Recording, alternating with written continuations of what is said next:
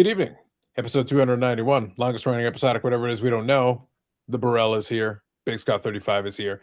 And Eric continues his crime spree. Listen, we have some issues in the Wade household. Yeah, they're in that room right now. We have found, we have been a victim of crime. Okay, the crime rate is going up in our area.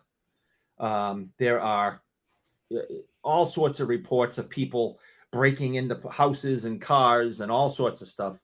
So I had to figure out, what am I going to do? How am I going to step up and keep my family safe? And I thought, a gun? No one's going to trust me with that.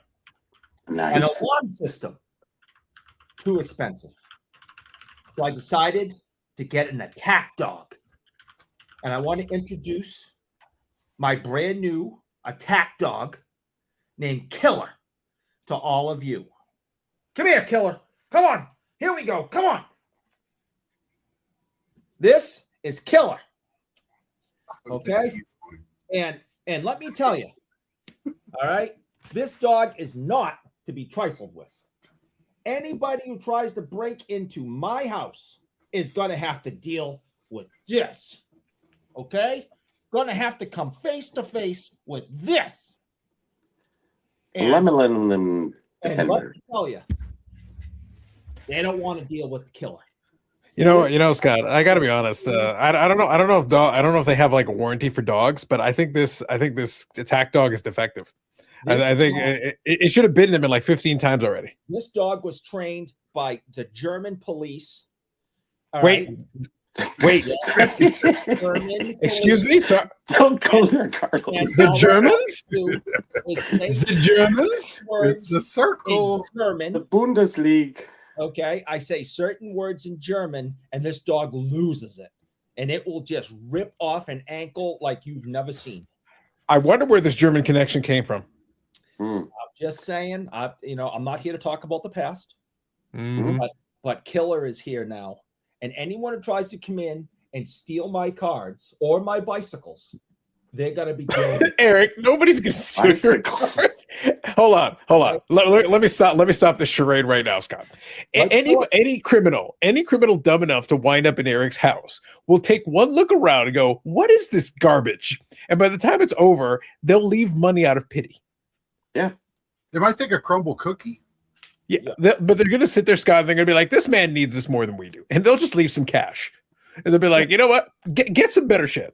Yeah. Get some cards. I just feel bad for the dog because the dog didn't do anything to deserve this. So listen, this dog is highly trained. And if I say the right word in German, this dog will lose it. I don't know if you know how to say a right word in English. I was going to say. I had to go to German school. Wow. I'll give you a demonstration. All right, you ready? Hold on. Rose. All right, Killer. Ready? Achtung. All right, calm down. Nine. Bidding? 9. All right. That was close. Mm-hmm. Sven, evening, everyone. The German delegation is still proud of Eric. How unfortunate. She almost lost control. All right, but we're good now. Wow. Okay. Philly Joe, good evening, Carlos and Gang. Happy Friday. Happy Friday to you, Philly Joe. Good job. Good evening, Dylan. Good job. You're on alert. Now, don't worry about these bad people. All right? Yeah. All right. We're tired. We did a lot of training. We did a lot of jumping over walls. Can I train you to actually be in the shot, or do you need practice for that? And we trained on, the bite, the arm, those foam arm things, They're not foam. They're not foam. I already lost interest, Scott. So I'm muting Eric while I read these comments. Good evening, Dylan. Ham says, happy disclosure day. There you go. Sven says, that's a Stassi dog. How many Guinness does Eric had? I wish he had some Guinness. At least we would explain some of it. This is Eric's excuse to poop in the backyard. Yes, basically. He's going to blame the dog for it. It's tail abuse. Steven. So I got to tell you, Bobby, if this dog had been trained to take care of, the criminal element, again, Eric would have been bitten about 50 times by now. Mm-hmm. I think so. Good evening, Jeff. I think more of a rescue dog, I would say, because you seen those big hill he's going up with his bicycle there. It just looked it looked interesting. Now, this is a fair comment here. Mike's making a good point here. This dog has more attack than the Bruins top line. Yeah, That's fair. That's fair. that. Yeah. That's reasonable. I agree. I completely agree. The Bruins suck. You're not going to get. Well, you mentioned the Bruins. She don't like that. Easy killer. Easy. That's all right. We're not going to talk about the Bruins anymore. It's okay. Will it make you feel any better, Eric, to know that Montreal's up 2-0? And Killer's wearing red. Mm-hmm. Oh, that's one of them. Beware of the dog vests. Beware of the Habs. Yeah. Wow. You don't have to Just beware of the Habs. They're gonna get their absolute asses handed to them. Well, they're down 2-0 right now. The Habs. So far, Hard to play catch up. They did this the other night, so The Buffalo is gonna whoop them in 4 straight. Yeah. Yeah. Huh, honey. All right. He's a special boy, Scott. All right. Say goodbye to everybody.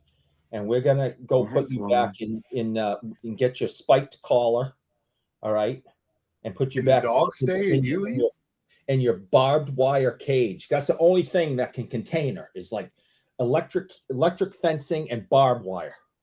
I'm trying to decide, Scott, which one of them is closer to being housebroken. Okay, so Content gods would have that dog would already relieved itself. all right. Say goodbye, killer. Auf Wiedersehen, Killer. You gotta get killer to lose it. Bye, everybody. All right, I'll be back in a bit. Now, Scott, people ask sometimes, "Oh, Carlos, why do you always crack open a beer during the show?" This is why. Yeah. The rest of the week, Scott, you know what? To be honest, I actually have like a fresh case of beer, but during the week I leave it be. I leave it be. But then Friday night rolls around and Eric starts talking. And you know what? Carlos needs his medicine. Carlos needs his medicine, especially right now. I would say. So that said, how are things, Scott? How are you? I'm doing good. Been a busy week and really have been keeping up with things. So, how did the last week Expo do for everybody? It turned out pretty good, Bobby. So I don't think we covered the tail end of it. So overall, by the time it was done, so success? Booth good? Are you going to re-up on the booth or? Yeah. Actually, I really got a good location, and thanks to Steve Menzie for that. I did quite well. It was one of those surprising ones where the stuff you brought that you thought would sell didn't, and the other stuff that I didn't think would sell did. So I did well that way. Let's just say, okay, it's a reversal, but it's the spring show. It's a difficult one to, not a lot of people come to the spring show as much as the fall show. Look at Eric didn't show, but it was well populated. That's for sure. Not as much as the fall show. I can almost guarantee you. I think we can probably get Menzie to confirm. I would be surprised if that wasn't a record for spring. Yeah, but it was a lot of square footage, and what happened. Because the building isn't square, it's sort of on an angle and runs through other things. People can't find you again. I think it's gotten to that size that it's very difficult to find where you were. And with a lot of the comments back from people were, "Oh, I couldn't find you. I didn't know where you were." Said, "Okay, well, I the washrooms and the pizza. It's the only time those two collide. It's easy." So Scott, in terms of square footage, they added another 90,000 square feet. Yeah, I saw you on your Cynics show talking about the square footage and stuff. And I was like kind of blown away with. They probably need to go to that to the app where it has the list of the tables and where you're at. Well, the app actually has that. The app actually has it. Oh, okay. You are here. It calls you. Oh yeah. Well, no, you can. No, well, it doesn't track your individual movement, but you can bring up the map and you can pull up any booth you want, and it'll show you where it is. Gotcha. So you can actually interactively manipulate the map and be able to find you can figure out where you are based on the different booth things. So if you find a booth, you can punch in where that booth is, figure out exactly where that is, and then you can punch in a different thing you want, and you can find out relatively where you are. So it'll take you there or just direct you there? It'll put a little Direction. pinpoint on it and give you directions, general Like directions. like the one for the national, you can just see from where you're at to get to that booth. Yeah. So it's got the map layout of the floor and everything. Yeah. So they've got that built in. So that has got the app. I think could still use a couple of updates, but it's definitely added some of those features. So it's pretty good. So I think so overall, when you take it based on what I did a little quick search, I think based on the last national, that means the floor space has hit right about the half size of the national. And the national is not square either in Chicago, so I understand exactly. It's like a half a tire spoke house. Yeah. And it's going to get bigger next show, because I think they're taking 4 over because PSA does the on-site grading. They need I think they have to. What's funny is that so kind of what's being alluded to, Scott, is that the spring show is the quieter of the two shows, and then a couple of those days with the additional 90,000 square feet, they were actually able. It was busy in a lot of sections. It was very, very occupied, which means that in the fall you're probably going to need at least that much square footage, and ideally maybe a little more. And also, I made a point when I was mentioning it to Dan. Another mitigating factor when I'm talking about the square footage. We have less of a corporate presence. So when you think about how the national is constructed, like Whatnot has like a mega booth, and this this person has a mega booth. Tops obviously will have a mega booth. Tops/Fanatics. Well, we don't have that. Whatnot is there, but their booth is literally like an end cap. It's literally like a corner booth. eBay has a decent little booth, but it's it's not too crazy compared to some of the other ones. Yeah, the breaker pavilion almost. I would say between the breaker pavilion and all the corporate, it's probably a good third of the national. Yeah, well, our corporate is probably about a quarter. It's probably about 10% of the size of that, at best. Yeah. So the rest of the square footage is used for dealer booths. Yeah. Maybe a fifth. Yeah, so we're basically getting more bang. So when you take that size, and then you're getting more bang for your buck in terms of actual dealers filling up the space, it means you suddenly take the half, and now it's pushing past half. So because you're actually getting more square foot for actual dealers. Mm-hmm. So Black Box said, no, Jimbo didn't pay the fee. I was very clear on my rates. Jimbo wants a selfie. $1,000. Was he wants me to autograph. He was. I didn't see him. Where was he hanging out? You had to go find Floating Head. Oh, he was with him, yeah. Yeah. He was the unofficial host. Otherwise, I think he wandered around to some, from what I understand, because he did do like his podcast episode. I think he wandered into a couple of the dollar boxes. Oh, yeah, he likes to fiddle around with the dollar boxes and take a look through them.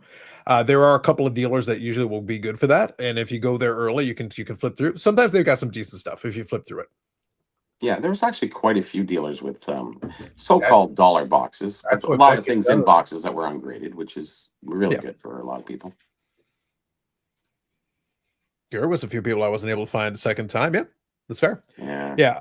I think this time around, now part of it is my fault, my doing, because honestly, once I started chatting with a couple of folks, I didn't kind of go, because the way to do it really is to kind of go into a zigzag pattern, to just kind of go up and down. Ideally, that's the best way to ensure that you kind of get coverage. I honestly probably only made it to like 70% of the show floor. Me too.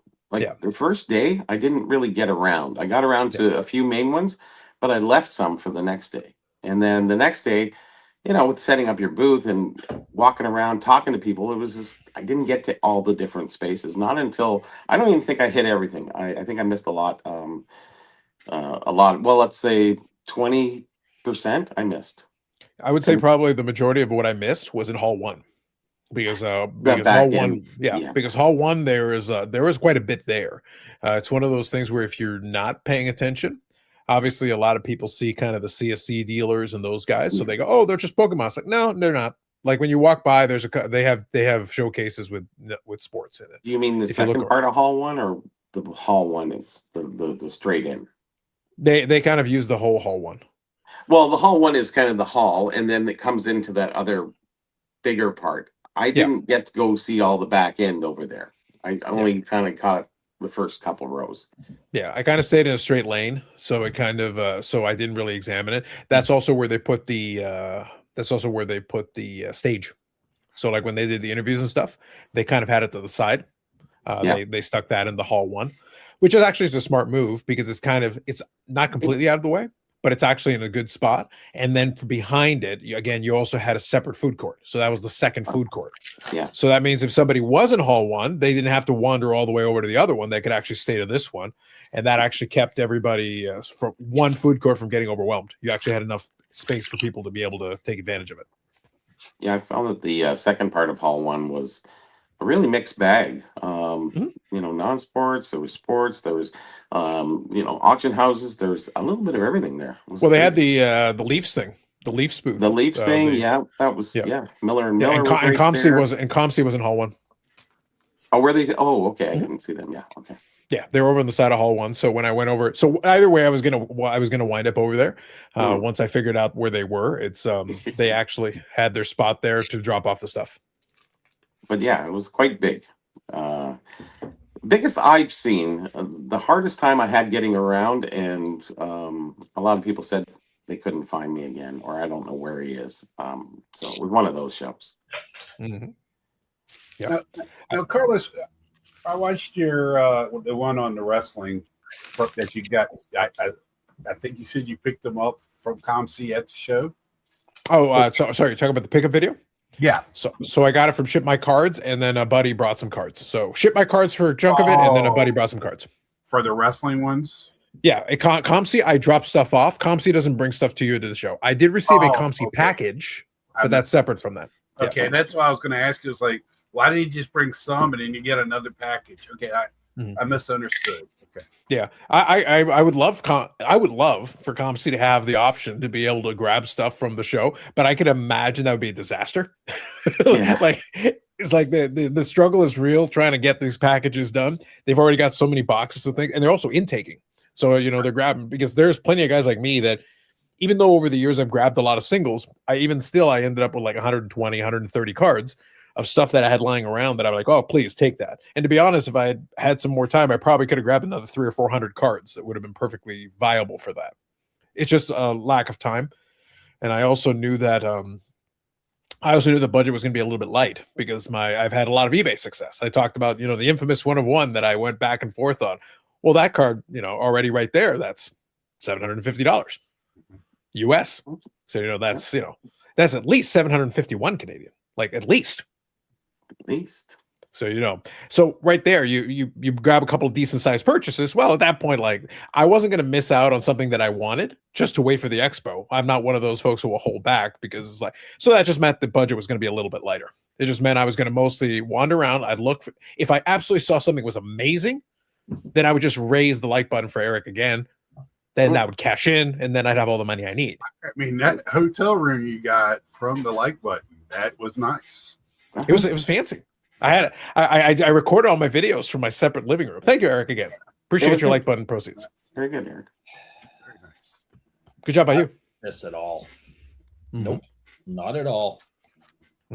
Well, if it has any consolation, Eric, today I'm only raising the like button fee by 15% today. Oh, I'm taking it easy on you.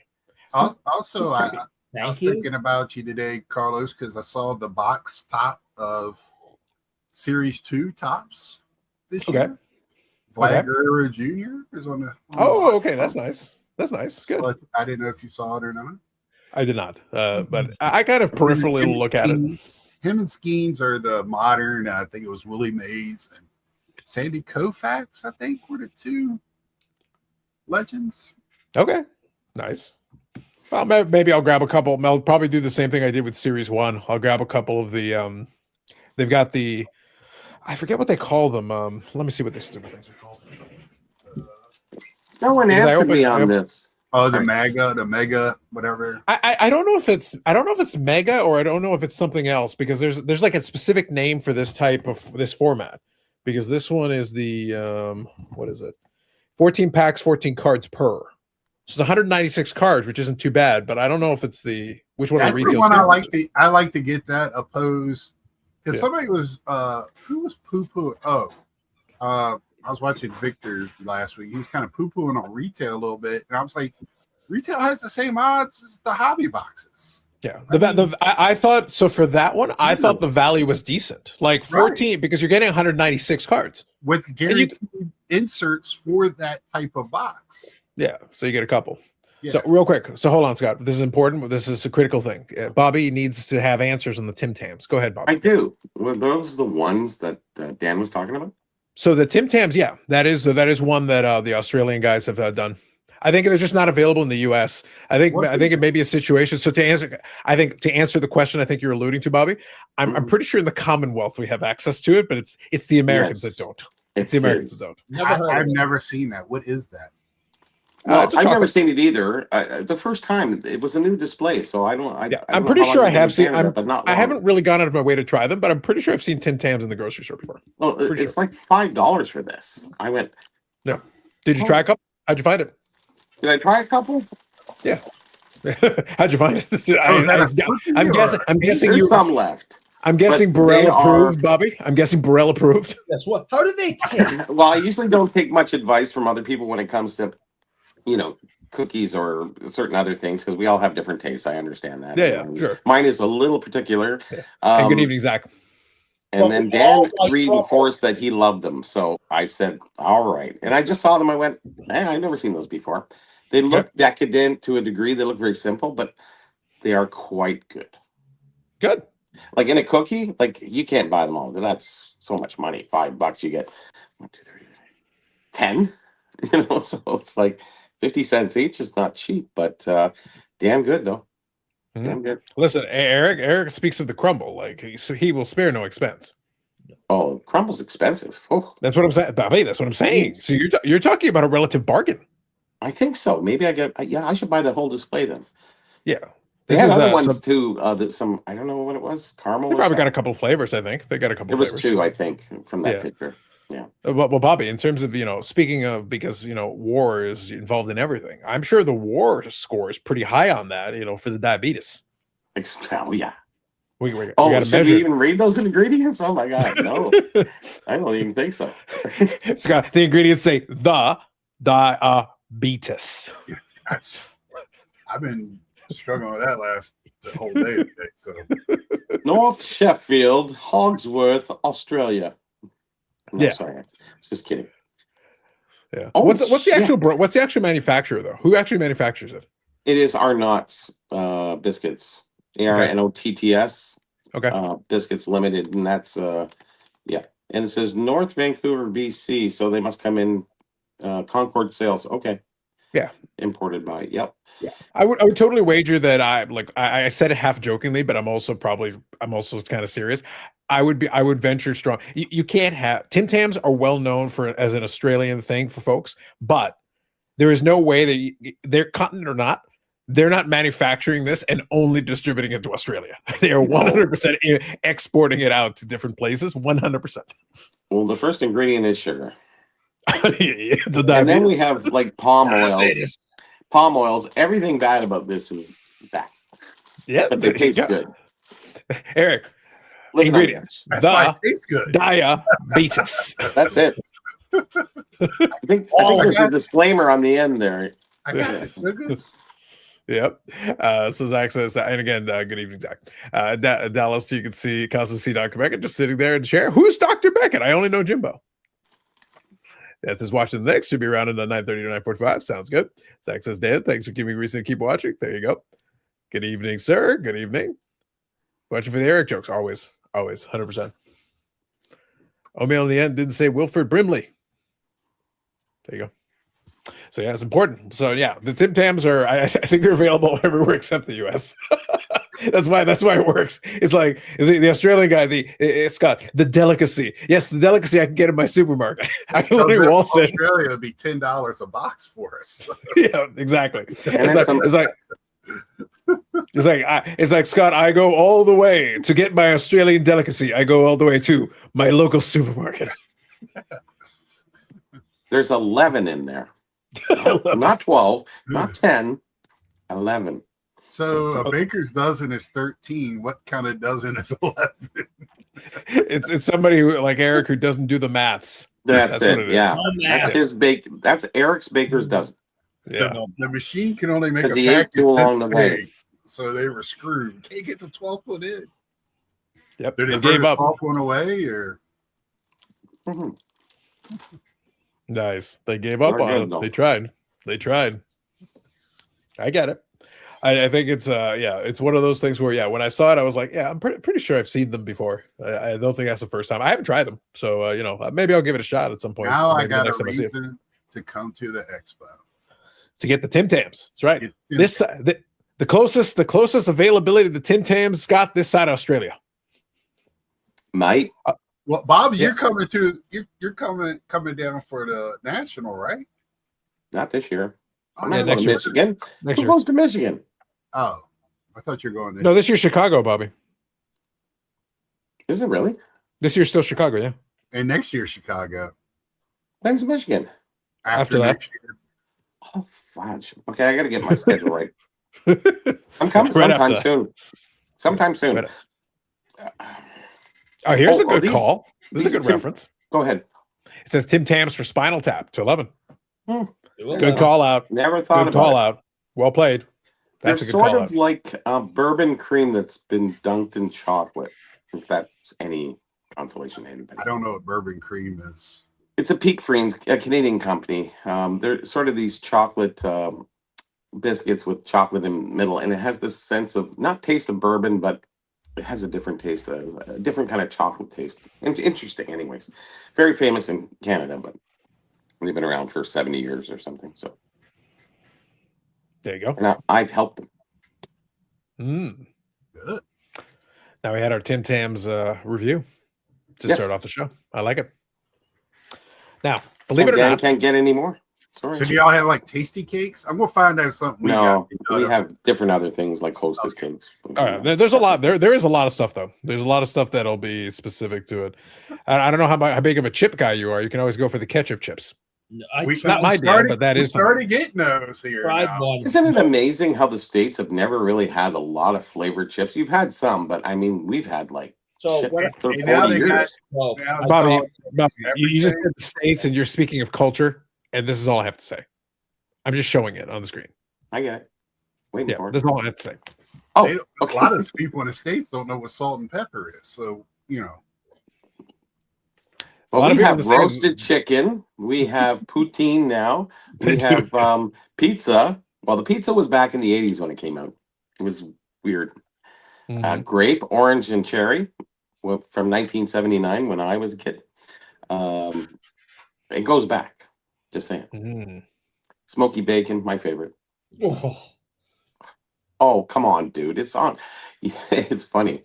I had a Muslim friend growing up, and he was eating the bacon chips. I would take some. He goes, "Oh no, it's bacon." I said, "Don't worry, there's no real bacon in that thing. no. It's just a flavoring." After we stole his they showed it to the bacon ones. after we stole his dad's car to go to school and smoke cigarettes in there. It was so anyways. Funny. The things we did. So in criminal grade. activity is fine, but bacon is verboten. It is, it really is. That's But why it's- Eric went to a life yes. of crime. He doesn't like the bacon. I don't think I can live without bacon. I do not like the bacon. How can you not like bacon? It tastes I like don't like it's it. heaven to 90% of the people. I think it tastes absolutely. Bob- Doc, do Bobby- you like bacon?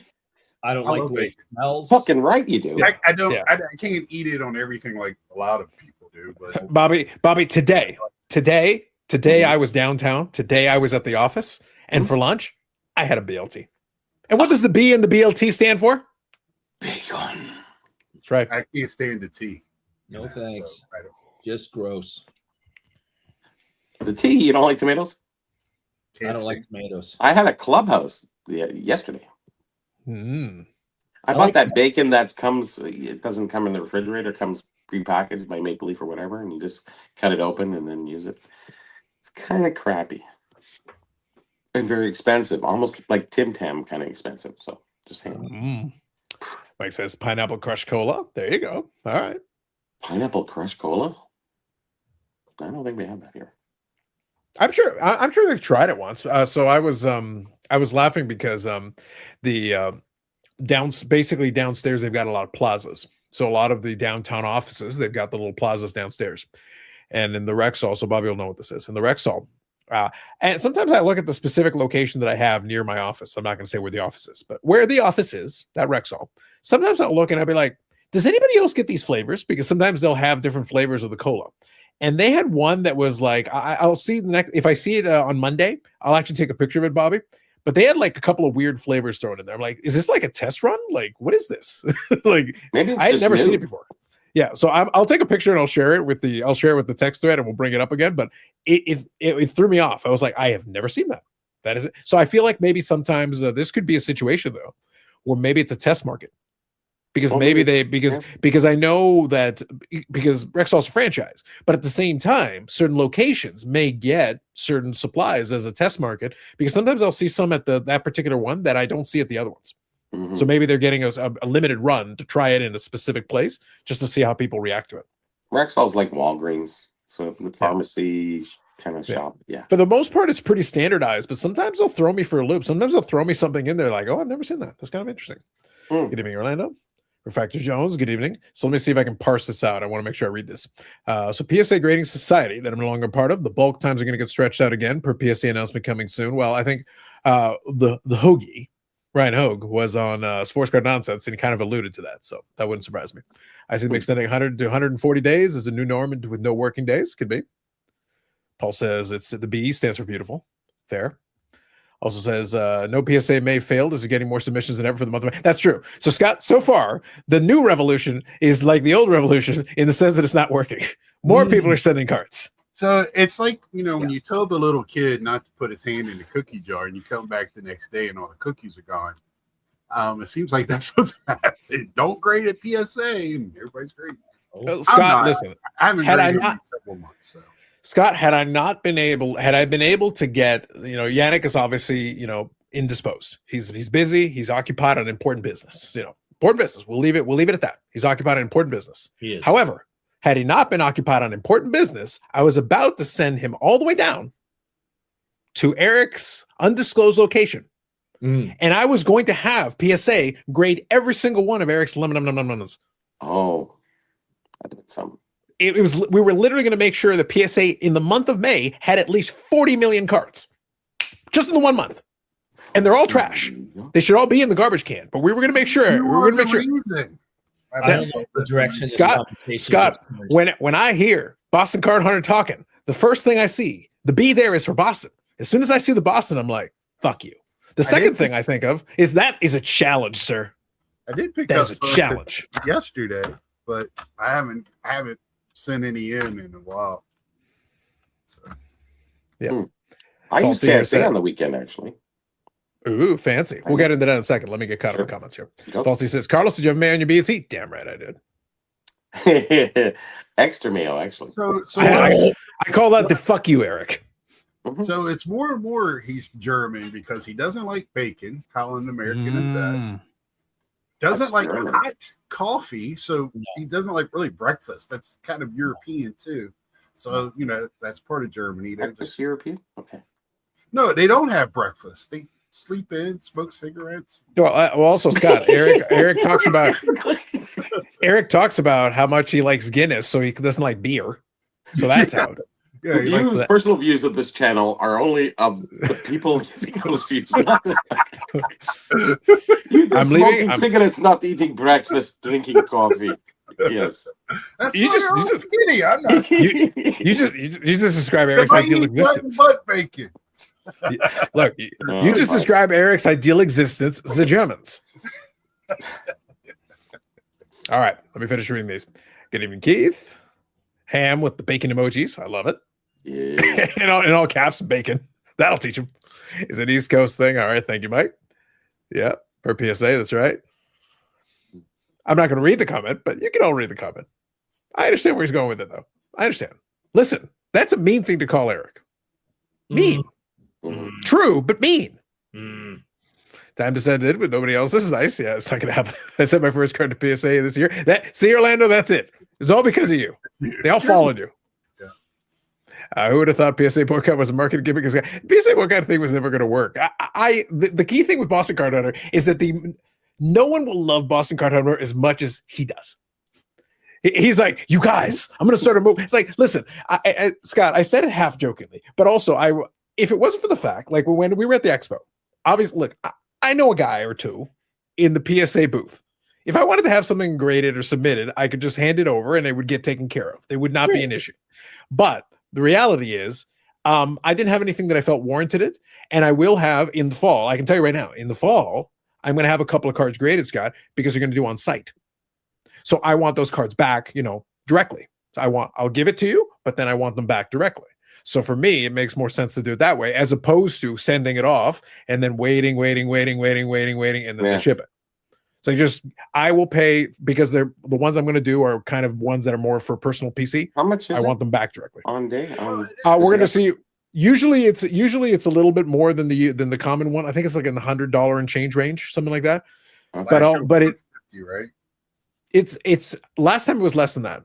But PSA also I is don't want 50. to. Yeah, well, PSA is a different thing. But I also don't want to quote it, Scott, because we always wait until just before they announce what the actual price will be going into it. Because Nate, I don't know if everybody knows him. He's Tops, whatever Mark McGuire's 85 number card is. 85401. 85401. Whatever. Yeah. I can't remember names, much less numbers. But so, But you know what the Germans are fucking doing? Yeah. So real quick, Scott, before you continue, that's why they lost the war. Dylan. Fuck it. Fuck it. Listen, I blame that guy, Scott. I blame that guy. With that guy on your side, how are you ever going to win the war? And I'm not talking about Ray Bork. Mhm. That's all I'm saying. But he did a video. Why, if you don't like the prices, like this guy, Boston, whatever reason he is just don't participate. You don't have to. Yeah. You don't have to. Yeah. Just don't. He likes to complain though. Yeah. But Scott, Dylan is actually hitting on the correct sentiment. This is the reason I made the joke. I go, look, if it was the moment this guy starts talking, I will personally, Eric will spare no expense. He already told me, Carlos, 9 figures, whatever it takes, get it done. I go, fine, Eric, if that's what you want, that's what we're gonna do. Remember that conversation? That's all he said. Listen, you've had a lot of concussions, Eric. What you talk about at pre and post concussion is your own business. You also told me to give my regards to President George Washington. So again, I feel like you're confused. But nonetheless, yeah, it all it takes. So the point is that, Scott, if it was a matter of as soon as this boy opens his mouth, he's being Boston Card Hunter. I'm like, no, I want to send 40 fucking million. I want to keep him in business, Scott, till the end of time. They are coming out with a George Washington movie in theaters. I don't know it'd be in Canada, but it's We don't recognize any presidents. Listen, we will only serve it in theaters that have Tim Tams. well, it's called Young Washington, so it's going to be the French, The cherry tree, and okay. So See, we know more about American presidents than we can ever recall prime ministers. So I think I got 5 or 6 that I can remember, but I know presidents I can name 15 or 20. I can probably do a little better, but I was a history major. Yeah, there you go. I just gave video a like. Appreciate it. Thank you. The only thing that makes me tune up fast and hear Boston is here. Don't stop believing. There you go. Oh. I get you.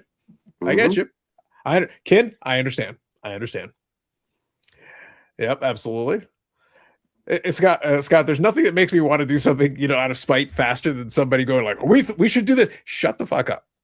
You're not telling, I'm going to do, Scott, I'm not going to send anything in because I have nothing that is worthwhile sending, and I'm not interested in spending the dollar amount because, again, it's not worthwhile sending. Right. And I'm a guy who has sent in cards in the past. If it serves but I've always been very clear on this. If it serves my purposes, I will send in a card for grading because it serves my purposes. Mm-hmm. If it does not serve my purposes, I don't need anybody. I don't need boycotts. I don't need any of this bullshit. I can do what I want when it serves my purpose. A lot of people apparently need to be told what to do. Well, apparently it's not working. Other people are like, wait a minute, fuck you, Boston guy. And the funny part is, it's what's taking it so long and what is killing it is not sports cards. It's TCG. Have you seen the latest numbers? It's over 1 million a month. Is TCG? Yeah, it's the Pokemans. Yeah, it's the Pokemans are the ones actually driving the real numbers. The real numbers are the Pokemans. Yeah. Definitely. And Paul says we all hope Boston Card Hunters. No, we don't. We hope Boston Card Hunter falls in a lake that catches fire. The lake of fire? Yes, the Lake of Fire. Biblical reference. Lake of Fire. That's right. Fact Jones. Down. All right. Hey, Johnny Cash, man. So true. Bossy Carter does a move without a motive. Yeah, that was basically the thing. I would accept this. I would have accepted. Look, I would have accepted before he died horribly. The original revolutionary Shea Moynihan. I would have accepted an attempt from Shea Moynihan.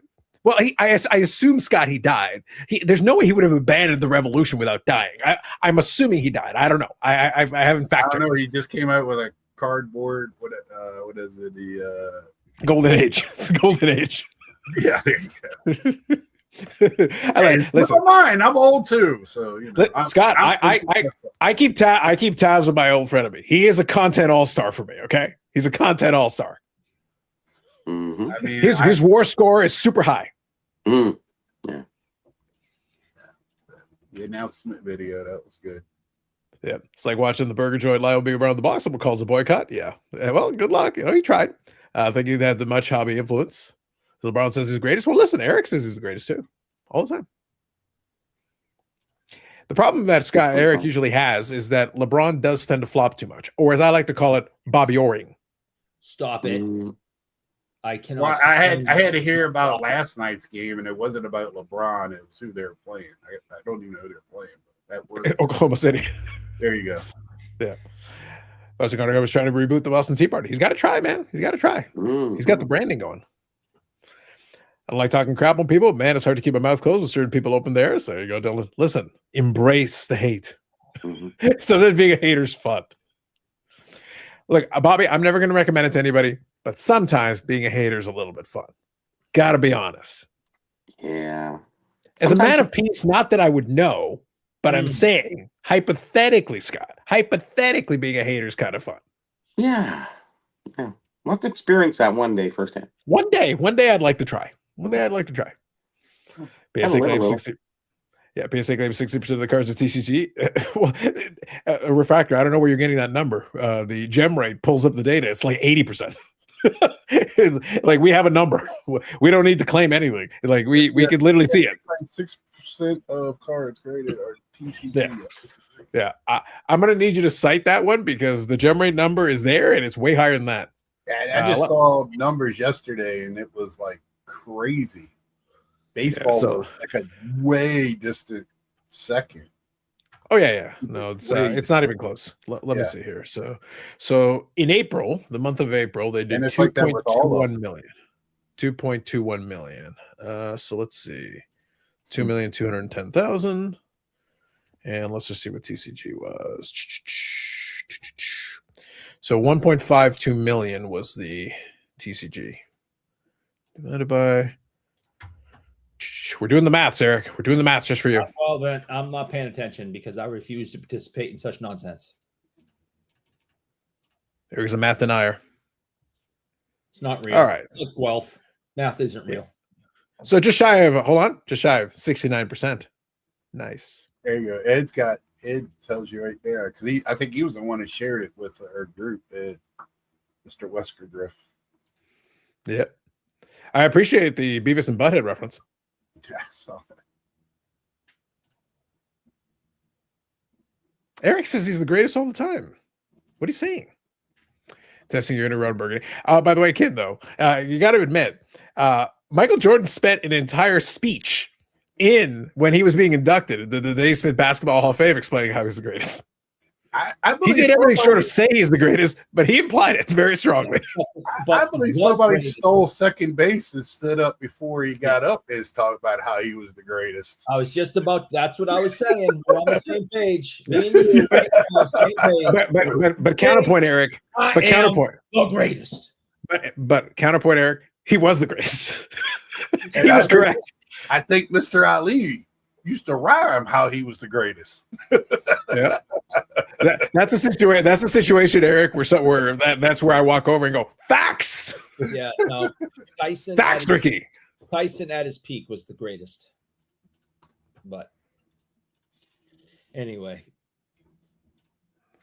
that Asian office 95% DCG. That makes sense. So yeah, so I would say Hoagie. It was actually pretty close. So Refractor was saying 60%. It's actually almost 70. So almost 70. So based on that last number, Scott, in April, almost 70%. Like closing in on that. And then for the Asian office being TCG, like in Japan, absolutely, 100%. Yeah, Very strongly TCG, very strongly. Yeah, Ricky was base stealing. There's nobody better than Ricky Henderson. No. He was the best at it. Ricky was the best of Ricky. Ricky was the best of being Ricky. That's right. Yeah, and he was disruptive. Like he was also a good hitter, and he was a good fielder. Like he basically could do everything. So I it's think one of he those. still has the record for leadoff home runs. For a I career. think so. Yeah. So it's one of those things where, like, no, for the specific skill set that he had, like, no, he was the greatest. He is correct. His statement is factual, and nobody's touching. And by the way, nobody's touching the stolen base record. Like, not even close. No. You would literally have to change the way you counted stolen bases at this point to get anybody even within striking distance. Yeah.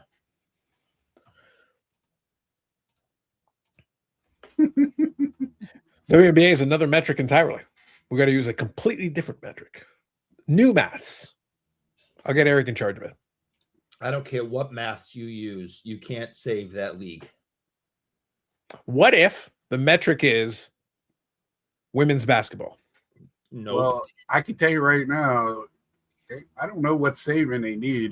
They're selling a lot of tickets, and they got the Indiana's on. They're broadcasting nationally every one of their games. Listen, Are they selling tickets though in every venue, or are they selling tickets where some of the star players are playing? Because there's a big difference. Well, there's pretty much star players throughout the league now. So not at Caitlin Clark or Asia Wilson level, but yeah. But what I'm it's saying like is, like, women's I feel like you're going to notice a big discrepancy. So, like, for example, if Indiana rolls into town, the ticket sales will go they're up. going to play at the they have main. never, ever, not one time in 20 plus years, they have never made $1. See, I disagree, but you can say that. There's a purpose why they don't want to make money, because they want the NBA to pay for it. They have keep not money to made. keep Well, the NBA. Well, Scott, the NBA is paying for it, Dollar. and Right. they're going to pay. They're paying for it anyway. And Not no, one I do dollar. believe that. I think we have to make a distinction here. I think there are individual teams that have managed to be profitable because they've got it. Because up until a couple of years ago, go look at what the attendance figures were even 3 or 4 years ago. They were like nothing. That the owners are against having a major TV contract because they don't want to make enough money to make the NBA say, okay, you can run your own league now, because that way they can't pocket what they do make. And that's why they want to pay the women more money, because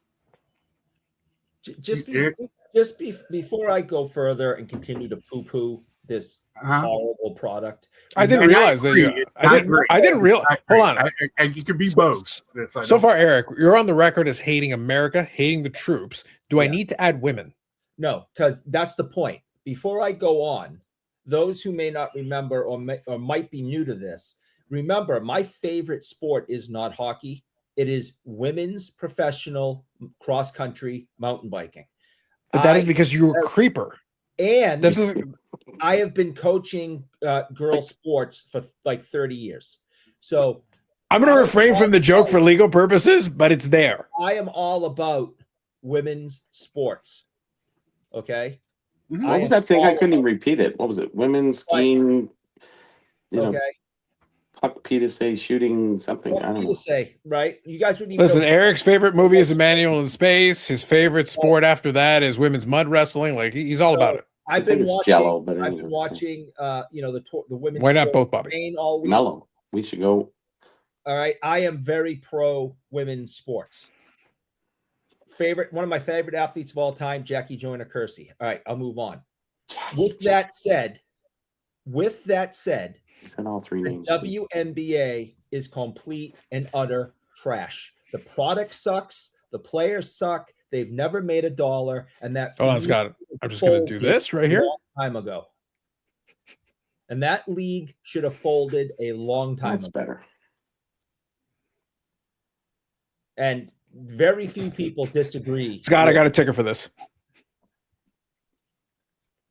Go ahead, Eric. No, you're good. You do That's your it. thing. We got a team in Toronto now. The WNBA has never made $1. They have. I don't know if they've ever truly had a sellout where every single seat has been Caitlin purchased. Clark's games, maybe. I doubt it. I don't. You telling me if she So played? you're going to say Madison when Square Indiana Garden- played a game in Iowa, they didn't sell that. So place out. you're telling? Wait a minute. Hold on. I'm not talking about her college. No, years. I'm saying when Indiana played a home game in Iowa Yep. on the Iowa court. If you're she telling played me- in Madison Square Garden, I doubt they would sell every single ticket in that building. So If you put Caitlin Clark in that one, you could sell those tickets. So I'm telling you right now, Unraveled played in Philadelphia, and they had one of their largest ticket sales ever at that arena Mhm. this past summer. She's a great talent. But that's one player. That's one player. The league is horrible. She's not winning the MVP. As long as Asia Wilson's in the league, she's the best player. That I will support women's sports till the day I die. I'll That's enjoy exactly. watching them and cheer them on, but I will never support the WNBA. It is an absolute dumpster fire. I've always said this, and the WNBA has, because it both can be true. They can have a bad product, but people still watch because they do have some good players. Well, Scott, and that it's point, cheaper. that point is made by every single sport Eric likes.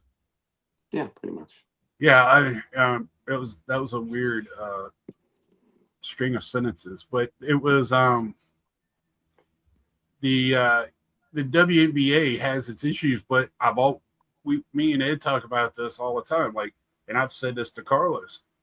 Somebody likes it because you can't find the product out there.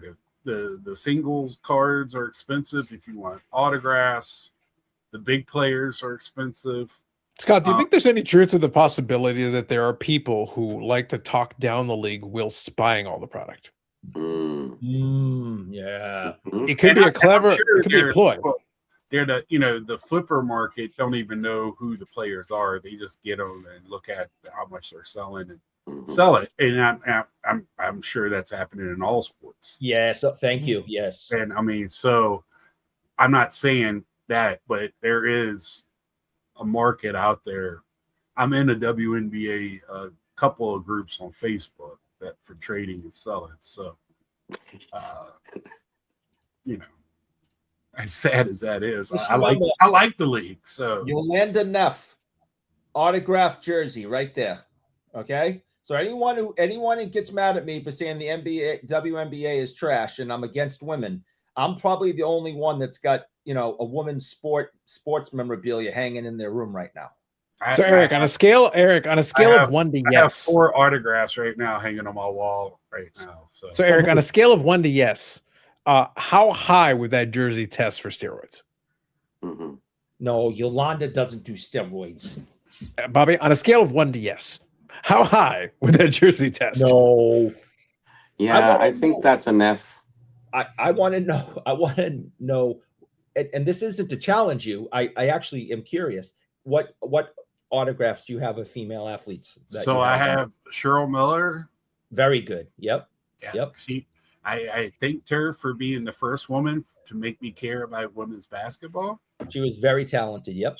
Reggie Miller was called Cheryl Miller's brother instead of the other way around. I know all about it. That's the best basketball player in the family. Yes, and she thanked me, and she was a great coach as well, and a great ambassador for the sport. I do have a couple of you gotta bear with me because I'm stretching this out because my brain doesn't work great. Navratilova? No, I have 2 of the women's soccer players that I got. Okay. Brandy Ham? Chastain Okay. and Chastain, Brandy and Ham.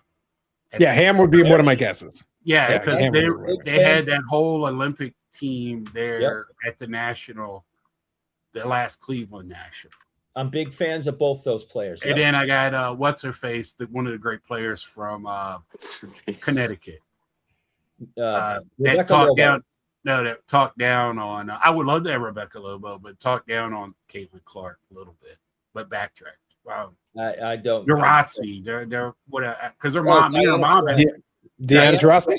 Yeah, very talented basketball player. Yes, no doubt.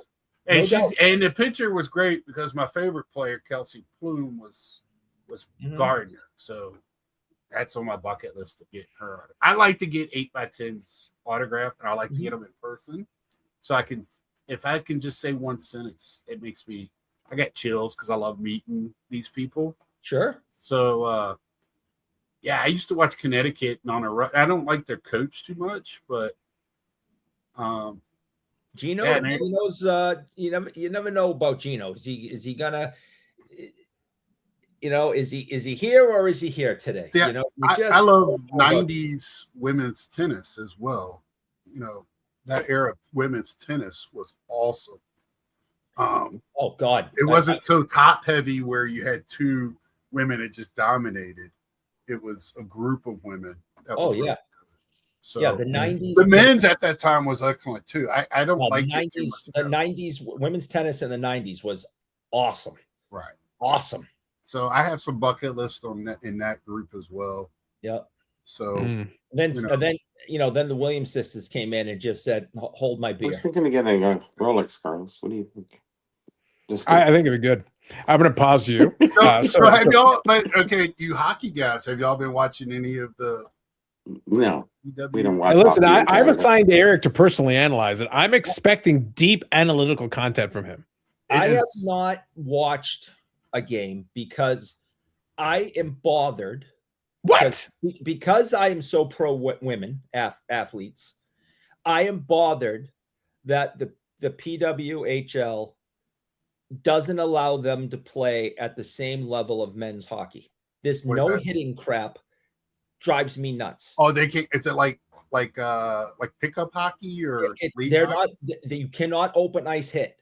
And Really? this girl leveled someone the other day, and she ended up getting suspended and fined. And it's Because I didn't know that. And I was watching. these women I watched a can little bit. play. These women are talented enough to play the Okay, we'll let Eric get back on his soapbox, but before we do, I'm going to read these comments before we get all the way back up to Dustin category here.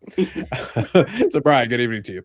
So, for just joining, did I miss Bobby's report on the Expo from a Pokemon collector perspective? Listen, Bobby was going to give us a full breakdown, but then Eric got lost in the sauce. It's crazy. I hope there was no female Pokemon. Jesus. Who knows, man? There's female trainers. Eric can Eric would creep know. on. You know, Eric can creep on. That's fine. Mhm. I would need to give away a Pokemon card to sell out. There you go. We have $5 tickets with the Aces, and they can't sell out. They only sell out when they cut down the arena by three quarters. Brendan Ryan's right. Despite Eric hating, San Francisco teams sell outs every game. That's why I say I think it's market specific. I think it depends on where you go. I think some of the teams are going to have an easier time than others. Buccaneers cheerleader autograph photo. There you go, Ham. Hey, Valkyries have been valued at 1 billion yen. Gas can call that abominations, right?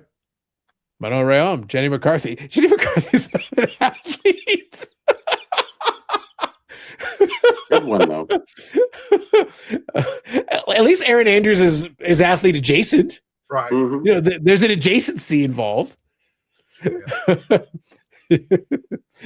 We'll get to it in a minute.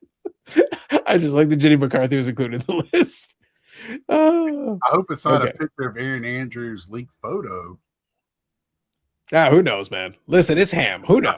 That's what I just wanted to get Bobby. I just needed to get through the rest of the comments, and we wound up. I usually will. I read 99.9% of the comments ahead of time. As soon as I saw Jenny McCarthy on the list, I was like, Gotta I just go in. needed a moment. I needed a moment. All right, I'm caught up on the comments. All right, now we're good. Eric was saying something. He wants women beaten, something like that. I think that's what I got out of it. That's all I remember. no women on TV, I think. I think Eric was saying they should bring some men and have them beat the women or something like that. I think that's what Eric was talking about. I forget. Yes, those are all the things that I say all the I time. just love that he loves a pro sport I've never heard of and I've never seen on TV. Scott, you just described Eric in a nutshell. If there was a sport that no one has ever heard of or ever seen, and you need like a fourth tier streaming service that probably is through Russian dark web, he needs to go through the Russian dark web. Putin himself has to sign off on it so that Eric can watch it. That is the sport that Eric will be watching. Yeah. That's what's happening. So my point, just to sum up, it bothers me when they quote dumb down women's sports. I don't like it. Now, you want to make the basketball smaller? Open ice hitting shouldn't be dumbing it down. Actually, it just promotes better skill. I don't think it's necessary for women to have that. Isn't like European hockey more wide open? It is, yes. But Well, there's also bigger ice surface. They don't Olympic-sized rinks and stuff. Yeah, in the mouth either. They're allowed to hit. They really are down on fighting in Europe. Okay, that's like really a no-no. But they're allowed to destroy each other at open ice. I don't like it when they dumb down women's sports. Women are just as good. They can handle it. And if they have to change some things because women are physically smaller, like a smaller basketball to fit their hands, I'm all fine with that. That makes all the sense in the world. That's dumbed down too, then. That's not dumbing down. That is saying your hand is smaller than, Well, Yao Ming's hand is bigger than my hand, so what's fair? So they should have given him a bigger basketball. There you go. All right. And what's the height of the net for women? It's the same, thankfully. Why didn't they dumb that down? I don't know. They have talked about it, Bobby, because they have actually talked about it because they're trying to figure a way to get people to go watch this horrible product.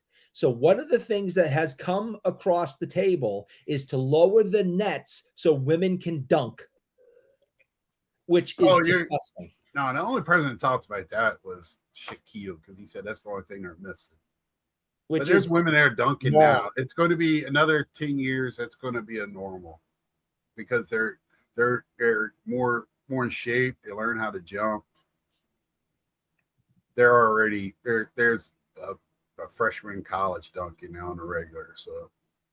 So I don't like it when they dumb down women's sports. I don't like women's lacrosse. I think women's lacrosse is horrible. Let women play the exact same game as the men. They would be incredible at it. I don't like women's lacrosse. I think it's an insult. There is a physical difference. You understand that. Right. But if they're all equals, they're fine. So, listen, Bobby, you got to remember, Eric is the same person who's been advocating for getting rid of the puck in the NHL. He just wants people to hit each other.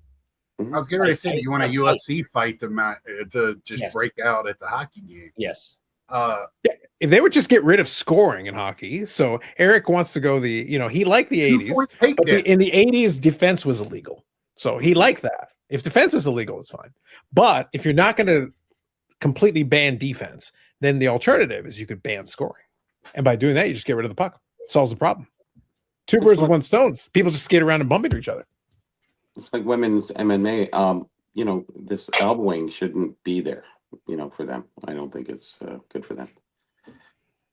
I don't think that they should have any different rules than the men. Why? Why? Women aren't the same as men. Trust me. I'm well aware. No, you're not, because obviously you want it equal, but you don't want it. Well, listen, Eric's not about the maths. He's not about the sciences. He's not about talking about the past. And I think women should be have all their sports should have all the same rules, and they shouldn't dumb them down. You said that making the ball smaller for the basketball was justified, but it's dumbing it down. So you can't selectively do it. It's not dumbing it down. It is. No, lowering the nets are dumbing it down. Bringing in the 3-point line would be dumbing it down. Saying that you can't play 12-minute quarters, you only can play 8 because you're women. That's dumbing it down. Making a ball smaller to fit their hands, I don't see that as the same thing. I see that as being one of the major things because we are playing basketball. Right. So, and so are they. I mean, the 8-minute shifts. We're not playing, whatever. The ball's smaller, so it goes through the hoop easier because the hoop gets smaller. But I understand. I don't have a problem with it. But do you see softballs dumbing it down opposed to baseball? I think in the beginning, absolutely. I think it's kind of grown into its own thing now. Softball is literally a different set of rules. And I think it is, yes. I think women have really taken that to the next level and made it their own. Sure.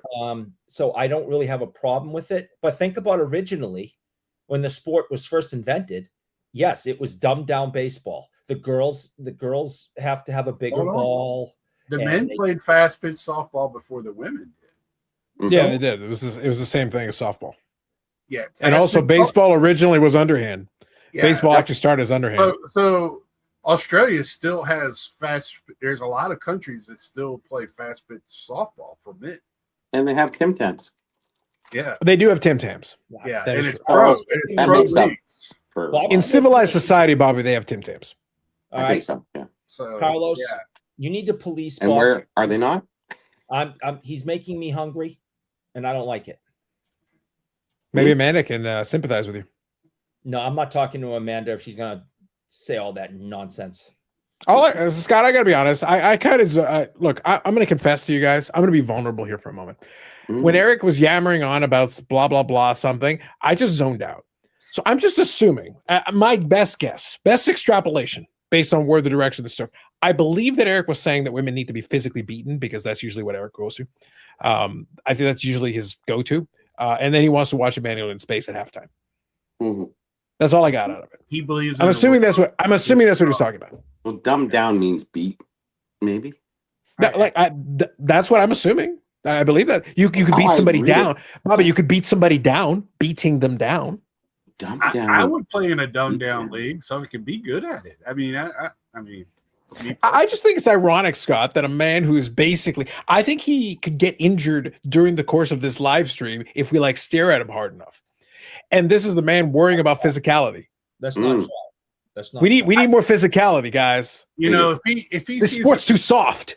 he's the guy that rolls down his window and yells at the girls riding their bicycles with the sissy bar on it instead of a straight bar.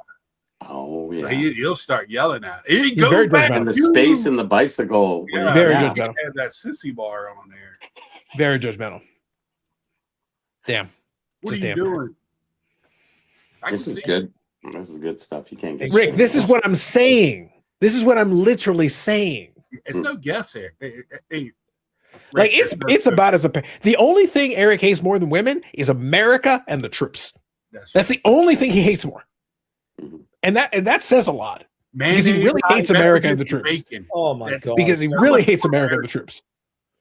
You don't like coffee and bacon. How much more American is that?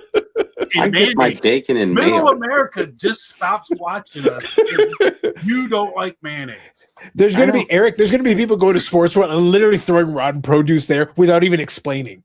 And you're just going to be like, which one of the takes was it? Which one?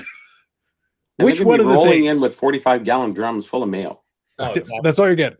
that ain't cool. Good With a evening, parrot Stuke. in them. Good evening, Stuke. What's up, Steve? Yeah, he gets beat down when you put him on the. That's what I'm trying to say, Orlando. Like Eric talks a big game, Scott, but I got to be honest. Like he's so worried about. Oh my God, we got to have more physicality in the game. What are we getting? I'm sitting there like, the open ice body check of like the Scott Stevens era doesn't even exist in today's NHL. most What part, are you no. talking about? And who cares? And again, if we take the concept that they're not skating as fast, the hits aren't going to be that. That's are you right. are you worried Thank you, about Carlos. devastating hits? Who cares? Exactly. How about I got an idea, Eric. How about instead just worry about skating and shooting? Maybe that would help in the game of hockey. Why don't we try with skill? I know you're a Boston Bruins fan, so that's not a concept that you're familiar with. So how about Skill is skill? everything. I Why don't mean, we they worry don't- about skill? They dumbed down the men's league by taking away the double line pass, right? I mean, come on, right? Did Yeah. they take that away? Eric, the NHL's been dumbed down for 80 years. Back in the day when men were men, people died on the ice. When's the last time somebody died on the ice? What? That's what I thought. started wearing helmets. What a bunch Yeah. of little wusses. Now, Eric, if they put a explosive device Masked on one of the players goalies? Masked on the and goalies? detonated it so that one player died every single game, now that's a man's game. Oh my! I'd go see that game. Yeah. I buy tickets. Masked on a goalie? What? I don't understand. Only until you play net, you understand. Dumb. So dumbing it down. Yeah. Masks. Huh. That's right. There you go. Stuke is throwing there. 1,000 Ripken, Scott. Congrats on 1,000 Ripkins. Oh, thank you, sir. Thank you. And then Had to go watch this, so we get beat bad. They put nets up to save the fans from the butts. What? Yeah, What pansies? Hold What on, are they saving them from? That's because of a little girl died. Well, Eric, Oh. you like when women die. We already covered this. We had a whole segment about it. You should do a historical video on that or something. I feel bad. I do remember that. I take it back. I'm sorry. Yeah. But Scott, underreported in that was when that happened. This is so sometimes we have to do dramatic reenactments. Oh. So when that happened, this is a dramatic reenactment of what happened there.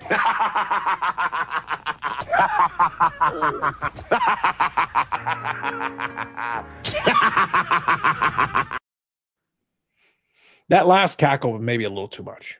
That was a bit much, Eric. Is it midnight yet? Almost. All right. Somewhere and in a lot of places, it isn't even close. Yes. Well, in Australia, it is, mate. Australia, probably. That's right. It's 9:12, so it can't be midnight anywhere. So. And you know it is in Germany. That's right. We need to find out what time it is for the Germans. Someone is having the last cigarette before they go to bed. Mm. So.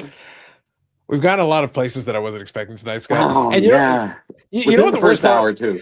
You know what the worst part is, Scott? I legitimately wrote down 4 bullet points. I actually had some shit, but then Eric started going down this path all by himself. I did start it. Let it be. Just let it be. Just let it go.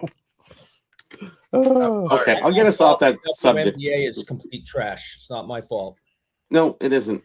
You don't have to watch them and see them, so you're good. I got a question for the panel and everybody else. So I have this card. You know, you guys seen it before. Now it has extra lines down both sides, if you can see. Put it to where your head is, Bobby. See it. That'll put it in the sorry center about of the that. shot. Where your head is. There we go. There you go. Okay. Yeah, you're good. Yep, I you're do good. see it. Yes. So actually, why don't we just get rid of this bloody thing? Because I don't mind holding it, even though I'm going to grade it, which is fine. So we have this card, and it has little extra lines there. So do you trim it down? Because at this point, I think it's oversized, although minimally. Oh, it's got technically it's got the extra line. So this is the Buildmaster special. You know, what happens at this point with PSA with regards to an oversized card getting graded opposed to a non-oversized, like this is minimally oversized, and it is a hand cut. So hold on, Scott. Before we answer it seriously, I do want to give the historical precedent. I'm trying to catch up with TGC, so I'm just trying to add this into PSA. Anyways, just saying. Go ask your question, Scott. Go ahead. Because like I do a lot of hostess cards and stuff like that. Mm-hmm. They would want that line on there, right? On all 4. I don't know what it's supposed to be trimmed down to. Is it supposed to be trimmed down to the inner picture? In theory, it would be inside. In theory, it would be just shy of the line. So it would just be inside the line for a lot of those. Basically, again, it's a strip card. So the next card, there was one dividing line between both sides, right? So the line it would be for the other card. Yes. It'd be the separator between the 2 cards. So there's one line, 2 cards, right? Yeah. So think, Scott, when it's a strip card, when it's a strip card, it'll be a strip of cards, and then the line is to try to help you have the cutting line. It's actually supposed to be the cutting line because originally the person who was giving you the card would have cut it right along that line, and that would have been how they would have separated the cards. Yeah. Now, I don't know if there's a measurement. Yeah. So you would take that the white space and divide it by 2, and it would be easier that way. You can't do that with this because it's a line, right? So what is oversized? What is undersized? Okay. So can I answer? Can I answer? Give a serious answer here. Yeah. So I will give a serious answer here. You know, despite Eric's slanders, I'm interested to hear. Yeah. So traditionally, what happens with a lot of the strip cards is that if you left it the way it is, they would designate some of them as hand cut. So they would put the hand cut thing. They're all hand cut. No, I understand, but they would literally have a separate designation for it, though. Like they would literally put it on there, and it would be treated one way, as opposed to if it's because the problem is when a lot of times and PSA isn't the only one, by the way. SGC's done this in the past, and several of the other ones have done it as well. So they try to make a distinction, even though all strip cards are supposed to be hand cut. They're all hand cut. And also, Scott's example with the hostess would be a good example because if it's on the box, you know, and you have a perforated line or you have a line trying to designate where to cut, what happens if you leave the line versus if you actually go right where the line is, bang on, just so it's nice and clean? Technically, they're supposed to grade it the same, but they're weird about it. That's why I made the joke about the Bill Mastro thing, because the whole Mhm. thing with the Honus Wagner originally was that it had extra material around the outside, and it was cut to the traditional size of a T206. So everybody knows it's been trimmed, but at the same time, this, if you look at the card and you look at the size and measure it, the measurement of the card is correct. But it is a trimmed card technically.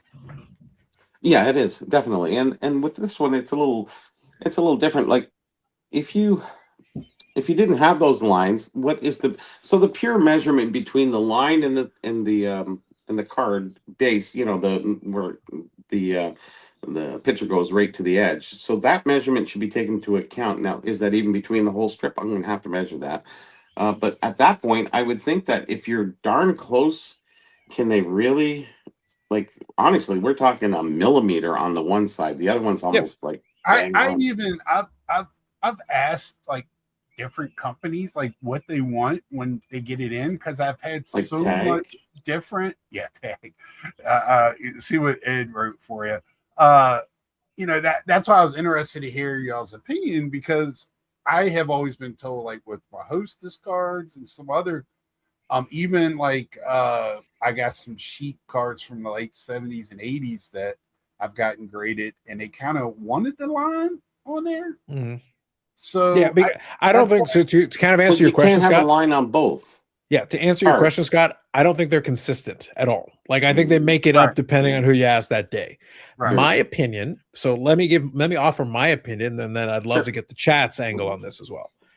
My opinion is I'm good with whatever anybody decides to do, but I do think, especially when it's an issue like that, a strip card, a Hostess card, a lot of similar type of food products to Hostess. Perforated cards. Technically, they're all hand cut, and they should be treated as such.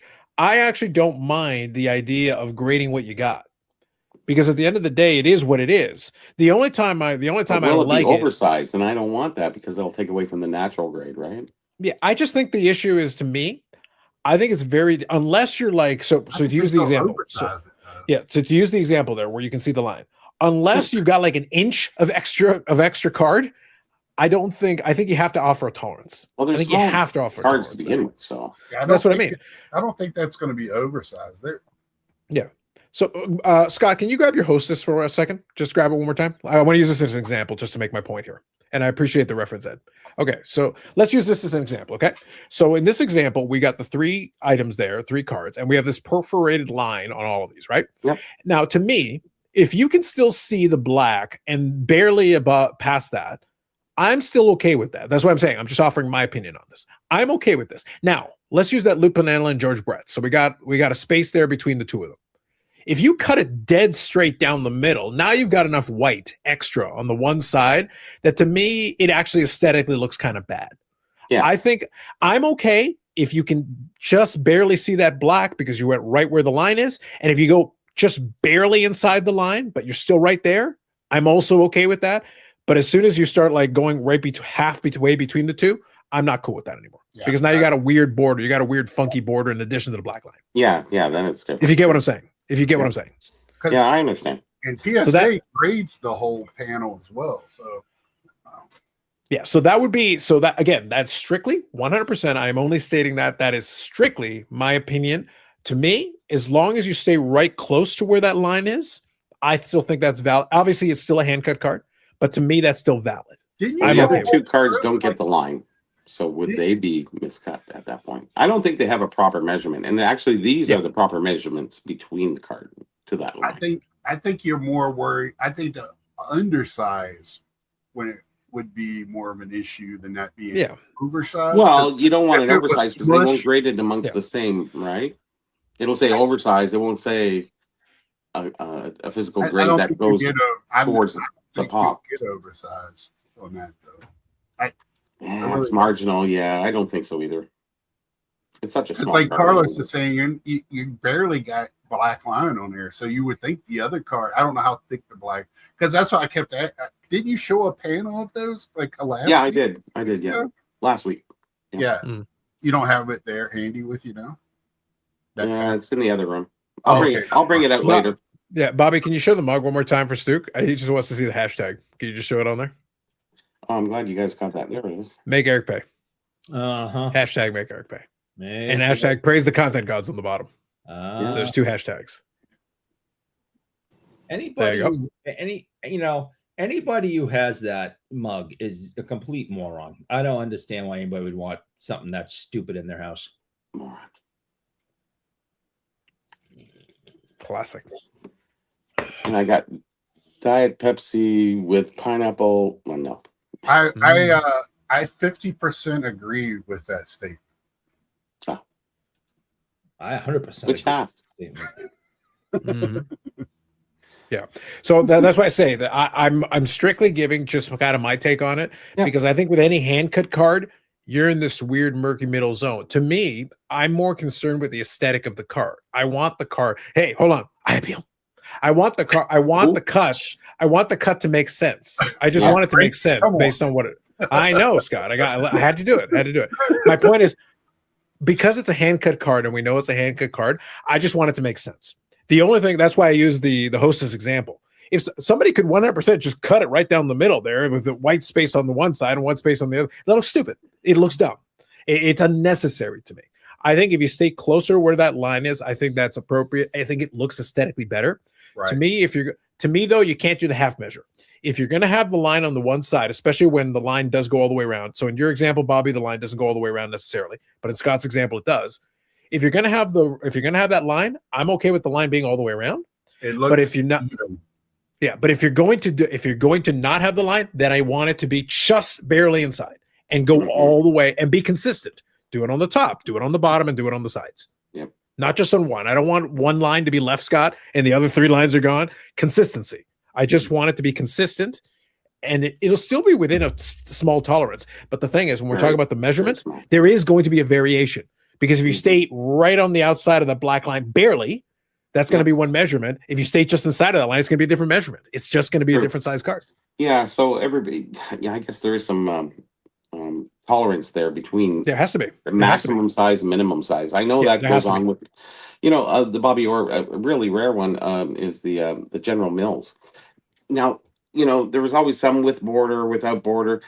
The ad is this big. The card is this big. And I'm saying it's got a whole bunch of border, but there's writing after that. So, whoever determined that, I said, well, whatever it is. So I've never really appreciated that card because it's been graded in so many different ways. I think the wrong way too many times, there should be a certain measurement out towards it rather than being right on the line. But because it's coming from a large ad, like where's the balance there? So coming up with a good solution is always important, that they keep it consistent amongst the grading companies. So so I think so Scott, heaven forbid, almost an hour and a half in, we actually answered a question semi-seriously. We had one. We actually answered one semi-seriously. What's that one, Eric? Isn't that what you're talking about? No, not at all. Not even fucking close. All right. Well, that's the 6768 General Mills Bobby Orr. I bet if you use the NITA map, you'd know this. Is it Eric. Really? Did you ever look that up in this NITA map or something? Mm-hmm. I never seen that picture in my life. It's homemade garbage. It's like the WNBA, like you say. Yeah. Wow. Wow. No, he got that while watching women's cross country. That's the right one. That's the better one. That's the General Mills. And it still looks like it's ascending to the heavens. You showed me the other one. What was the other one? I told you. That's what it was. That's what it said. You showed another picture of another card. Yeah. That one right there. Yeah, what the hell is that? I don't even know what that one is. 67 General Mills. Oh, that's the full the 8x10 or 8x7. Yeah. Oh, that's the box back. Okay. It looked like it was a card graded in your phone. Anyways, sorry. And here's another one of General Mills 6768. So I guess there's 3 of them. Yeah, there's 2 of them. 2 box backs, and there's 1 box front, and there's a box side, which actually has Bobby Orr as a child. And what you would do is select. It's a really, really tough box cutout on the side. Some of the box cutouts are just ridiculous because that card goes for thousands of dollars. It's so silly. But hey, what do I know?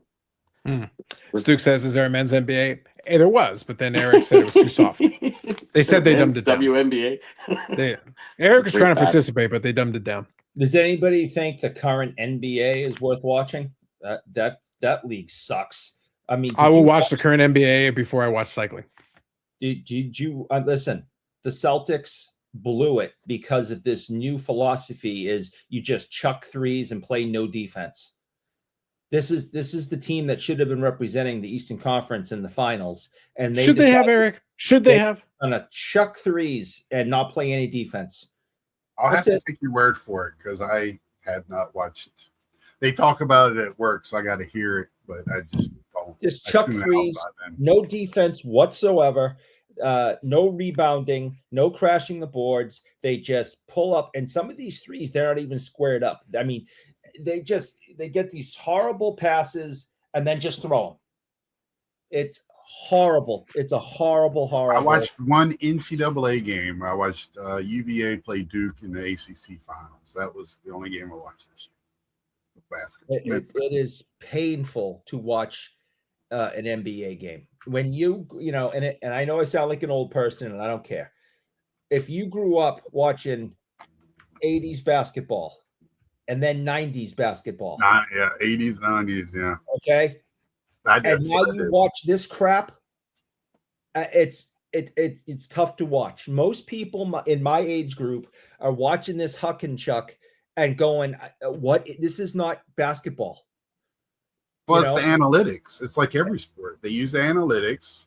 3 points are, instead of 2. More than 2 points, but, I'm with you.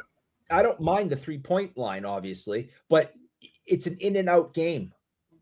Okay? Bird could have hit 3-pointers all day long, but he was in and out. Am I going to crash the boards? Am I going to hit, stop short and hit a 2-pointer? Am I going to hit a 3? I mean, he was all over the place. I don't think there was a 3-point line when Bird started, was there? I don't remember what year they instituted it. I don't remember. Okay. 3-point line, 1979, Chris Ford, Boston Celtics, first person to hit an NBA 3-pointer. Larry Toyota. I thought he played center for the Bruins. Well, Eric gets confused. He's had a lot of concussions. Everybody knows the first NBA 3-pointer was Larry Toyota. Eric sent me a text message about this no less than 45 minutes ago. Okay. I get confused a lot. Thank you, Stu. Oh my God. Thank you for straightening me out, Eric. Indeed, him. Indeed. So look, why don't we? I have it on here, but I figured why don't we touch on, because this is actually, it'll expand into a different thing. On the Discord, we were having a little mini debate on it. The Fanatics Overlords have added another thing to their Infinity Gauntlet. Oh, good. They're going to have the FIFA license. They've got the Soccers. Really? Exclusively. Yes, they're going to have the Soccers. Now, of course, we all know that, the Panini, them of the sandwiches. Yes. They're trying to sue them for you are all the monopolies. And then Wildcard is suing Panini because they're like, wait, you were the monopolies, fucker. I mean, so Panini's had soccer since the 60s, maybe before. Yeah. Yeah. Well, I just found out a couple of weeks ago that Panini got the Major League Wiffle Ball League signing. I did correct Victor on that I'll one. save the company. Yeah. It's a joke. Yeah. I saw Carlos because I was about to. I helped him out with that one. Yeah. I actually. So here's the thing. I'm glad that they're trying to get other licenses. In this case, Major League Wrestling, and I'm like, but yeah, Panini's been losing the licenses left, right, and center. They really are losing licenses left, right, and center. And Panini, to that point, though, has been doing the soccer stickers for decades. This isn't a new, and the new FIFA license is stickers, cards. It's the whole nine. It's everything. Yeah, well, Fanatics learned from Upper Deck's mistake of not getting a total license because Topps figured to go around to have stickers for the NHL a few years ago. That was their workaround. Kind of sneaky. Yeah, it's a weird spot. So there's two kind of things. So here's the just full disclosure. I don't give a shit about FIFA. I don't give a shit about soccer. However, the point that was discussed, which I think is a more valid point, which I think opens it up to more conversation, is the idea that obviously Fanatics is adding another thing to its Infinity Gauntlet. It's yet another license that they're taking over, and there's so many that they have already. Now, it won't happen immediately because I think they take over the license in 2031. So it's 5 years from now. But then FIFA, World Cup and such is however many, I forget how many years in between each one. The only thing that FIFA controls is the World Cup. I don't even know Yeah. what controls. I think it is because obviously you've got because you got like the various leagues, because soccer's splintered. Soccer's is a lot of soccer's not one license. Soccer, so FIFA I think is focused specifically on World Cup because you've also got the Bundesliga, you got the Champions League, you got all these different federations basically. Maybe the Bundesliga would come back. Maybe somebody in the chat knows more, but I think FIFA is the governing body, and of soccer worldwide. And but it doesn't cover all the leagues though, because you can have a Bundesliga license. There is a separate license for that. Yeah, they're all different. I'm just talking about like the governing body. The Bundesliga might be able to sign. Well, that's why I was questioning what FIFA. If something happens during a Bundesliga game, I believe FIFA can get involved in that. I just thought FIFA just took bribes to wherever to put the World Cup. Yes, you are exactly right. They are Scott. Scott, correct. Scott, as someone who corruption is my birthright, that's my favorite part about them. Yeah, I don't care about soccer, but the corruption, I'm in. Oh yeah, the corruption, I'm in. Oh yeah, they are the worst. Yeah, so FIFA organizes the major tournaments. They're kind of a regulatory governing body, but they don't specifically control the league. So in reality, FIFA is kind of its own license, separate from kind of the leagues themselves. So they're kind of a governing body, but at the same time, it's not the same as having the individual licenses for individual leagues. I guess my question would be then, if you have a FIFA license, is that just for World Cup then? I think so. Because it would be, yeah. So based on the way they describe it, based on the way it was described to me on that when I was looking into it, it sounds to me like the main focus of that license is for World Cup and cards related to World Cup kind of thing. Okay, because then Panini just should worry about that and lock down the leagues. I mean, we're talking about the popular sport in the world. You want to make sure you get those other leagues locked in. But every 4 years, well, they've got various licenses related to that, but I'm kind of thinking that basically, I think what's going to end up happening is basically some of those other leagues, though, they very well may lose some of them. So, all right, I'm going to use the Google. So here we go. So Panini holds the exclusive license for FIFA World Cup soccer albums and trading cards. So specifically focusing on World Cup. So it is focusing on that through the 2030 tournament. So after the 2030 tournament, then Fanatics takes over that specific thing. Now, license status. This is based on the Google AIs. So again, we can double check some of this stuff, but this is different. So FIFA World Cup is what we were just talking about. National team rights is its own thing. Domestic leagues. Panini holds the license for La Liga, which is Spain, Series A, which is Italy, Argentine Primera Division, and EFL English Football League. So that's what I mean. Like, you see what I'm saying? These licenses, these leagues have their own individual licenses. Yeah. So you can kind of do deals. So Bobby, actually, the good comp here would be that obviously it's leagues, but this is not dissimilar to the whole Parkhurst and Topps thing, where at that time it was individual team licenses. Like the teams themselves did the deals. But in this case, it's leagues, but there's just so many leagues that you're doing a deal with these different ones. Yeah. So the various domestic leagues. Well, every league gets paid. And then also to give the example, Scott, so that we're on the same page, Topps already has the license for UEFA Champions League. So they already have that one. So, but that's separate. So they have the UEFA Champions League already, but then they're adding FIFA to that starting in 2031.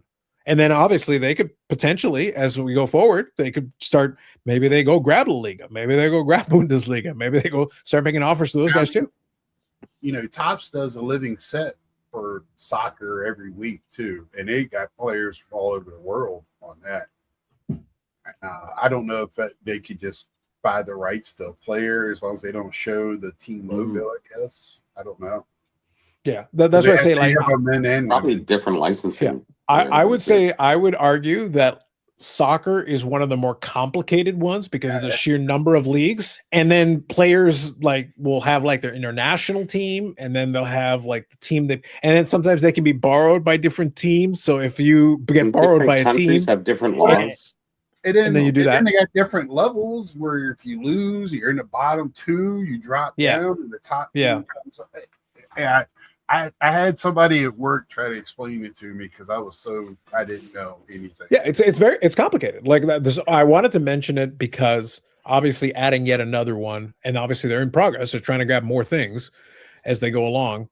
But obviously the big conversation goes, and we were talking about it, and Bobbles was stating correctly that Top/Fanatics obviously isn't doing the greatest job in terms of quality on a lot of the cards.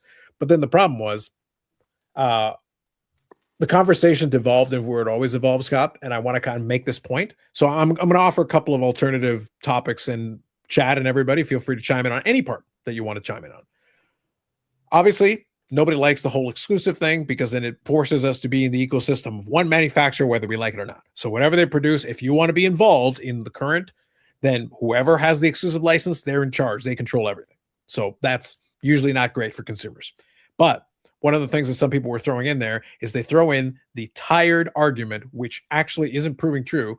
And I'm going to add a word to it, Scott, that's going to make it correct, but they always get it wrong because they always say competition is good for the consumer. I'm going to correct that, Bobby, because that's not true.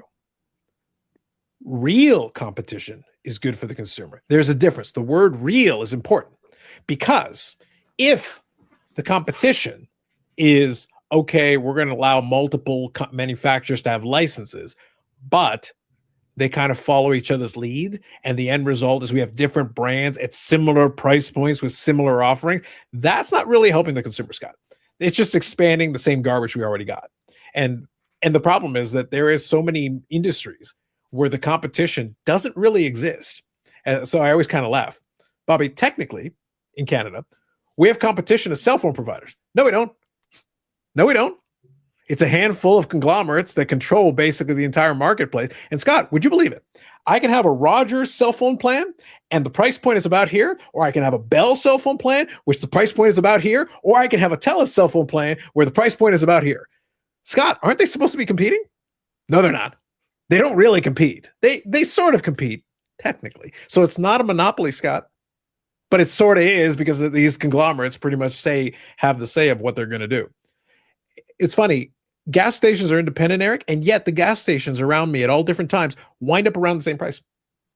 Yeah. Nobody really stands out. Nobody really goes against the grain. They all wind up right about the same spot, almost to the penny, to the fraction of a penny. I don't know about up there, but around here, they actually communicate with each other and work. They're on the same system. Yeah, that's what I'm alluding to, Eric. Eric, that's what I'm alluding to. What I'm saying is it's not a coincidence they all wind up around the same price point. So, yeah. Scott, so all I'm trying to say here is obviously competition. So that's why I'm adding the word real. I'm taking the old phrase and I'm adding a word that is important. Real competition helps the consumer.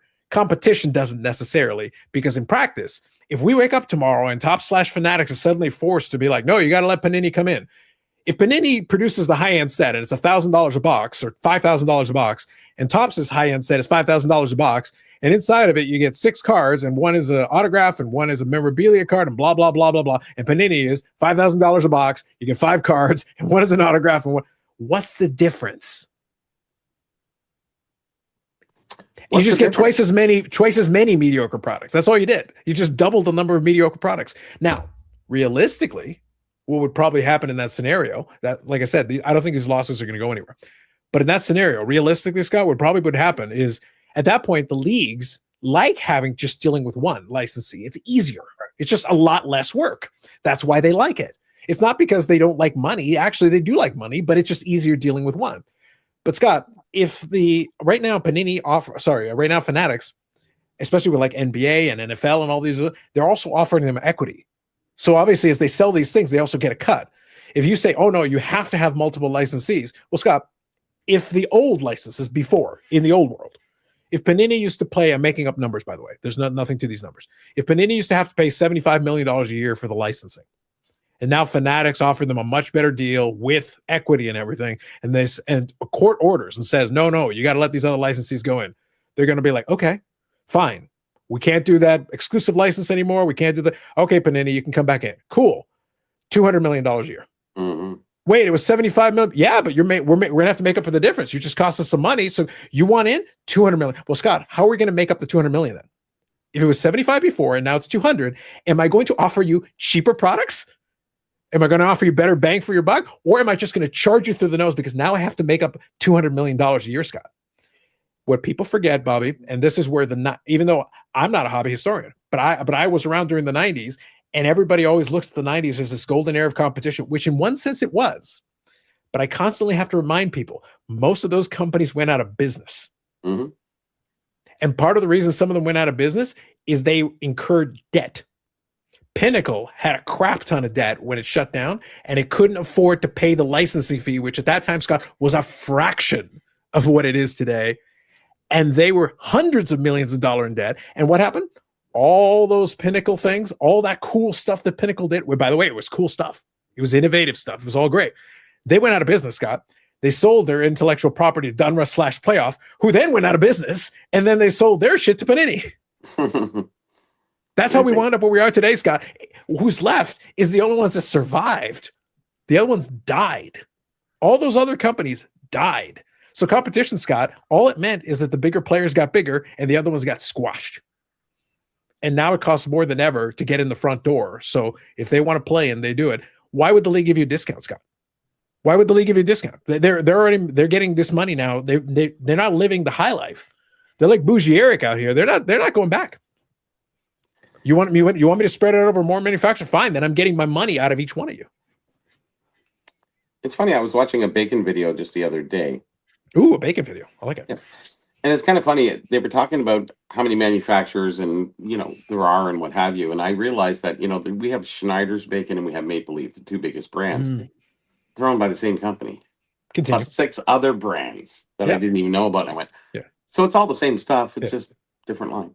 Well, my favorites, since obviously, Scott, I always enjoy talking about, I like having my beer on Friday nights. Mm-hmm. My favorite example, though, so if I go to the supermarket, Scott, now the supermarkets sell beer and they feel all special and whatever. If I go to the aisle where the beer is, Scott, I can go take a look and I can see all these different brands. Okay. I got all these brands here. Oh, the competition must be fierce. The competition must be huge. Scott, 85% of what I'm looking at is owned by like 3 companies. Yeah. 85%. Most of it, part of the reason I like buying from these guys, I like supporting. These guys are a small local brewer. I like to support them because they're small. Brewers, right? Yeah. So they're much smaller batch, all things considered. But at the same time, I try to support them, Scott, because I think they do good work. I like what they do, and I'm trying to support them. But if I go to the shelf, I could be like, that's owned by this. That's owned by this one. That's owned by Molson. That's owned by this one. That's owned by Coors. That's owned by Interbrew. Like, there's a couple of conglomerates that own like 85% of the beer on that shelf. Scott, so do we actually have competition? I got a shelf full of brands, all these supposed options, but do we actually have competition? We actually did at one time, because do you remember the microbrewery thing back in the, I think it was 20 years ago? There was tons of microbreweries coming out with really good products, and all the big boys went around, bing, bing, bing, bing, bing, bought them all up. The ones that survived, who didn't sell out, are doing well today, even still. Some of those. I don't know if Steam Whistle, did they get bought out? No, Steam Whistle's still around, I think, as far as I'm aware. Yeah, they are. They're downtown, but I just didn't know if they got bought out by a big boy or not. But I think they're independent. Anyways, so a few have survived. So is the big thing up there for those breweries to have like restaurants? Because that's the big No. Well, Amsterdam does. Amsterdam actually has a restaurant downtown where it serves as a brewery, but also a restaurant. Oh, okay. Yeah, it's the Amsterdam Brew House. So that's kind of their way of, so you can actually go in, you can buy merch, they'll sell you the beer there, but then it's a restaurant. You can go buy some food and have drinks. Well, actually, Amstel had this place we used to go do a show there. I think it was 30 tables or something. And you walk into it, it smelled like a hangover because they had all the big vats and everything in the back. Mm-hmm. Then they had a bar, and then they had this big room, and that's where we do the shows. Yeah. But I'm using that example, Scott. The reason being is that I'm talking about the idea of competition. So the question is, that's why I'm adding the word real. Everybody says competition is better for the consumer. It could have been if it was real competition. I think what a lot of folks are asking for, and they don't realize they're asking for this, because if suddenly they were forced to spread it out, all that would happen is that Panini and Fanatics and all of them would look at each other. Now, legally speaking, they should never say anything to each other directly, but you can let somebody be the market leader and give a market signal and then just match them. And suddenly you're all trying to live in the ecosystem. You're not actually trying to compete, Scott. You don't want to drive the competition out of there, because all of a sudden then your cost goes up. Mm-hmm. Because if you're the last one standing, then the league is going to be like, okay, you're right, your license fee just doubled. That's right. But the problem is, Scott, the bigger the licensing fee is, the more it's going to cost you. So you have to make the money up somehow. So how are you going to do it? Take shortcuts, produce worse product, or charge more, or both, or do both these things. Yeah. So explain to me how then that improves your situation, Eric, as the economics major that you are. Oh, can you explain to me no math how? Right. Mm-hmm. Can you explain to me how, if it costs you so much more money to get in, explain to me how you are going to produce a better and cheaper product for the consumer? How is Scott going to get his beautiful boxes for $50 a piece, hobby, with all the cool stuff in it, if your licensing fee just quintupled? That's more than quadrupled. Not that I am the economics major, but that has to be trickled down to the consumer, because the owner of the Paninis, for example, will not be picking up that extra tab. He or she, whoever the top dog of Panini is going to get that money from the consumer. They're not going to voluntarily pay for that. Scandalous. Bobby, I was told the competition was going to save us. Yeah, real competition did. Yeah.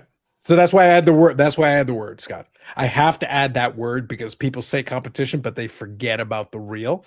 And I have no reason to believe that if Panini was allowed back in through the front door, that they would actually compete the way that people want them to. Well, I think too is like when people think of the competition part, I don't think they're thinking the financial part of it. They're thinking the actual product. So they want to have better products. So if they think that there is a competition out there, then people would make a better product than their competitor. It would help. Yeah, competition is the mother of invention, right? That's always been the hope. That's always been the hope. Right. The problem is, and the part that people conveniently ignore, is that a lot of the things that happened back in the 90s, which I used as the example a little earlier, the printing technologies then were cheaper. The materials were cheaper. You had the equipment. You had the people already in place. So like when Pinnacle started doing, I think Pinnacle started in 91, if memory serves me. I think Pinnacle began in 91. Well, by the end of the decade, Scott, they were gone. They didn't even make it a full decade. Pinnacle was great. They did some amazing stuff. They didn't even last a decade as a company. Yeah, but I mean, as a consumer, I mean, yeah, it sucked that they had to close up shop. But at the time, we got great stuff. You did. Right? And I mean, prices they weren't cheap at the time. They really weren't. I mean, but yet, Scott, they weren't profitable. Not to the degree to keep themselves going. Today's prices, yes, it was cheap. Yeah. But at the time, once Upper Deck came out, the pricing scale really changed from the 50-cent pack to, started jumping up $1.99. Everybody's like, holy cow, this is crazy, $4.99. Now look at it. Yeah. Yeah. So that when I think I am whatever, because I'll say I love that time because of competition. I'm not really talking about the financial part of it, because I think everybody knows they ran themselves out of business. But man, did we get great product out of that? Well, I think though, Scott, though, to that point, I don't think a lot of people seem to they constantly have to be reminded. I listen to some folks. I'm saying, you understand that the people that you would want in this hypothetical world where they're allowed back in, they are going to look at the bottom line right from the beginning. They're no longer going in blind in this. They're coming in going, oh, well, how much is the licensing fee now? Mm-hmm. Because the licensing fee has gone up by a ton compared to back then. So now all of a sudden, Scott, this is a cost that you're going to eat right front before you've sold a single box, before you sold a single card, one card. You're already eating potentially $100 million plus that you have to then make up somewhere. Well, I'm just going to put, because I've talked about this and you've talked about it, we've all talked, the whole entertainment industry period has started going after the big money, and the people, the poors, as you know. Go ahead, and Eric, tell us about the poors. Everybody except Eric. Yeah, tell us about the poors. Hold on, Eric's got. I got you here. I got you. Guess what? Because you're poor. So you know, I feel like they're going after. They rather spend. That's why they sell their stuff to make it for the breakers, right? Because the breakers can pay top dollar because they're going to get that money back in fourfold, and we think we're making a cheaper buy by getting into a break and only paying a small portion, right? So I think that's what they're doing. We've talked about it with wrestling and baseball and football and all that stuff, strippers. All this stuff now is just, you know, Vegas. They rather get a few people paying top dollar and everybody else striving to get there because they're getting all these people that are paying it. And for us poors, we want to live rich for a weekend and pay it. Mm-hmm. Well, we'll put it on the charge card, and that's what's happening. Yeah. But the real reason I'm posing the question, so good evening, Paul. The reason I'm posing the question is just this. It's really simple. What you said was completely fine in the sense that the average rank and file person isn't worried about, you know, the finance side of it. No. The problem is the manufacturer themselves, if you want them to enter back into the game, they have to think of the financing right off the top because their goal is still to be viable. So what's going to happen, Eric, Scott, if you push them to the point that the expenses are so much higher right out of the block, then their goal is going to be to recoup that as fast as possible. Recouping as fast as possible, Scott, is not innovating. It is so. Let me use an analogy here because I think you guys will appreciate this. One of the criticisms, I like this. I take it back. Eric, go screw. Sorry, Paul. You know the score. So the one example that a lot of people use, a lot of people complain about how bad movies are today, and a lot of them are bad. But one thing you have to think about, and again, the average movie-going person doesn't really want to care about this, but it actually impacts what you're getting on the screen. A lot of these movies are costing more and more and more to produce. The budgets are going up on a lot of these.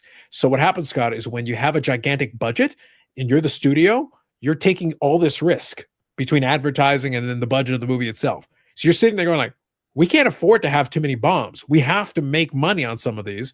So what happens, Scott? You start playing it safe. You don't take chances. You actually do the opposite. You play it safe.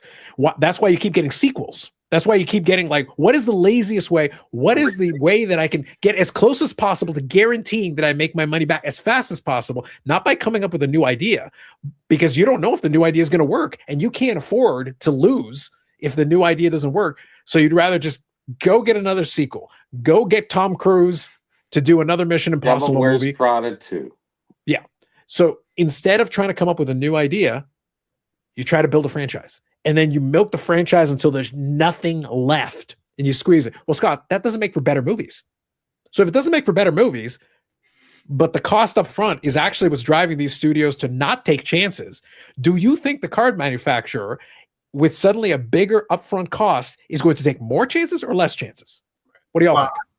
I'm with you because, I mean, you know, I'm a video game nerd, and it's the same way with, you know, in the 80s, we would get, you know, 150 releases in a year. Now you're looking to get 6, 10 releases in a year, and it's the same stuff over and over. So that was the entry of the marketplace. A lot of competition. Now we know what's settled in, and it takes a little bit more to stimulate people. So, and by the way, Ham, Eric would buy this in 16K, not just 4K, 16K. Also nice. But so the reason I bring it up, Scott, is that I kind of have to like be a dose of reality here because I'm looking at what the financials are with a lot of the leagues are not asking less money. They're asking everybody for more money. The NFL is asking all these. There's the reason there is an Amazon primetime game is not because they're like, hey, you know, it'd be really swell having Amazon Prime. No, they're like, we can get $1 billion from Bezos, and then we can get another $1 billion over here. Right. Roger Goodell is not giving anybody discounts, Scott. Well, that's why, like this year with baseball, there is what 10, 15 teams that have their own package. Yeah. So and then I'm sitting here, I got Smart. the baseball package so I can watch the Mets. But for me to watch the Mets play the Nationals, they want me to pay the Nationals package. Oh, no way. Yes. Yep. I don't get the Mets games. Squeeze every Oh, last. man. So my That question sucks. goes back to what I said a little earlier. So Eric, I'm gonna ask you this question. Yeah. So given what we just said, Yeah. who is offering discounts? And if they're not offering discounts, then how am I supposed to get a better product? Because I'm basically telling these manufacturers, hypothetically, and that's even assuming we let the door get open. Let's assume they allow it just for the sake of fun. I actually think it's opening the door to more mediocre products. All you do is get more mediocre overpriced products, and none of it gets better. Yeah, we've seen this. Look at. Would you rather have today's products or some of the products from the 90s? Some of the cards in the 90s are so much better than what's happening today. Not some. There's a lot of Yeah. them. Better. All right. So there's no competition. So therefore, they're not pushing the envelope like in the 90s when there were 100 different card companies. They all had licenses and they were all trying to stay relevant and get our money. Now you have like 3 companies and they're like, nah, this is good. Innovation reached critical mass, so they're right at this point. How much further do you go? And And what I do you don't know. chance? I don't. How long? I mean, how long is NHL gonna live with Upper Deck? Because Upper Deck stayed with them when NHL was hurting. Fanatics is going to Money come in decision. one day. Yeah, one day Fanatics is going to come in and say, Yeah. "This is what we offer," and NHL is going to be like, "Well, we can't turn that down." So Well, Fanatics already has the inroads. They already have one product. They have that 8x10. So Bobby, they actually made a product that's just 8x10 pictures that are all Mhm. autographed, and they're Yeah. like in these gigantic packs. I forget the name of it. I don't know. I assume Eric, the stores had some of these. Do you know what I'm talking about? So Fanatics literally, so Top/Fanatics has a hockey product, and it's literally 8x10s. They're Mhm. autographed 8x10s. It's a high-end product. It's expensive, but it's fully NHL licensed. But since it's not regular size cards, they're actually thank you. You can That's get what I was away looking for. with it. Yeah. It's Thank a you, photo. Amanda. Eminent. Eminent. So, Okay. but this is a Fanatics product. It is a Mhm. hockey licensed Fanatics product that they're producing, So fully licensed. it seems like maybe that's the first toe in the door. well, Right now, because they it's have 8x10s, they're stickers. kind of getting away with it. But even though on the back of the card it's got a write up, it doesn't have stats. It's not a card. It's an 8x10. But if they're It's like the if- stickers. if they're They've doing been- business with the NHL and the NHLPA, this is their first. This is their toe get in the door, and now we'll see. Next year it will be a little bit more, and you got a couple of toes, and then it's a foot, and then it's from the knee down, and next thing you know, they've taken over, and Upper Deck is out. Tops now. Yep, exactly. C206 Head says Pacific is some of the coolest cards of the late 90s, early 2000s. Yeah. But the thing is, Pacific went away when the licensing fee went up too much and Kramer didn't want to pay it anymore. Well, today's licensing fee is much higher than it was when Kramer was involved. And that's why we have That's no cereal. That's why we have nothing really other than major Yeah, manufacturers. nobody like wants to Tim pay the Hortons licensing fee. or- Nobody wants to pay the licensing fee. No, it's a Yeah. lot. I think It's a the chance, last it's a thing risk. that we had a potato chip Utz that's in certain areas of this country. They did it with Tops. All it was the Tops cards with the Utz logo in the corner that was in the packages. I think Yep. you're seeing a lot of team organized products, and they don't need licensing for that because they're using their own logos.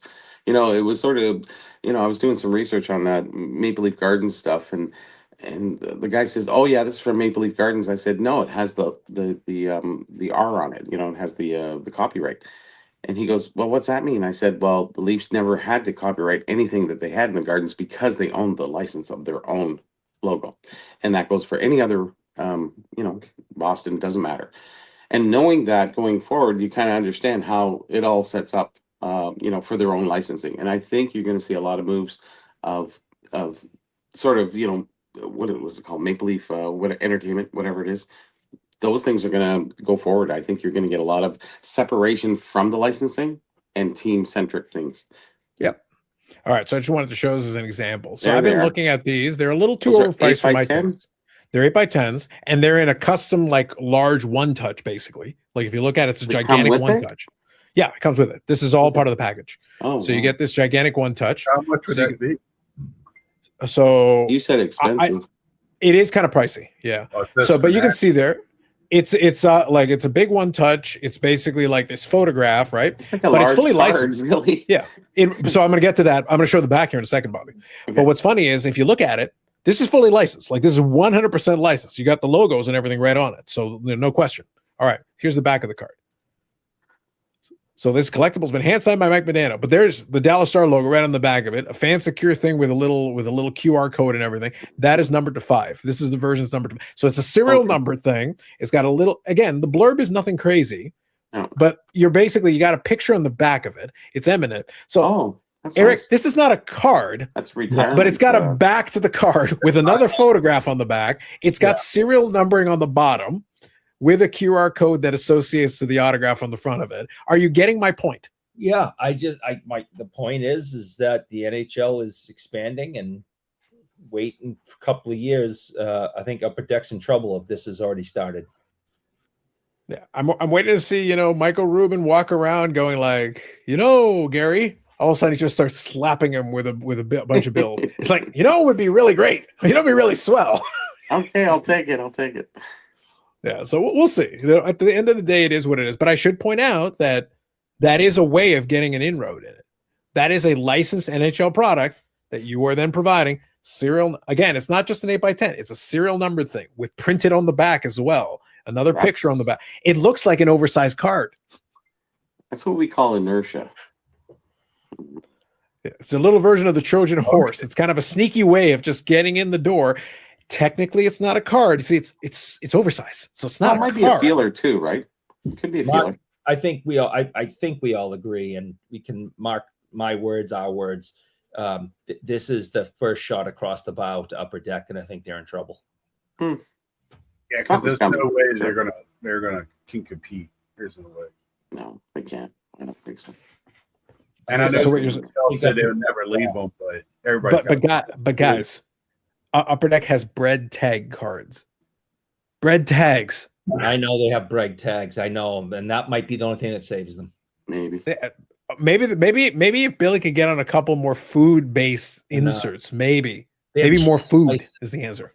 They have cheese. They have cheese cards. They do.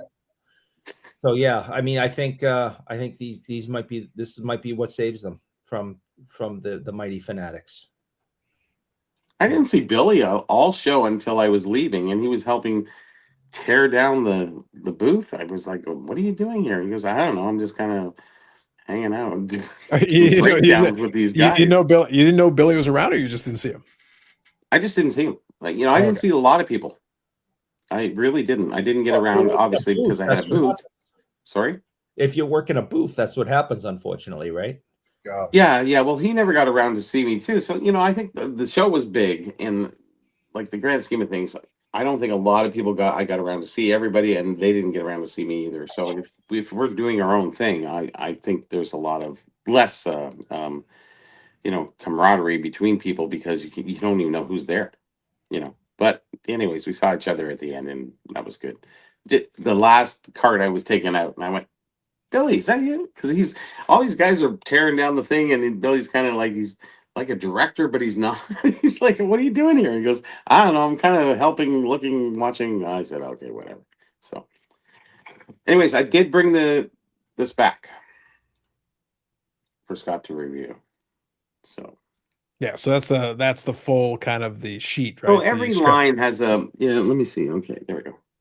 Everyone has, but see, they're not exactly the same. If you really look closely, if you can see some of those, the lines in between, there might be a slight difference between a few of them. I think you're good. Yeah, I'm good. I think in that sense. And then, as an example too, we have the bazooka cards from Yep. Peachy.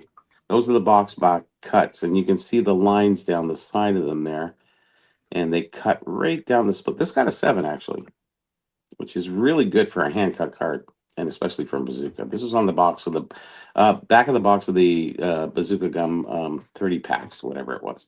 So it was just like the cards, but they're a little bit more mini, blank back, whatever have you. And they cut right down that line. You can see it, like you said, Carlos. It was like splitting the line. Yeah. But top, it's not there. I don't see any line, and bottom, it's barely there. So, it's really kind of interesting because the top isn't there. But it got a 7. So, like I said, it's a gamble. Oh, I can see a little bit of it there, but it's not. Oh boy, it's just hand cut cards are tough, man. Send it in, see what happens. Like that's basically what you got to do, right? Yeah. Well, that's why I kind of pitched the thought that to me, I'm just going to go based on my aesthetic for that. But there's really, to me, their hand cut is hand cut. The only thing you're really doing is just interpreting, like, how do you like? That's why I say, to me, as long as it's even, that's really all I'm looking for from my end of it, and that works for me. But I wouldn't really want to try to grade it the same way you would do anything else, because again, you do have variation, and to be honest, the variation makes sense. It's a matter of personal preference. How would you choose where to cut I think it there's and not some cut? minimum size. There should There be is. that should be predetermined before they actually even grade it. I would say it would be best to have a maximum size, no, but minimum size, yes. So if it's oversized, then I guess it goes into a separate like grading thing with oversized. I don't know. But I'm just saying it, there should be a minimum size and it should be preset before they even start grading it.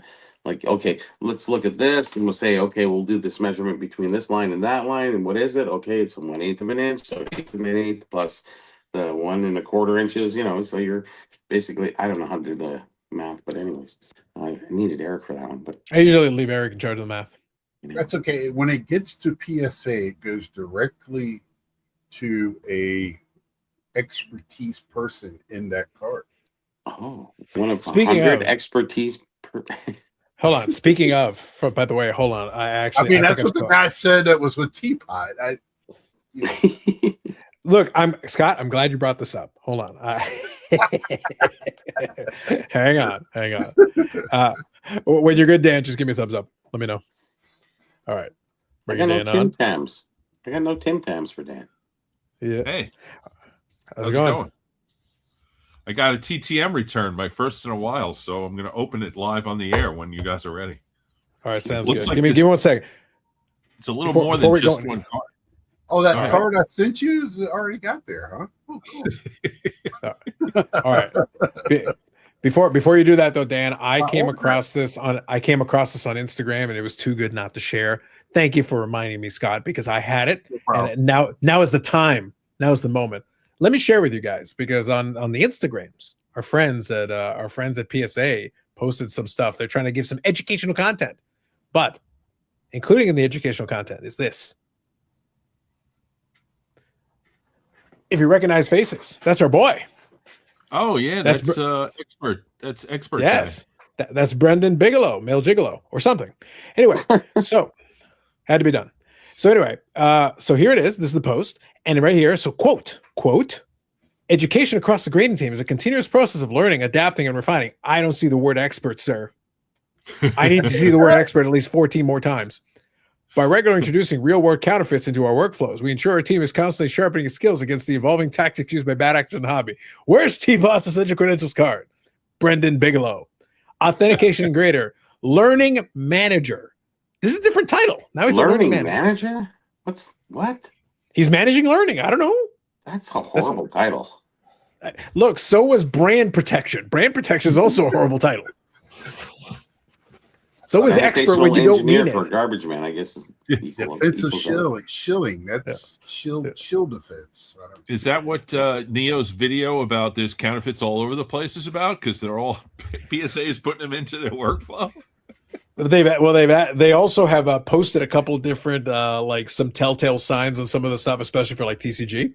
So that's become the thing lately. They posted some of that stuff, and then the sports card nonsense got Ryan Hogue. You see, you don't get not Deuce Bigelow. You get the Hogue, the Hoagie himself. See, Sport Nonsense. Gio picked up the phone and said, "I want to talk to the Hoagie. Don't give me the expert guy. Give me the Hoagie." And then the Hoagie showed up. So, Go ahead, Scott. Here's my question too. So they say if they don't know, they'll call somebody that's an expert in that field, right? So if they don't know what's going to go on with this hockey card, is it a chance Bobby gets called about his own hockey card? The funny part is, yes, exactly. Because I've been informing PSA for about 15, 20 years. They've been calling me and using me as a right. I know that. That's why I'm saying this is. Oh, okay. But yeah, what do I do? Because anytime that I've asked them something that I do submit, which is very rare, I say, just do what you have to do. You have my app. Just look through it and determine and take it from there. I don't want to direct them in any way. What app is that? What's the name of that app? Yeah, it's called Got 'em something. I don't know. Got 'em. It's Need 'em. Anyways. Need 'em. As much as Bobby has picked on me tonight, his Needham app is pretty awesome. I haven't picked on you, Eric. Picking on you. You're always picking on me. I'm always sad. No, I don't think so. Yeah. I give you praise behind your back, but you'll never hear it. So I'm just saying. Eric, will help me. When you left to go get your food there, he did speak nicely of you. I know. All right, hold on. I think we can. You let me find. Yeah, let me find my compassion button. Hang on.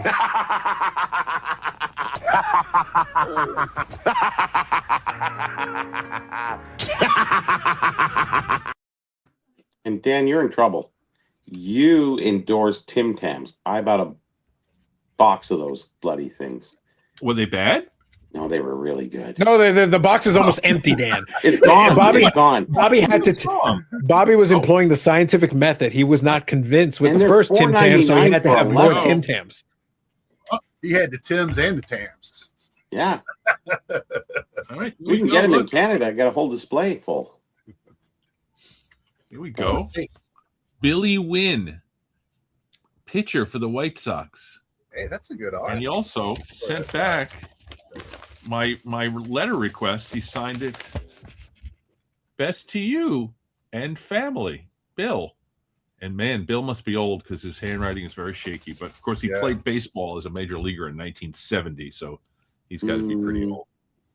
So that brings me up to 758, I think.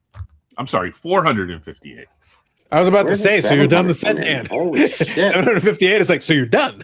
Basically. Yeah, basically, right. Got doubles. Damn. 458, I think. So I'm trying to get to 500 by the end of the year. Yeah, Billy I did have Wynn another thing I got from the Expo. Played 5 seasons in the major leagues. Well, parts of 5 seasons. Really only one full season. He was 7-7 for the White Sox in 1969. Oh, well. Good for him. He went to Pfeiffer University in Meisenheimer, North Carolina. I have never heard sounds of German. That's very German. I live here. I'd never heard. Eric, why would you deny your people? I don't know what it is. What? Meisenheimer, North Carolina.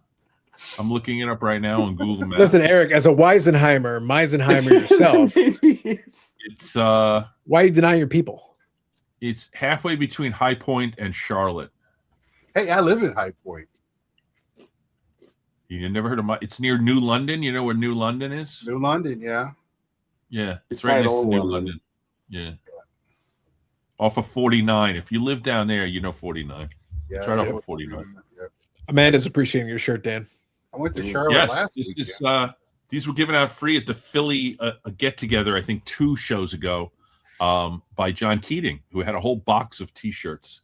His other T-shirt that he gave out was vintage is 1980 or earlier. I think it was, or just said 1980 or earlier. I would rip that off. I've seen Ray from Philly wear that a couple of times. I didn't get that one. I got he was giving those out. 80 or earlier. Come on, guys. It's 90 and early. Everyone knows it. When the gum went, that's when vintage That's right. I'd say vintage is like 1970 and earlier. Well, you know, because you guys think baseball, but you're not talking hobby. Hobby in general, everything Beckett came out with was in 1990. Then the 4 price guides came into action. And that's when we have to divide the line right there. That's right. I don't care what you say. So I was born in Yeah, I don't care what 1971 they and say I'm either. not vintage. I was born in 64, dude. See now the You're problem vintage. I'm not. the problem, Eric, I'm is that now vintage. Oh, yeah. we've got 3 different numbers now. We've been given 3 different numbers, no less than. So I've decided, since now we're making up numbers and we're all being Sure. arbitrary, I've Okay. decided that vintage is everything before Billy's first food related or food adjacent card. By CI? Yeah, you're right. Yeah. Maybe. Whenever he came up with the first food adjacent card, that was the beginning of the modern era. 1990 it was, I think. Yep. He definitely didn't come up with it in 1990. I was trying to say. I'm on the Bobby bandwagon on this one. I got something graded at the show. These holders are phenomenal, guys. They're the only company that grades wrappers. Isn't that crazy? They're beautiful. I think I know which company you're talking about. Which company was it again? Refresh your memory. It's iCert. They Oh, also yeah, the do iCert. postcard. They'll grade postcards and oddball stuff. But they'll also do wrappers and they do display boxes. Not as good as me, but just saying. Can you but decipher the code on that one, Bobby? the code on this? Which code are you talking about, Dan? The one, your last video that you went through the whole code thing, or at least There is no the code on this AI voice? because this is actually Swell Gum, but this is actually Parkhurst. This is Grant Products. Oh, it's not. It's So not it's after Parkhurst. Yeah. So it's nothing to do with that. So thanks for watching the video. I hope you got it because, It was I good. actually deleted a lot of it because I went too deep and I just went, I'm going to lose people here. So I just quite informative. Yeah. Quite Well, informative. it's simple now. At least you know how to figure out the year. Yes. There you go. That's the Of easy any part. top box. Well, there's always been debate on that. It's just like, what year is that? Oh, I think it's 76. Nope, 78. Sorry. Nice and easy. That's all it does. But yeah, it was fun putting that together. Like I said, half of it's on the cutting room floor, really, so to speak. It's just too much detail, and I sometimes go too deep and think people understand everything already, and you have to deal with everybody at different levels. So, and then if you lose people, they'll just click away and go away. So I stopped getting too deep and just went simple. That's why I was cut down to 8 minutes. I think it was at 14 minutes. So are Yeah, it you was like- saying it was you like 8 dumb something. it down? Oh my God. Thanks, Scott. That was great interjection there with that one. It Yes. was to help Eric out. He Yeah. was struggling. Obviously, The it's ball's to- bigger though, but I'm it's just to help- saying, yeah, Obviously, it's to help the women in the hobby because you it guys is. that Well, somebody's got to after your hatred, Eric. have dumbed down. I thought that was what I said. Yeah, Wait, it's what? to help the women in Eric, the Oh, hobby. where's that's what I the- said. Yeah. Well, Dan, you missed out.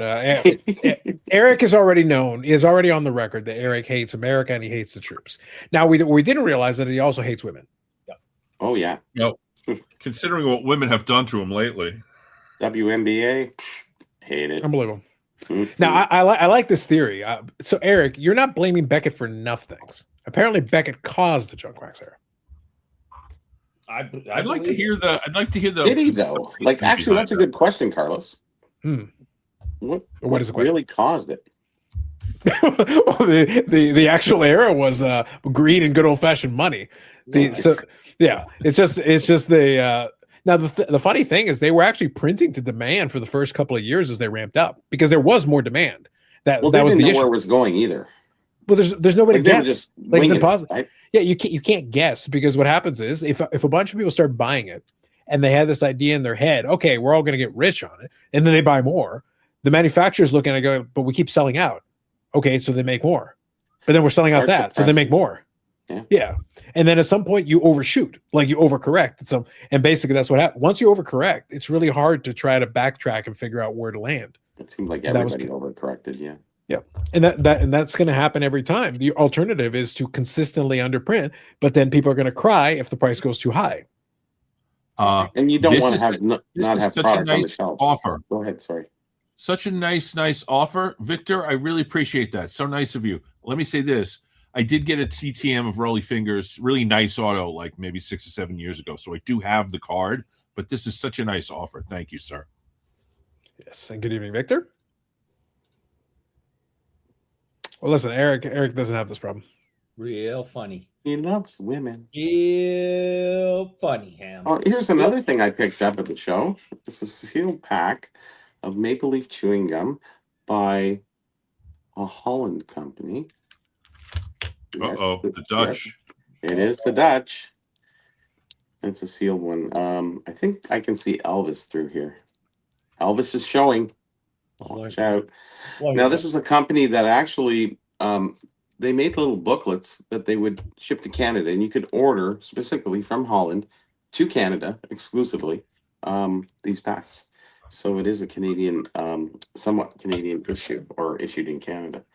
Although it's from Holland, it's called Maple Leaf Gum. Weird. But anyways.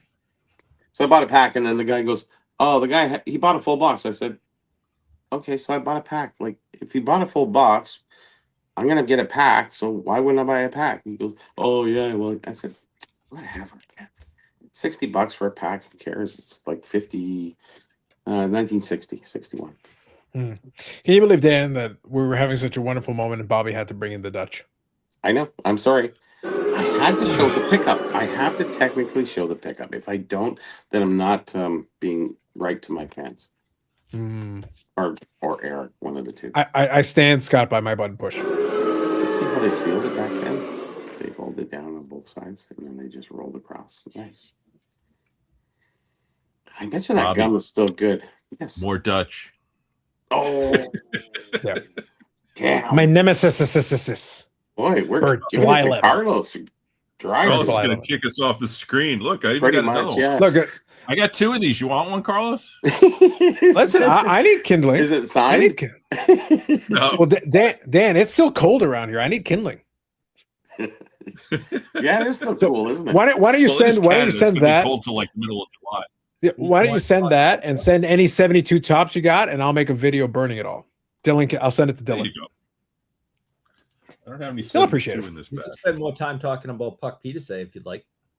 No, we couldn't. That's not a real person. Yep, and she's Dutch. Oh, she's Dutch too. I didn't Well, know that. Hold on. Eric hates women, though. So that means Puck Peterson is a man. Is this a Ace Ventura situation? It's one of those. Yes. Mm-hmm. Mike says, Scott, I take it you've moved into the new man cave. Yes, I have. Where is it now? Basement? Second No, bedroom? Third trailer? What? It's living room. It's my new apartment. Oh. Oh, yeah, that's right. You were moving. Yeah. Good evening, Brad. Oh, See, you know, Dylan's still also listening. likes That's how you can tell this, Dylan's still listening. Dylan likes this set also. It's like 1975. So you can see more of them if he wants. Look, there's a Yep. nice action shot of Fergie Jenkins. Good old furry. At least he's Canadian. Good Yeah. portrait of Luke Brock. Billy Williams on the A's, believe it or not. Really? Harmon Killebreau's last card with the Twins. I hate this Ooh. set. It's a cool set. I hate this set. It kind of sums up the 70s. I mean, Look, here's a 70s guy. Look at the hair on this guy. Ted Simmons. like- It's that card of the week, dude. The locks. Look at the locks. Wow. Yeah, he's all 70s there. Let's see. Oh, this is a kick-ass card. Dave Parker's about to whip some ass. That's a good one. Oh, and the best card in the set. This guy. Who says you don't show cards on this Friday night? I love this card. Dick Allen with the helmet on in the field. You know why he has the 75s are helmet nice. on the field? Anybody know the story behind that? No. I can only assume he wanted to inspire John O'Rourke. No. He was getting stuff thrown at him. So he put on a helmet. And then he never took it off. Was he an outfielder? No, at first base. Wow, they could hit him from first there. All right. Usually it's the Different game outfielders back that halted. Eric, that's what happens when you're determined. If you want it bad enough, You want you it find a bad? way. Mm. That's true. And here was Hater had a question. Was there a lot of people walking up to tables and flipping at the expo? So I'll kind of answer that first question, and then the second one here is curious ratio of vintage to modern you guys saw. So I'll leave the second part for you, Bobby. Let me answer the first part, and then I'll leave the second part to you. So a lot of people walk up to tables and flipping, yes, but only strategically. There were certain folks that were really situated for buying. So like Grant GP Sports literally had a buying station. So in that sense, it's very similar to what you would see at a lot of big shows stateside. He literally he literally had a whole side of he basically had a gigantic table that went to two sides and then all the way around. And the one side was basically his buying station. So people would get in a line and kind of go sequentially. Very similar stuff you'll see at these big shows stateside. There were a few folks that were like that. Outside of that, there were people that were bringing cards around, trying to basically do deals that way. And they have started to do now they specifically sponsored trade nights. So a lot of those folks are doing a lot of business on the sponsored trade nights, and you can actually find some nice stuff there. So the last question was ratio vintage to modern. Where do you want to put the ratio on that one, Bobby? I'm going to do a count actually, just to give you perception. I don't know how many booths officially are there that aren't. I don't mean to include the corporate. I'm just, I think for vintage booths, or almost specifically vintage booths, because there's a lot of half and half. Yeah. I would say the vintage booths, there's 20. Now, half and half, you can double that or even almost triple that to that point. So I would say, and to be clear, Bobby, and just to add to what you're saying, though, sure. I'm going to specify just so we're on the same page. Bobby's saying booths, not tables. Because like Colin Murray, for example, multiple tables. Like Colin Murray would be an example of somebody who has a ton of tables. Like he's taking up a good chunk of one row, and he's all vintage. Oh, he had the whole row. Yeah, basically. Yeah. So that is considered one booth. Just so we're on the same page. In the grand scheme of things, yeah. If we talk about tables, it's a bigger story. But actual, yes. Yeah, I'm just making a distinction so that people understand that a booth can have many tables in some cases. And say we see how many dealers? 400, maybe more. For this show, more. Maybe 5. Probably. I'm not talking about corporate. I'm just talking about dealers. No, I'm talking about dealers. I'm talking about dealers. There's a lot of guys who had whole. There were a lot of guys. There were a lot of guys, Bobby, in Hall 1. Like there were a lot. Yeah, there was. Yeah. And some of them are newer guys. Smaller, so some of them would have. Some of them would have a smaller setup, but it would be their own setup. So that one table would actually be one dealer for that section. Yeah. And then the next guy beside them was a different dealer, and that was their own stuff. Yeah, of course. Yeah. So it's hard to determine exactly, but there's certainly enough vintage to satisfy. And like I said, a lot of people have multiple stuff. Some have Pokemon, vintage, and then cards. You have all three, so you just never know. I was very specific with what I brought, and there's maybe a dozen people who brought the same kind of setup as I did. So, and like I said, I didn't sell the stuff that I thought I would sell. I sold a lot of the other stuff that I didn't think I would sell. So it was actually beneficial in a great way, because the tougher stuff to sell is always the easier stuff to sell later on. Right? It's hard to sell the junk, so to speak. Right, the toughest stuff to sell is the easiest stuff to sell. It is, yes. The rarer stuff you have, Dan, you'll find easier buyers than you will for the garbage junk you have that you've been trying to flog for 4 years in the bin. So, anyways. So I made a lot of sales from this bin that was $40, $60, $80, like 40 times over. So it was like, it's amazing. It was great because I've never really different. It's different every show. Well, the spring seems to be like that. I'll be selling tons of expensive slabs in one show, and another show I'll be selling tons and tons of singles in penny sleeves. The best part about having good vintage leftovers, you don't have to restock so much. Yeah. You're not looking for the next show, because I'm going to set up at the next show. I don't have to get a lot of great stuff because I already have some really good stuff. So, and it'll sell it one way or the other. So it's just the right people at the right time, right? Like any card, like anything. Yeah, and also kind of touching on one of the things that Bobby was talking about as well. One of the dealers up at the front, I think it used to be BMW cars, but I think it's somebody else. There's somebody up at the front. What's his name from Vancouver? It was what's his name? I forget. They're from Vancouver. He took the whole front and Brian Wentz was in there. BMW. Yeah, exactly. That used to be their spot. Dale does Bosa shows out and he sets up and does the shows out. He does his own show in Vancouver. That's Bosa. So Dale Bosa, and Dale Bosa had 1, 2, 3, 4, 8 booths, 10. Yeah, something like that. Yeah. Oh, The reason I'm mentioning that one is that's an example of kind of what Bobby was alluding to. So Dan, if someone wanted to be intellectually, lying about it a little bit, they could sit there and say, what happened with that booth is that booth was mostly vintage, but Right. the last two showcases were Pokemon. Pokemon. Yeah. So do you count that as Pokemon or do you count it as vintage? Technically it's both. But No. and the bulk of it, the majority of it was vintage. Yeah. But there were two full showcases of Pokemon. That is 100% true because they in were there fact did sell. buying more than anything else. Yeah. It seemed But I like. watched the way some it people should do be, the honestly. Yeah. You know? I watched some people though do recaps, and I watched. I think I was saying. I think I mentioned it in one of the other videos. I said Ziri was sitting there saying, like, "Oh yeah, like Pokemon's like 40%." I'm like, "What show did you go to?" Like what? Literally, no, it what show? wasn't 40%. No, Not even Bobby. Not even close. Not even close. Was there? If I go to Hall 1, if I go to 15. Hall 1, there were some dealers that were specifically Pokemon only. Yes, that is totally true. And then some had leaf chairs and Pokemon, and Yeah. it was crazy. Yeah, but there were a lot of them that would be like half sports cards, half Pokemon. Or in this case, that one example was like mostly vintage sports and Pokemon. But when I say Pokemon, I mean 2 showcases versus 25 showcases of sports cards. Yes.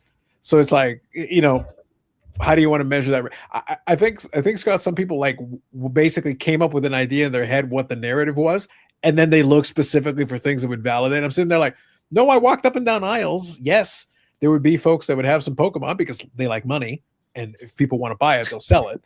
So but at the Everybody likes money. Yeah. Yeah. I have to say that this show, I don't hate it. between the Pokemon, between the vintage, and between the new cards, I think the one thing that was missing was sports memorabilia. There really wasn't much there, like sticks or game used jerseys. There wasn't a lot of that happening. Where there used to be, or there used to be a lot of. Remember, there was a lot of frame stuff. Now there's no frame stuff. Like for the most Aren't part, there a lot of guys just breaking sticks in like stores, like sports card stores? So you're losing a lot of them to the guys breaking them. it's just Bobby Orr stuff. It's garbage. It would have been kindling otherwise. No, but there used to be guys set up and they on all vintage equipment, be it footballs, be it football helmets, or a lot of different things. But there's not those guys anymore. I don't see them coming. Like memorabilia, I mean, that's the game related stuff is memorabilia. You have cards, collectibles, and merchandise, and then you have memorabilia, and that's sort of game use stick, skates, football helmets, footballs, whatever. I honestly, Bobby, I think I think the heaviest single concentration of that was the Maple Leafs one.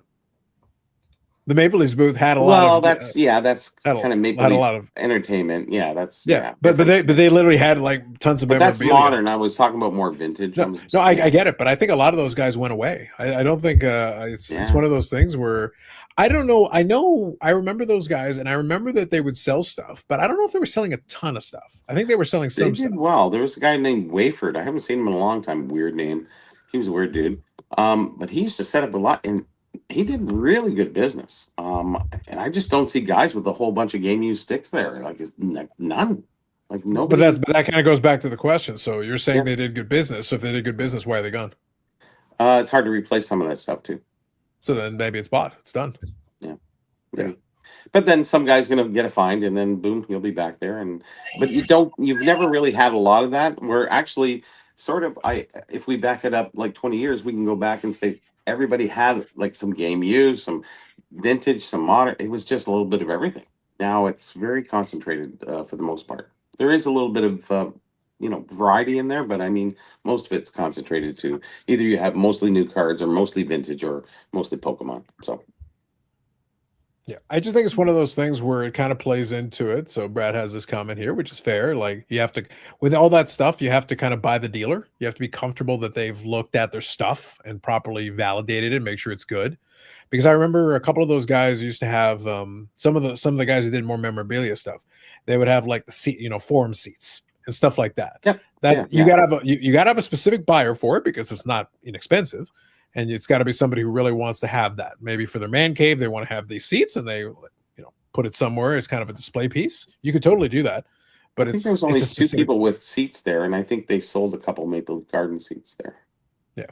It's a very specific item. So there is a buyer for it, but you got to find that buyer. And then once they bought it, they bought it.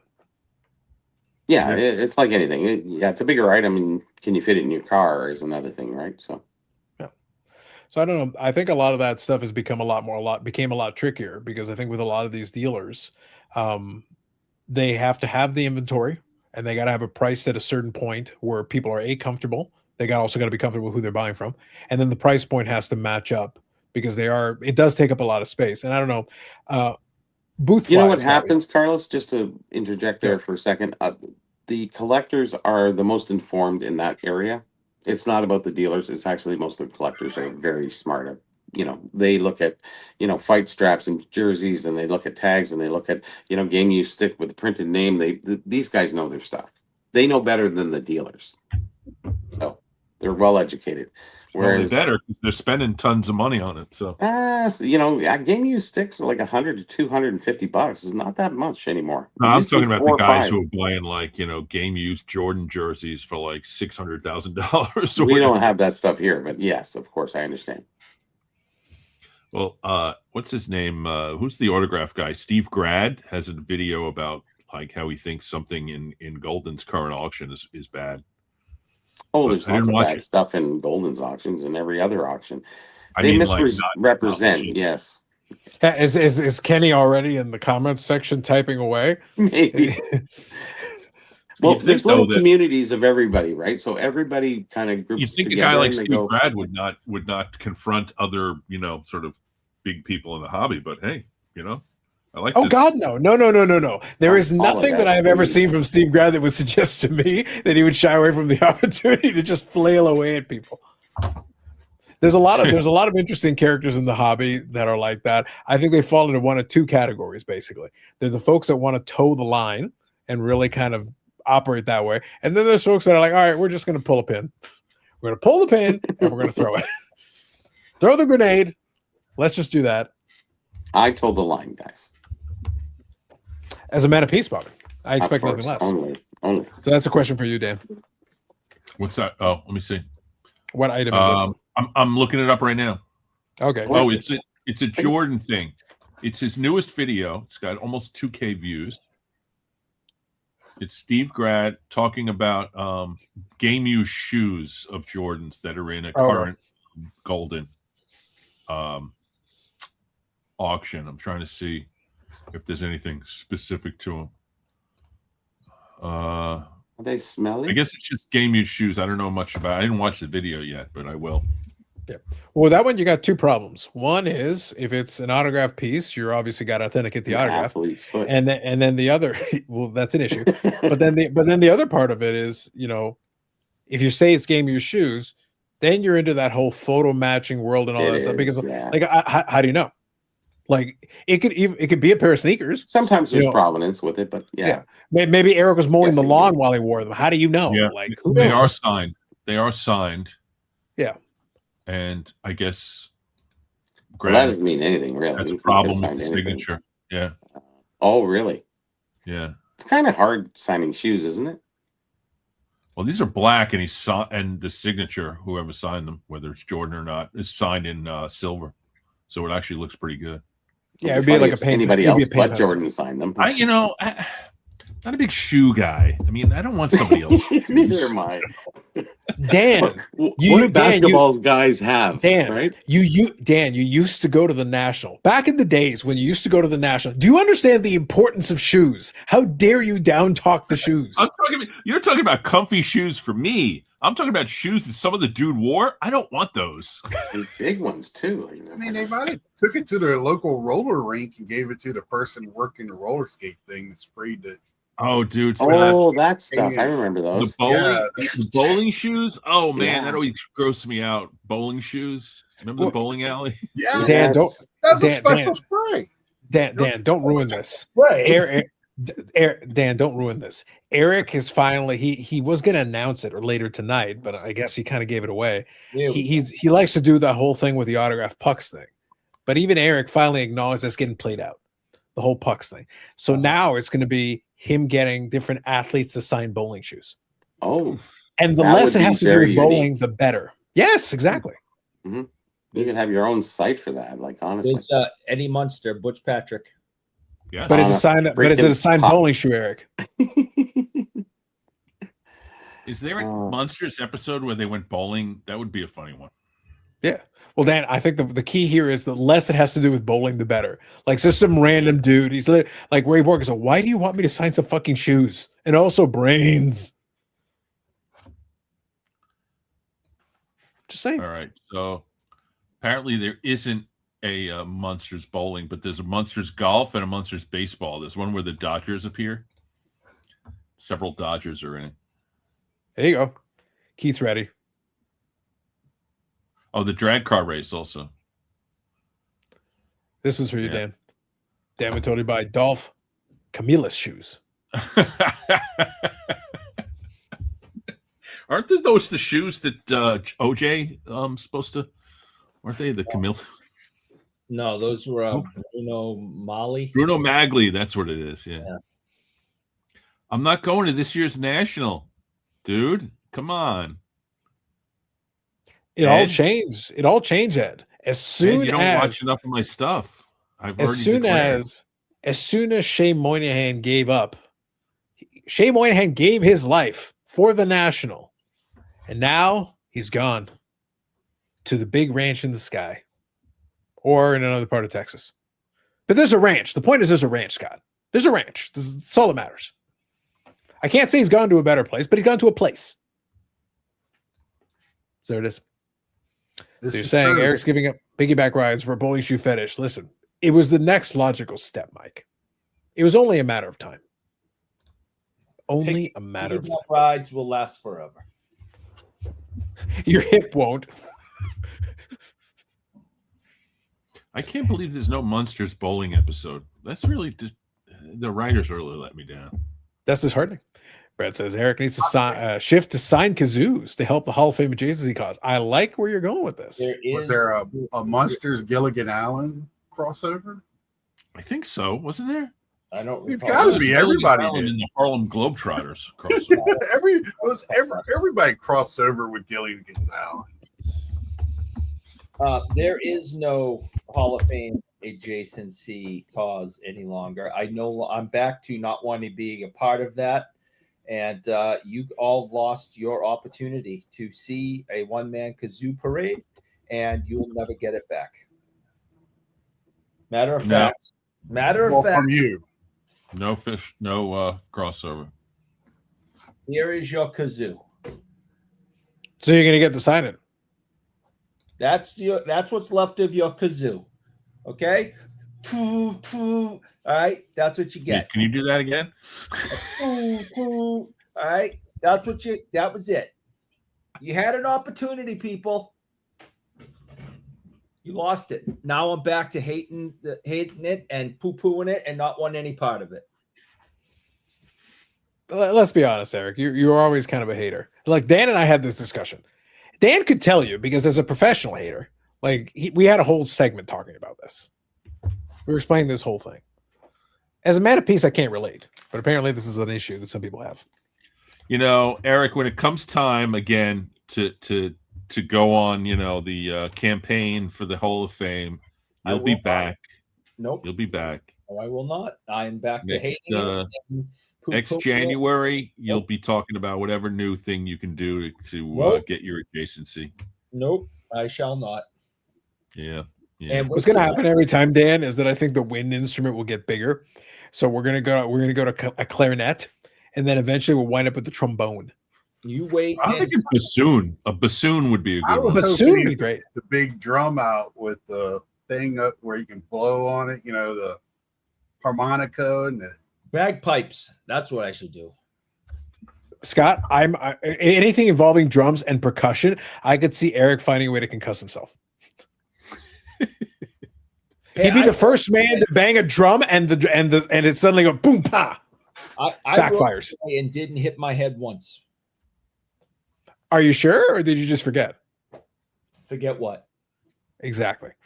Brad says, if the Munsters did a bowling episode, we might not have had the Miller Lite bowling commercial with Bubba Smite. There is no holes in this ball. There are now. Thank you, Brad. Smith, Bubba Smith. Mike says, I would pay $5 for an autograph Eric Kazoo. No, yeah. I will not participate in such things. Eric has to pay me to get it. We upgraded to the harmonica parade. Nope. Baritone sax. Nope. See, I'm liking it. Tuba. Nope. Tuba. Sports Card Hall of Fame is dead to me, and I will be doing an anti-promotion as the voting starts. Interesting. So you're sure, Eric, because Hall of Fame adjacency. Once upon a time, you were addressed by a Hall of Famer.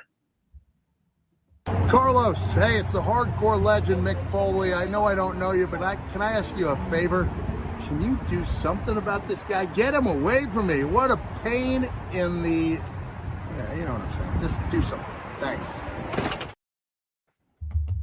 Bought him lunch, and that's how he treated me. He knew the score. You got to work harder, Ham. I don't know what to tell you. I shared my poo-poo platter with him, and that's how he treated What? me. That sounds gross. It was basically what happens when Eric goes to get chocolate sticks. It's the poo-poo platter. That's what it is. I shared my poo-poo What kind platter. of vest was he wearing?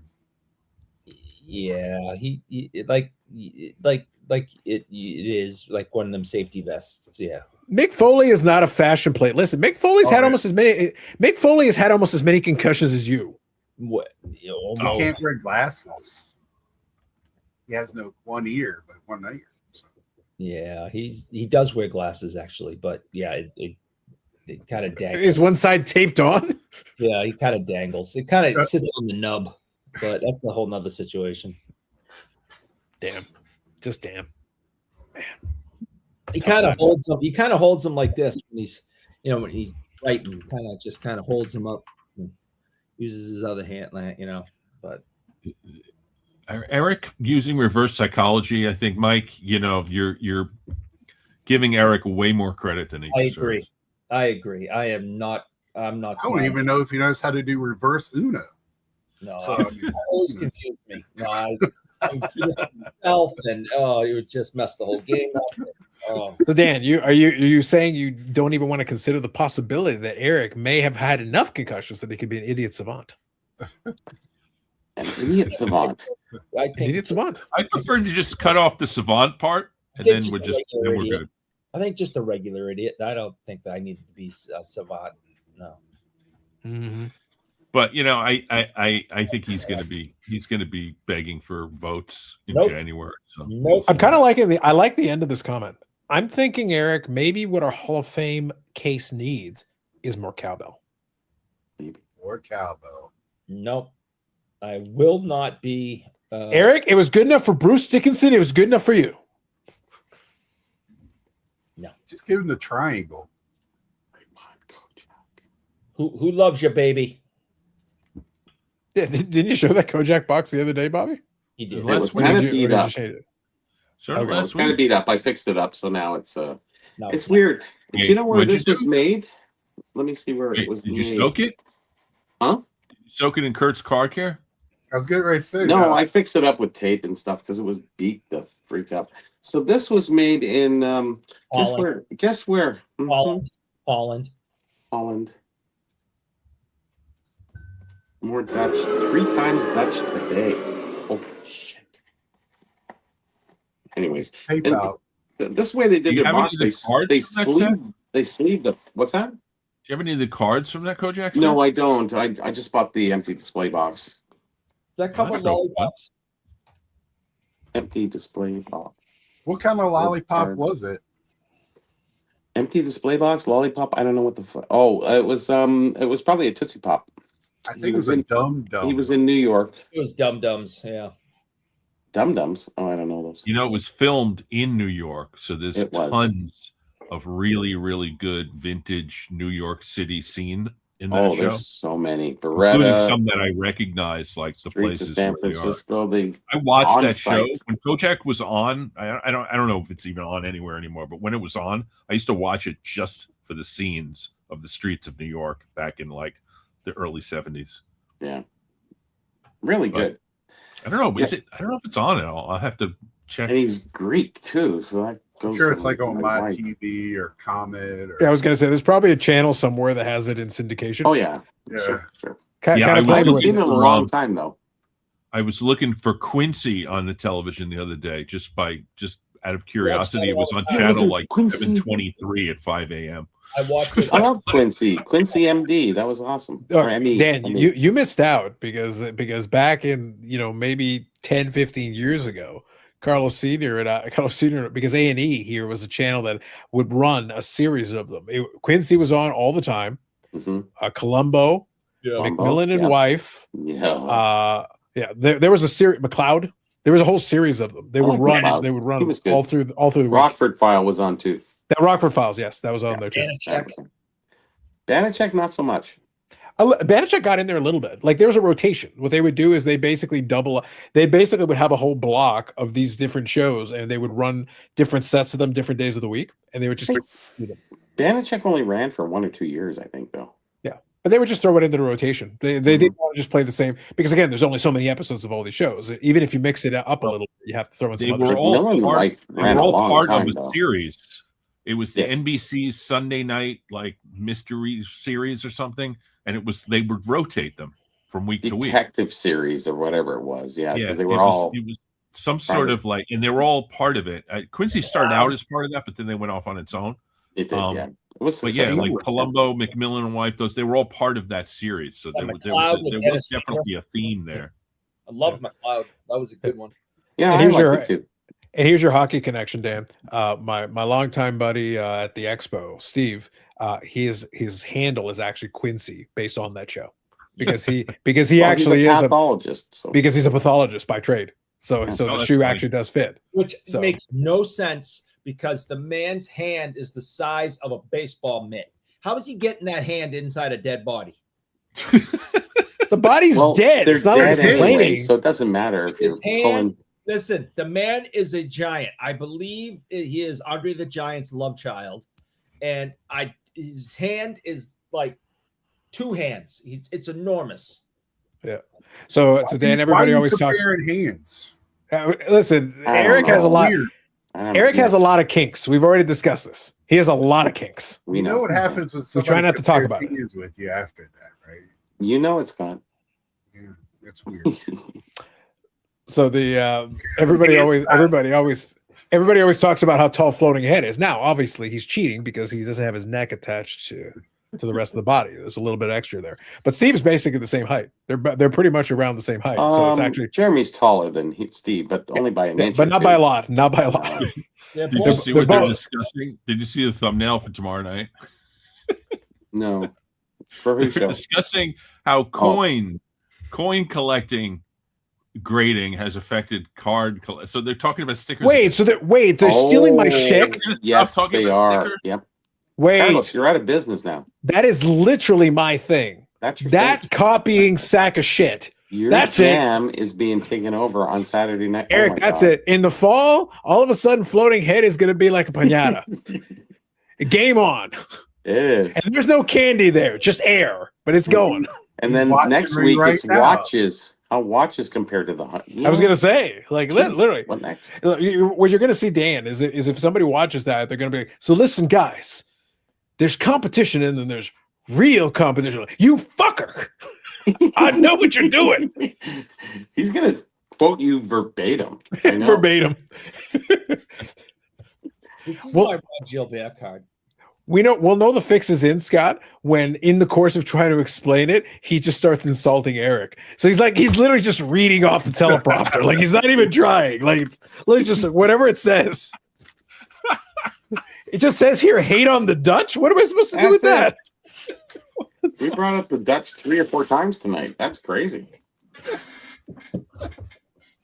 It's like, that's it. You're not even trying anymore, man. You at least used to come up with your own garbage. He starts Yeah. playing clips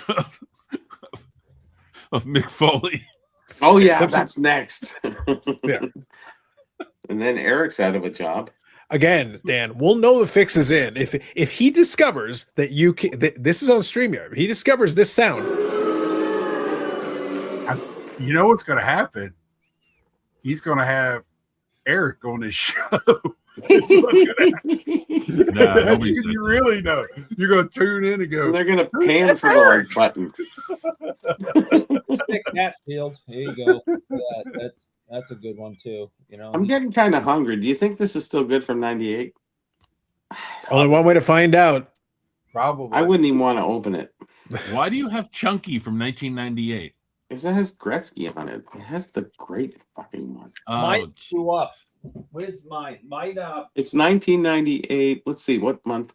December. So December 98 would. my can That's it, blew you're up. right. Well, I just took the thing off, but you can see how oof.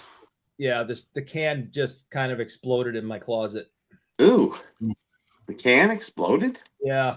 I don't know how. But Is that a euphemism, Eric? Maybe. Yeah, you're right. I don't want to go there. How much did you like Gretzky? no, but I Eric gets real excited about that Wayne Gretzky. Eric, you know what? Everyone be quiet. I need to hear this. Eric, explain to me how a Chunky Soup label exploded in your closet. no, not the Please. label. Shut up, moron. How- That's not I bet you it's still good. There's enough salt in there to preserve it Oh, forever. I'm sure it's not bloated. It's good. No, it's good. can. Really? I It's just- 98, Scott. Come on. I went it's in gonna the be good. closet and It's 28 years ago. it was a mess in there, but I was able to cut this off. But the We had the zombie apocalypse. You'll be eating that tomorrow. Maybe. You're right. Yeah. Walking Dead, we're there. Yeah. Because who Yeah. doesn't like chunky soup? Like, honestly. That. Well, listen, I didn't like cleaning up the mess. Come on, So it's Eric. still You gotta find out if it's still good. You got your tongue. Do a taste test. Ed here says lurkers clipping poison ideas. That happens too often. I hear it's true. Yeah. Brad says he's gonna put you out of business by getting the actual $1 million man. Listen, if Floating Head gets the $1 million man, I'd respect the hustle. But you got to pay At for that point, shit. yes. Yeah. What if you had a doll of it? I wonder, is $1 Million Man do what is it called? Those phone calls like for birthdays and stuff. You know what I'm talking about? Yeah. Oh yeah, Cameo. Cameo. There you go. Oh, yeah. That's right. I'm pretty sure he does actually. Yeah, I probably. wonder They how all much- do. Wherever they can make extra bucks, sure. I'm looking it up right now. Find out how much it is. Find out what the price is for the $1 million man. Everybody's got a price. Should be reasonable. Those aren't too expensive, surprisingly. Well, he's not on Cameo. That's a shame. Well, that's Cameo, but there's a bunch of others. So The good Yeah, cameo, well, the cameo's good like the cameo you first- got to get is Ric Flair, because Lord knows what he's going to say. Ooh, He doesn't even know what he's going to say. no, I exactly. thought he stopped doing it because of that. I thought I saw something where they said Ric Flair is $500. Wow. Sounds about right. And you can't even guarantee he'll be sober enough to actually say your message. Can't even guarantee it. True. Never For know. $500, who knows what he's going to say? he'll start going off about his daughter not main eventing WrestleMania. Yeah. The one I want, honestly, the one that I would want is if he was on there would be Bret Hart, because I would just find any excuse to say, and then fuck Goldberg. And he just goes on for like 10 minutes. He gives you a whole free fuck Goldberg rant. Ric Flair looks really old. Ric Flair, Dan. So Dan, let me bring it full circle to our usual topics. So you know how Eric wishes death upon people, the same way again that he hates women, America and the troops, and he wishes the troops would die too. So he's all about the death. So remember the whole sports world thing where he wished, allegedly killed someone so that they could bring a collection to sports world. You remember that whole thing? I remember it very well. It happened during Yeah. Strongsville, during Exactly. my highlight of my hockey time, and he's talking about how whether I've Imminent death. Yeah, have a imminent death. will for my cards. Exactly. Yeah. So Ric Flair is what would happen if Eric's attempts to murder someone allegedly didn't actually kill the man. They should have killed the man. Like, technically, he's dead. Ric Flair's been dead for years, but he wanders the earth like basically Ray Bork, but less zombified, Zombie, yeah. allegedly. Mhm. Yeah, He like he became definitely died. It's all the alcohol that basically keeps him moving forward in the earth. That's all there is. It's just he's just It's funny fueled that- by liquor. The picture that they have of him to advertise is like, he's wearing the red coat, the Oh, white the old days. on Yeah. hair. He looks fantastic. And then the little clips that they show of him doing the cameos, he's like an old guy in a Florida senior home. But did you see Bobby the Brain Heenan? I went and looked at him. I'm like, oh, Jeez, man. Bobby the Brain Heenan is in fact dead. Bobby the Brain Heenan has been No, dead for his years. last before he died, Yeah. Well, he was sick. He was sick. He He was he sick. was sick already. He'd been sick for a Holy while. crap. He'd been sick for a while. It didn't right even there look at the like end. him anyway. So I Yeah, felt he'd bad been sick for a while at the end. that they were Yeah. bringing him out into public like that. Well, I'm right. Rick lives in Florida, in Tampa, so he lives in Rick Flair is in fact Florida man. Dan, no other human being on the planet has ever been more Florida man than Ric Flair. yeah. He is Florida man energy. Showed a history called Eating History, where they opened old food and ate it. Didn't last long. I wonder why. Yeah, fair. Oh, God. Here, but he died. You should ham. Good content should be you should go to the bar and hang out with Ric Flair. Oh my Yeah. God, that'd be And awesome. see who can drink. That's more. content. That's Buy him content. Drinks. He'll do anything you want if you're buying him drinks. Listen, you buy him enough drinks, he'll help you bury the body. He won't be very good at it, but he'll help you. I met him at 12 years old. and He's a Ric Flair. prick then. Look- He's a prick now. Scott, the key with Ric Flair, if when Dan's looking at the camera, the key with Ric Flair is what you need one of those little color wheels so you can find out what shade of red he is, what level of sauce he was at the time that he recorded. Yeah, I had the access. nose. I had access to him a couple years ago up in Toronto in the Autograph Pavilion, and I stayed as far away from him as I could because I don't Why? because I don't want anything to do with him. I think he's a scumbag. Hey, you got to do your job. I don't have to do my job. Yes, you do have to do your Oh, job. I do not. Yes, you do. Actually, he wasn't one of the people. Who are you to be biased? Why do you think he's a scumbag? I'm interested to hear this. He is without a doubt a bad person. Oh, scumbag. Are you bad suggesting person. he's not a swell fella? He is not a swell fella. He is a bad person.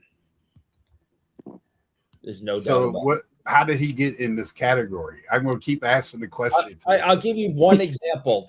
Please give one example. Go ahead. You know this, the documentary on the flight from hell that they did.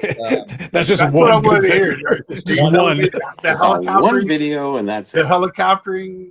Yeah, the incident? helicoptering. Yes, the helicoptering to the flight attendant. Yeah, that was pretty bad. That's all. That's what I was getting into because it's like the story that everybody goes to. Yeah.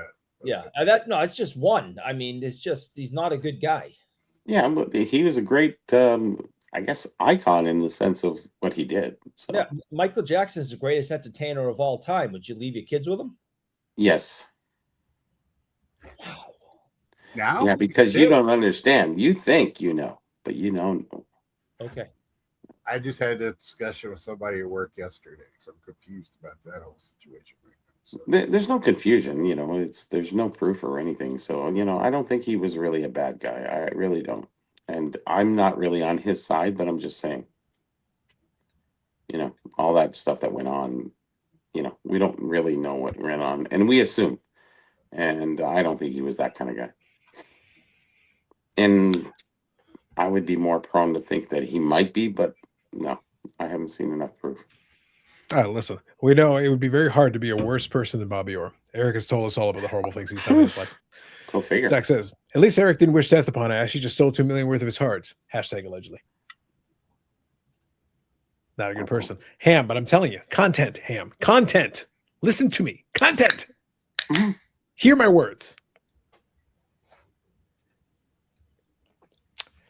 Yeah, I think Ric Flair is one of those things. He's just hanging around because at this point nobody wants him.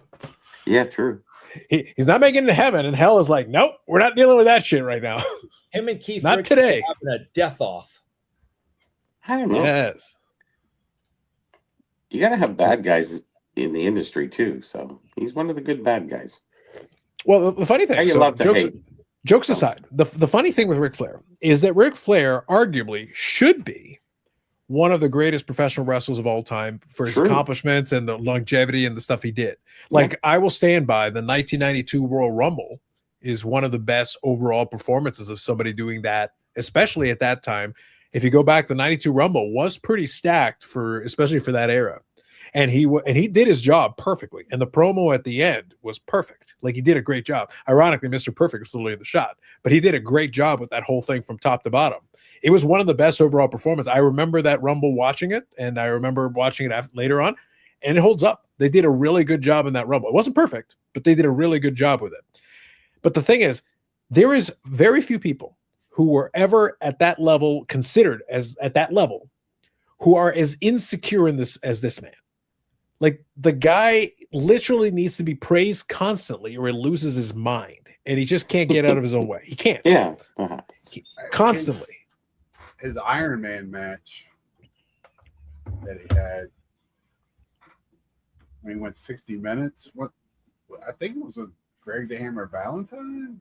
Well, he did a couple of them. Yeah, He was the king of the Iron Man for a while. Yeah, the famous one that he had one at Clash of Champions. I don't remember the year. I want to say it was like in the late 80s. There was a Clash of Champions that he had a match that put Sting on the map. Like, Sting was already rising. He was an up and coming guy, but he had an Iron Man match with Ric Flair, and that match put Sting on the map. That was the one that kind of really launched him. So Ric Flair could do that. He was capable of putting together a match that would literally help build a guy that became like one of the key WCW guys for years. And Ric Flair helped create him by putting together that match and making it work. And then Sting did his end of it. So, like, he was capable of being excellent at what he was doing. But the guy is one of the most insecure people in the world, like one of the most insecure, and he cannot get out of his own way, and he just can't shut his mouth. Well, he was pretty famous. I met him in 1977. Like, he was famous even back then. So, he's got longevity on his side for sure. Sorry? He wasn't a WWF in like. No, it was way back. It was at Ted Reeves Arena. No, but he was he was the like Mid Atlantic NWA. Yeah. Whatever. In the 70s. So the thing with Flair, the thing that's weird about the Flair's career is because he was the NWA champion for so long there, off and on, is that the NWA champion traveled. So he obviously had like his home promotion, but he went and had feuds in all kinds of territories. He would go and wrestle over here, he'd wrestle over there. And that was what the NWA champion was expected to do. You went to different territories and you would feud with some of the guys there. And that's why I say, like, Ric Flair was actually excellent at his job. And one of the big things he did, he would cut himself, and there would always be on the cover of the wrestling magazines, he was full of blood. Yeah. So that was a big thing. That was a big thing back then. Well, for us kids. So he would cut himself pretty good. Like, every time you seen him, blonde hair, he's got blood everywhere. It was like, he wrestled cool. in the early 80s. He wrestled on our high school football field. Oh, really? Yeah, they came. I forget which group it was. They came and did a show at our high school football field. That's wicked. Yeah. So it's like I said, if he could have ever gotten out of his own way, honestly, if he'd just been more gracious as he got older and just figured out how to play the role of being the elder statesman, but a lot of these guys, and Hogan had the same thing. He started to get in his own way later on in his career. Like, he was never a good guy, but then the longer it went on, as he kept talking, then it got worse and worse, progressively worse and worse as it went on. So that was a problem. So I don't know what to tell you. I got a little bit of a story here. I have one of my. No, we can't see your comments. No, it's just saying here, Tess, my comments don't seem to go through. We can't see them. They're not here. Oh, sorry about the test. Do you know that one of the biggest collectors I know is actually my junior high school teacher who taught me geography, Mr. Short. I keep seeing him at shows all the time, and we talk and stuff like that. And I always call him Mr. Short because he's an old teacher. But it's funny how that comes around, to bite you back a little bit later. And he's been collecting. He does the pre-war stuff, so he does a lot of high-end stuff like that. But it's amazing how you can have a junior high school teacher that's still around and still That is amazing. I just assume all my teachers are dead because well, that's junior high, so I'm like 80s. 14, 15. So if he's, I think he just came in at about that time, and he bought rock bands to our school too. He would get Craig Runke and these other bands that would do, other songs from other bands. We had those things in junior high, and he used to sponsor all that stuff like that. So, he's such a nice guy. He's really great. I want to interview him on my channel eventually soon. There you go. Before anybody gets too old. Sorry? It better be soon. Hey, easy. No, I don't think he's that. I don't know. Well, Bobby, just to make sure Eric doesn't come So if by. I'm because he- 62, he's 70. Really? He's 75. That's not too bad. And then Oh, hit 75. 80, 85, then we're pushing it. Yeah. Wait, Bobby, how is- listen. How is he your teacher if he's only 75 and you're what, 61? 62. 61, 62. Yeah. He was He was a teacher when he was only 13 years old. He was just he was actually, that was his second year, I think, teaching. So he No, was had to be in his 20. 20s. Yeah, and I was 14. So yeah, 7-8 years difference. When I was 17 as a senior, we had an English teacher that just graduated. She was 21. Oh yeah. Yeah, that sounds about right. And actually, but- Rose Reisman, Plus Bobby's age is in the mid 80s. You have to be in his mid 80s, Bobby. no, he can't be 80s. No. If I'm 14 at that time and he's 22, 23, that's only like 7 you're years right. difference. You're right. My math is not good. That's okay. You and Eric share the same. That's fine. You're a lawyer, not a Don't say that. mathematician. Come on. Don't say That's that. just that's just mean. I don't What I was share about to say everything. though. What I was about to say though is Bobby is like you got to be careful because if Eric finds out that he's still I alive, understand. he may go over and have to tell him like you're supposed to be dead. You don't Man, I'm understand. starting to wonder what kind of law you do because I'd be worried if you were my defense lawyer and I was getting like 14 to life. Wait, no. You're Oh, getting don't 15 worry, years, not 15 months. God, I concur. Listen, Let's his, continue summarily with that. Yes. his math gets real good when it comes to the billing. Okay. There you go. That I'm good at. Well, he has a person to handle that. No, All right, listen. I love people. I love Oh, yes. I love having people. No, I've never heard of that book and I haven't read it. Let's see. Documentary didn't fare. Well, if the documentary didn't fare, Ty, then it probably hasn't been mean enough to Hogan. Hogan was a piece of crap. Let's be honest. Well, I love Hogan. on I that, don't care. on that, what I understand about that, they kind of given it his side of the story on a lot of things, and he liked to give the old fish stories, you know, like Who's that, Hogan? yeah, Hogan. He likes to really exaggerate, to put it nicely. I understand, but he was an icon anyways. 7 million people at the Detroit Dome. The Pontiac Silver Dome. Yeah, Detroit 7 Dome. million people. So now you don't even know places in the United States, and the guy from Toronto knows the places. Exactly. Well, That'll Scott, you got to remember, unlike We're Guelph, well a real versed in place, Canada. Eric is surrounded by all kinds of fake places. It's basically you take any word and add borough to the end of it. That's all they do over there. That's it. Yeah. Also- Cheeseboro. If geographically, Carlos is a lot closer to Detroit. Yes, he than- is. It's But true. he still- but he Eric. still shouldn't know things in Carlos is America. 4 hours from Detroit. And Scott, I have been to Eric the is like ruins of 15. Detroit. I have been to the Yeah. ruins of Yeah. Detroit. Casinos and everything. Yeah.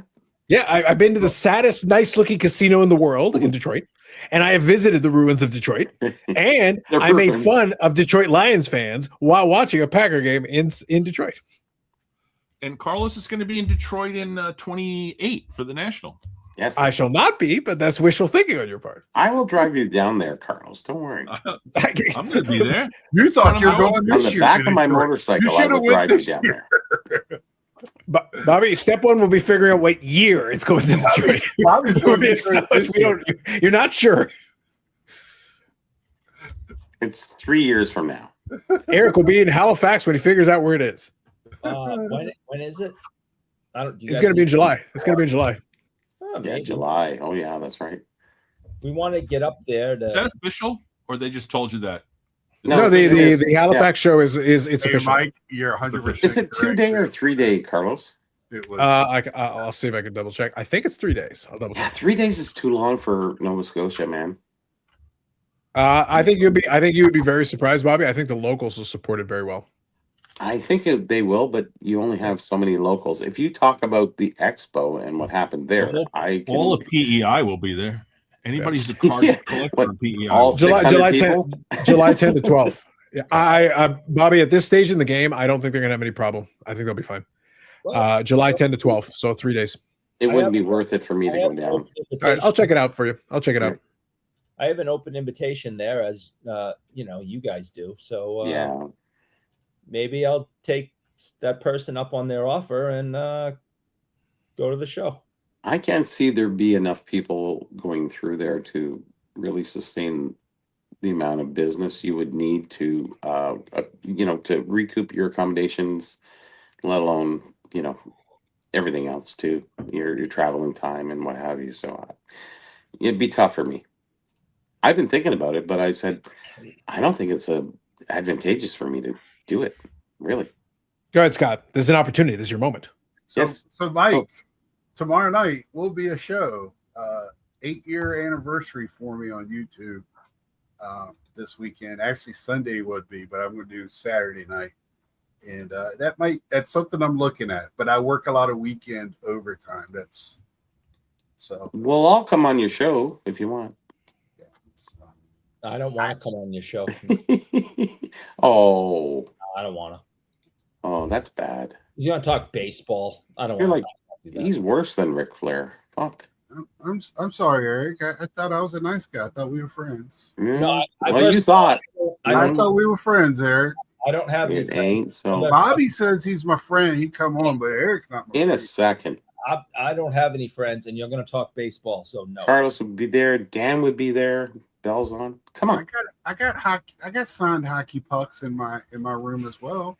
All right. And sometimes they're even for hockey players, unlike you. Yeah. They are from hockey players. I mean, they're Yeah. cap. Not from randos signing whatever. Yeah. Eric gets random people on the street to sign hockey pucks. Maybe.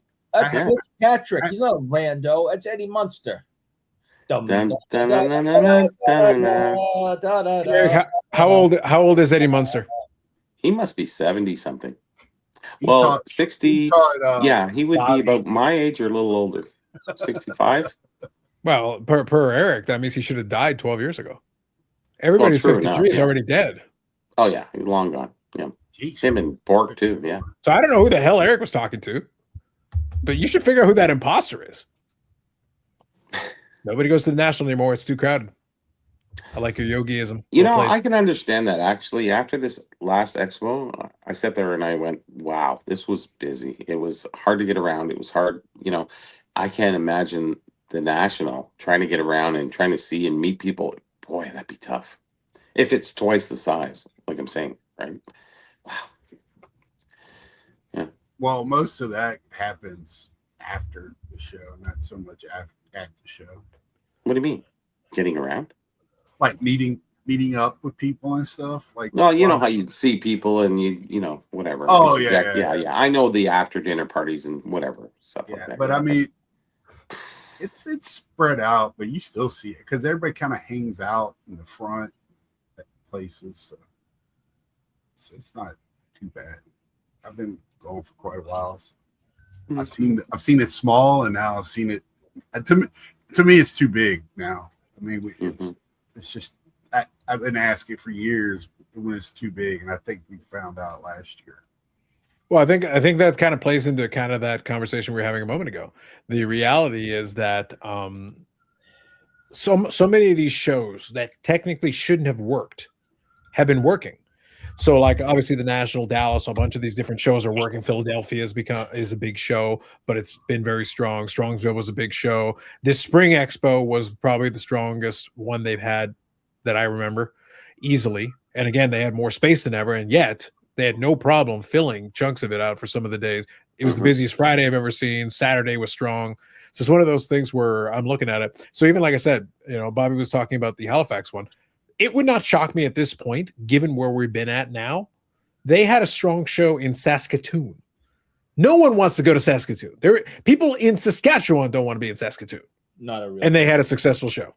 Not a real. Well, I'm just so tomorrow there is a show in Hickory, which is about an hour and 45 minutes from me. It's a pretty big show. I usually go, but I'm not because I'm not going to pay gas for an hour and 45 minutes. So I'm kind of interested to see how the show goes because of that. And, and I have stopped traveling to shows because of the prices right now. So I'll send you a couple pictures, Carlos, okay? Sure. Scott missed the chance. Should have told Eric. He doesn't remember being invited. True. Hat trick for Mitch Marner. he's Exciting. been on there a couple of times. Eric's been on. It was? I don't remember. I've had a lot of concussions. Especially, one night was talking about hockey. Did I do a good job? You did. All right. And I think one night we were talking about vintage, and one of the things was vintage hockey. Man, I wish I remember that. A lot of concussions. A lot of One of concussions. them was vintage because I had you and a Brad on. I think talking about vintage. Maybe I can't remember. It's probably Bobby. I would never do a show with Brad. I refuse to be on the same screen as him. With Brad. Yeah, I refuse. What did Brad 8671 do to you? You know who I'm talking about. You said Brad. That's what I heard. Not that Brad. Brad, yeah. The numbered one that he just said. Yeah. That's unprovoked, Eric. That's just being a The jerk. guy that runs the Hall of Fame that you so desperately want to be in. Yeah. Although Scott, although Scott, to be fair,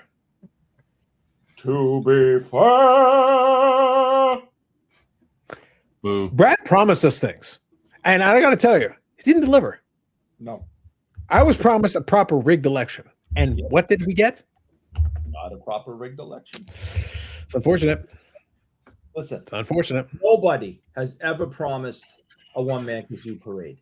No one did their nomination video on a fat bike in a snowstorm climbing up a hill. Okay, no one's ever done that. You're right. There might be a reason for that, but yeah, you're right. And I put in more effort than anyone in the history of this stupid Hall of Fame, and they couldn't even rig an election for us. So I'm out. No, I don't need this shit. I appreciate it because my name was on that ballot. So, but again, we'll go back to the savant part again that we left the savant off, and why you did that. So, I did one from the comfort of this chair in front of the camera, in the warmth of my apartment. No, So- I was out in like 28-degree weather. Oh, I saw you had icicles from your nose. Yes. Yeah, and I It's don't not understand. icicles. And I don't understand when you put in that kind of effort. I don't understand why you can't get a rigged election.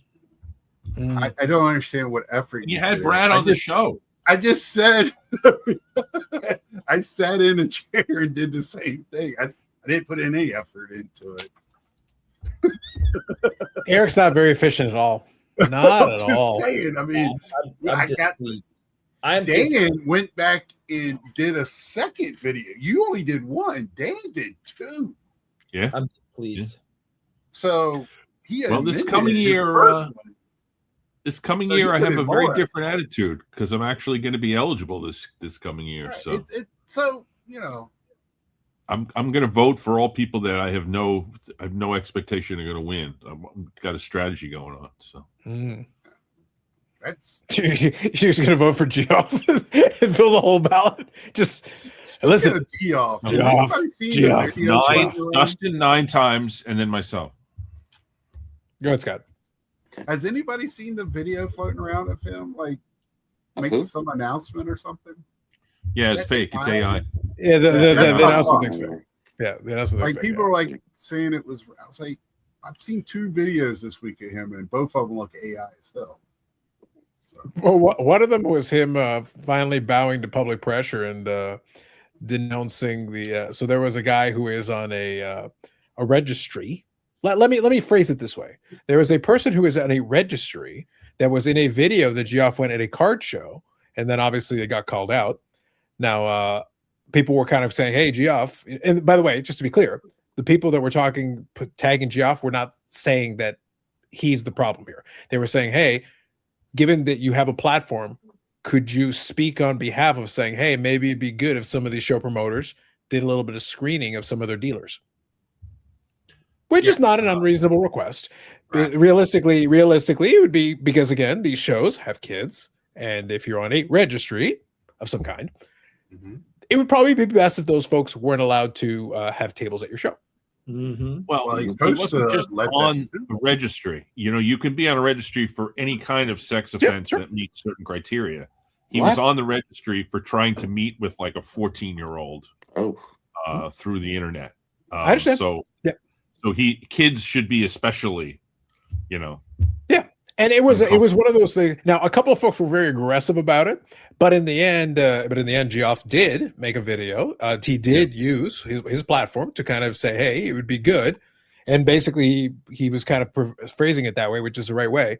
Is that it would be good. The show organizers, especially as some of these guys are starting to build up big shows, maybe a little bit of screening would be good because you want to be really careful. Because again, you don't want unsavory characters to be having tables at your show. No, For a variety of reasons. It could be for a multitude of reasons, including those. And it would be good not to have that around. That's the big no-no. There's going to be a big discussion of this issue tomorrow morning. On a show. We'll be listening. So Is that Hobby Hotline? I'm hosting it tomorrow morning. Oh, Dan's hosting. We're going to tune in. And that is one of the topics. And I have some knowledge in it because I'm a lawyer, so I know how you end up on registries and what you have to do and all that kind of stuff. Can I get off my registry? Huh? PSA registry. Not the PSA registry. That's for a bunch of other sickos. registry. In a different way. They're a different kind of sicko. Indeed. Yeah. So Dan, I knew some of the details. I was trying to keep it, I'm trying to keep it a little bit, but you understand what I'm alluding to because, I'm not talking about the PSA registry. I'm talking about a different kind of registry. Yes, we understand. Yeah. So, and the thing is like I said, some folks I think were taking it in the right frame of mind because I know Dan the Card Man did a video kind of trying to pressure Geoff to do that as well, which I don't have a problem with. I think the good thing for me is I think a lot of people took it as an opportunity to be like, hey, maybe you should use your platform. Again, the same people that complain he has a platform, they go, well, you do have a platform. It would be nice if you used it to kind of put it in front of people because, again, you have a little bit of sway. You might be able to push a couple of people to do it. Some people went all the way off the deep end. They're like, oh, you should, do background checks there. Yeah. You're not doing background checks on everybody that walks in through the door. Nobody has that kind of time, and the technology hasn't gotten there. That's not the thing. Everybody who walks through the door, there's no way you could possibly test it. Dan, I agree. What I'm trying to say is that some people were literally trying to go immediately off the deep end. I'm like, no, but I think the people that are setting up at the show, I think you can do some background checks. I think that's not unreasonable. There's a show in New York. It was I think it was Mount Kisco. In order to get a table at Mount Kisco, you had to fill out an application and give them a picture of your driver's license. Mm-hmm. So, fair. If you have that, if somebody's on a registry, all you have to do is type their name into. Yeah, you can do a quick check. Yeah, you can do a quick check. Wow. Well, that's good. So anyways, it should be there. Yeah. Some shows are doing that. Other shows, not as much. Yeah. But anybody with a theft record or something like that. Yeah. For something like the trade night, where we literally know everybody who has a table, that's a little different. They're all people with public faces for the most part, or friends thereof. Carlos, was there a trade night at the Expo? 100%. Yep, a sponsored trade night. Which one? When was it? I missed it. There was actually one on Friday and one on Saturday. Okay. Yeah, I went home both nights. All nights I just went home. I didn't even go. Yeah, they did. They do it in the venue. You can actually go on Saturday night for dinner. I just went home. Yeah. Real quick, I'll continue here, but do you want to answer that question for Mike, Eric? No, none, zero. I wish I did, but no, nope. Yeah, I know where it is. Yeah. I know where it is. So kind of playing to Dan's comment. And I'm comment, mad at him for another reason. Anyway, sure. All right. So kind of playing into Dan's comment. You're getting it soon. So just saying. So kind of playing into Dan's comment, if you're able to use a driver's license to pull up the information you want, I think that'd be a good thing. And you can incorporate that into any dealer fee or anything. The other part also kind of playing into it beyond what we're specifically talking about here. I think if somebody has a criminal record, it should be something that the show promoters would want. Yeah. In general, if there's a record or something on there, you might want to kind of know that. That might be information you might want to be aware of. Yeah, it is really important that you have that information. I wouldn't have a problem if they do background checks on people setting up at shows, but obviously you can't do them with every single person walking through the front door by any means. Yeah, well, so Eric, I kind of alluded to that because I'm saying some people take the opportunity to be ridiculous, literally go off the deep end. But I think the first proposal, the idea that a show promoter who is then selling these tables to folks, and again, considering the preponderance of kids at some of these shows, I don't think it's an unreasonable ask. No, and I don't. I mean, Dan would be the one that that have a better idea of how, Joe, show promoter, can go about doing that, because, I don't know how they, get in touch with, the authorities to be able to run people's names. But the registries are online. You type into Google New York sex offender registry, it will come up. You will click on it and you can search. It's the first thing that comes up. Really? Eh? Very easy to do. I was thinking That's more the of like, concept. what we call here the Corey checks. Like every fall during cross country season, I got to fill out the same paperwork, and then the school sends it into the state, and they do a background check to see if there's any issues, or whether they should or should not be around children. I was a coach in Little League. My sons are now, they'll be 27 in a couple of months, but when they were Little League age, I was a coach in Little League, a manager of a team for years, and we had to fill out a very specific application, which also included a picture of your driver's license. Oh, yeah. And in that circumstance, the Little League required a background check before anybody could coach a team.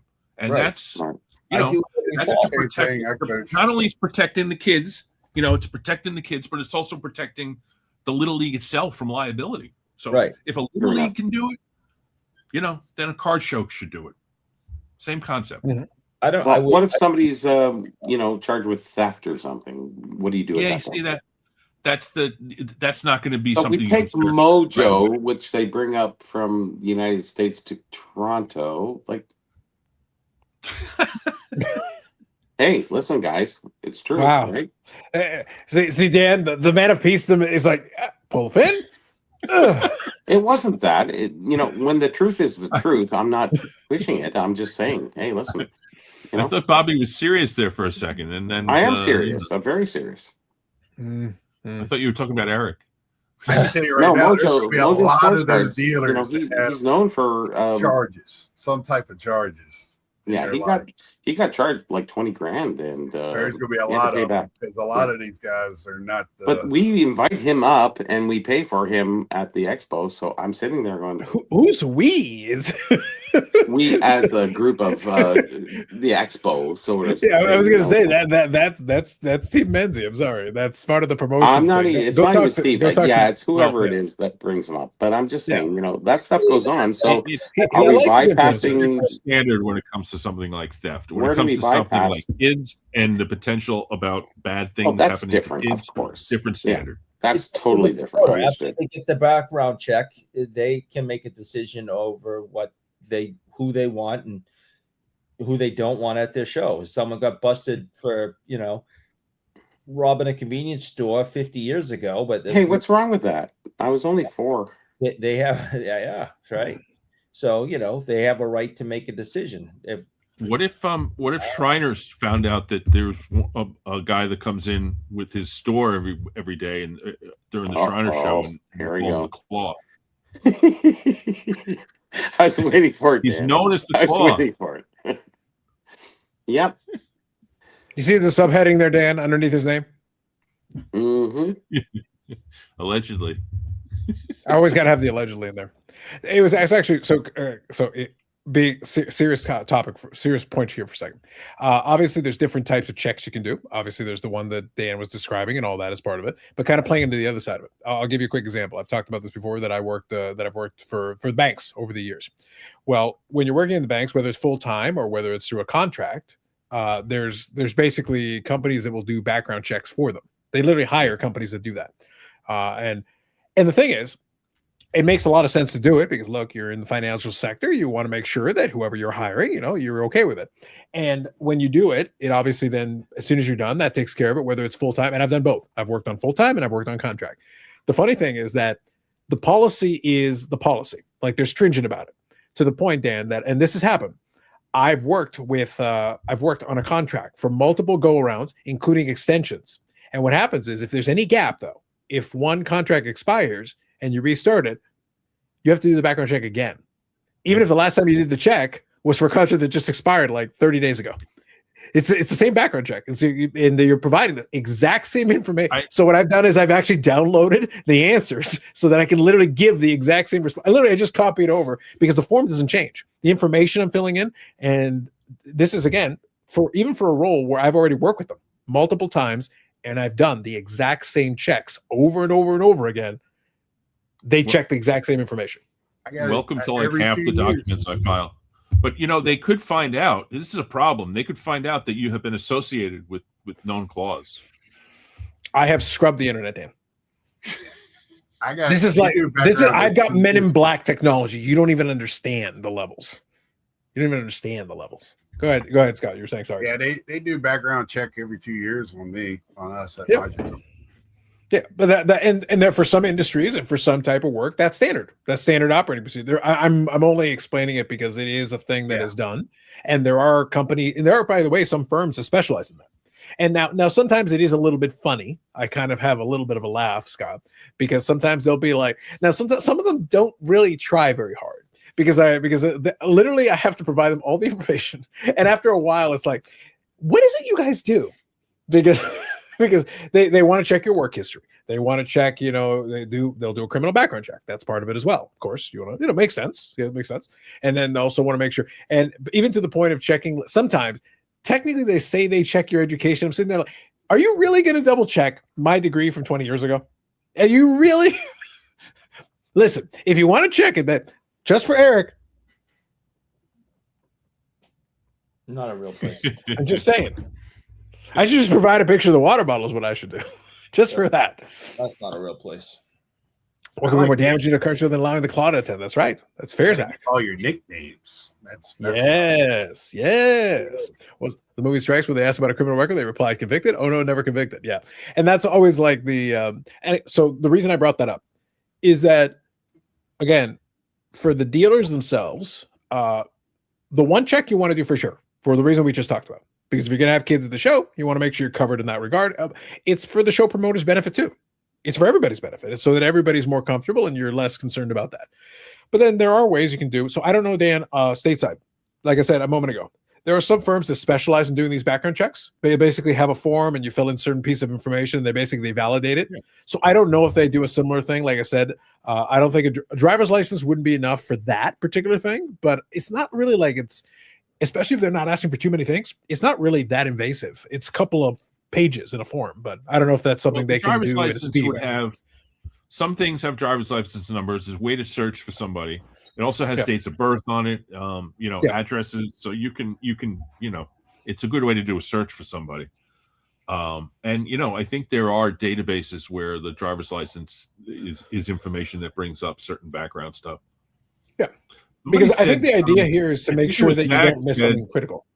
There are some states where they put the fact that you're on a bad registry on your license. I didn't even know that. It's not in New York, that, and that's where I'm licensed. So I didn't even know that. That's interesting. And that would actually kind of simplify the promoters' work. Their foreheads. What was that about foreheads? Like they should tattoo it on their foreheads. Well, that guy who was who was dealing with Jeff had a very big forehead. They should tattoo it right on his forehead then. Wasn't it funny? They showed the picture of him like, that guy looks like he should be on a registry. It's like, right in central casting. Dan, Dan, I don't know how many car shows you've been to. That's a dangerous precedent to set. As soon as you look at it, it's like, you know what? I'm a little bit worried about this. It's like I'm looking at him. I'm looking at his face. Why did Jeff get called out? How does he supposed to know this person is on a? Well, so Scott, to be clear, that's why I led at the beginning. Yeah. In all the posts, no one is saying that Jeff is at fault because he has no way to know. Like he's literally just doing a car show vlog and he's just dealing with people the way he normally does. Right. But what they wanted to, and again, I understand their angle. So I just want to make sure I explain their angle. They're saying that in a way, this is an opportunity. What they're doing is they're looking at Geoff. They're looking at somebody who has a big platform and they're saying, okay, this wasn't, and again, they preface this. Even some of the most critical people of Geoff, and some of those folks are critical of Geoff. They said, no, I'm not blaming him because there's no way he would know. He's not doing a background check on some random dude he's talking to at a car show. It's not on him to do that. But I would guarantee you that Jeff is doing background checks on his employees at his store, so he Sure, knows that. yeah. Anyways. sure, but in this case, we're just talking about a card show. Those card shows. He's a Yeah, customer. at the card show. exactly. He's just somebody who's walking around the tables, looking at stuff, and then saying, "Hey, do you have this?" and then doing the back and forth conversation. What they're piggybacking off of, though, is they're saying because you have that big platform, they're saying this is an opportunity. So this is the angle, Scott. And it literally preface. Actually, you know what? Let me do it this way. I can actually pull it up here, and I'll preface read. or preface. Oh, I'm going to That's on preface. the, it, but we'll see. United States or Canada, right? Sorry. I'll let you go for it. Okay, so I'm not literally going to show you. Yeah, you eat another one of those, Bobby? No, this is actually best chocolate in the world. Okay, so I want to show you. So this Cardboard Life. So this is on Instagram.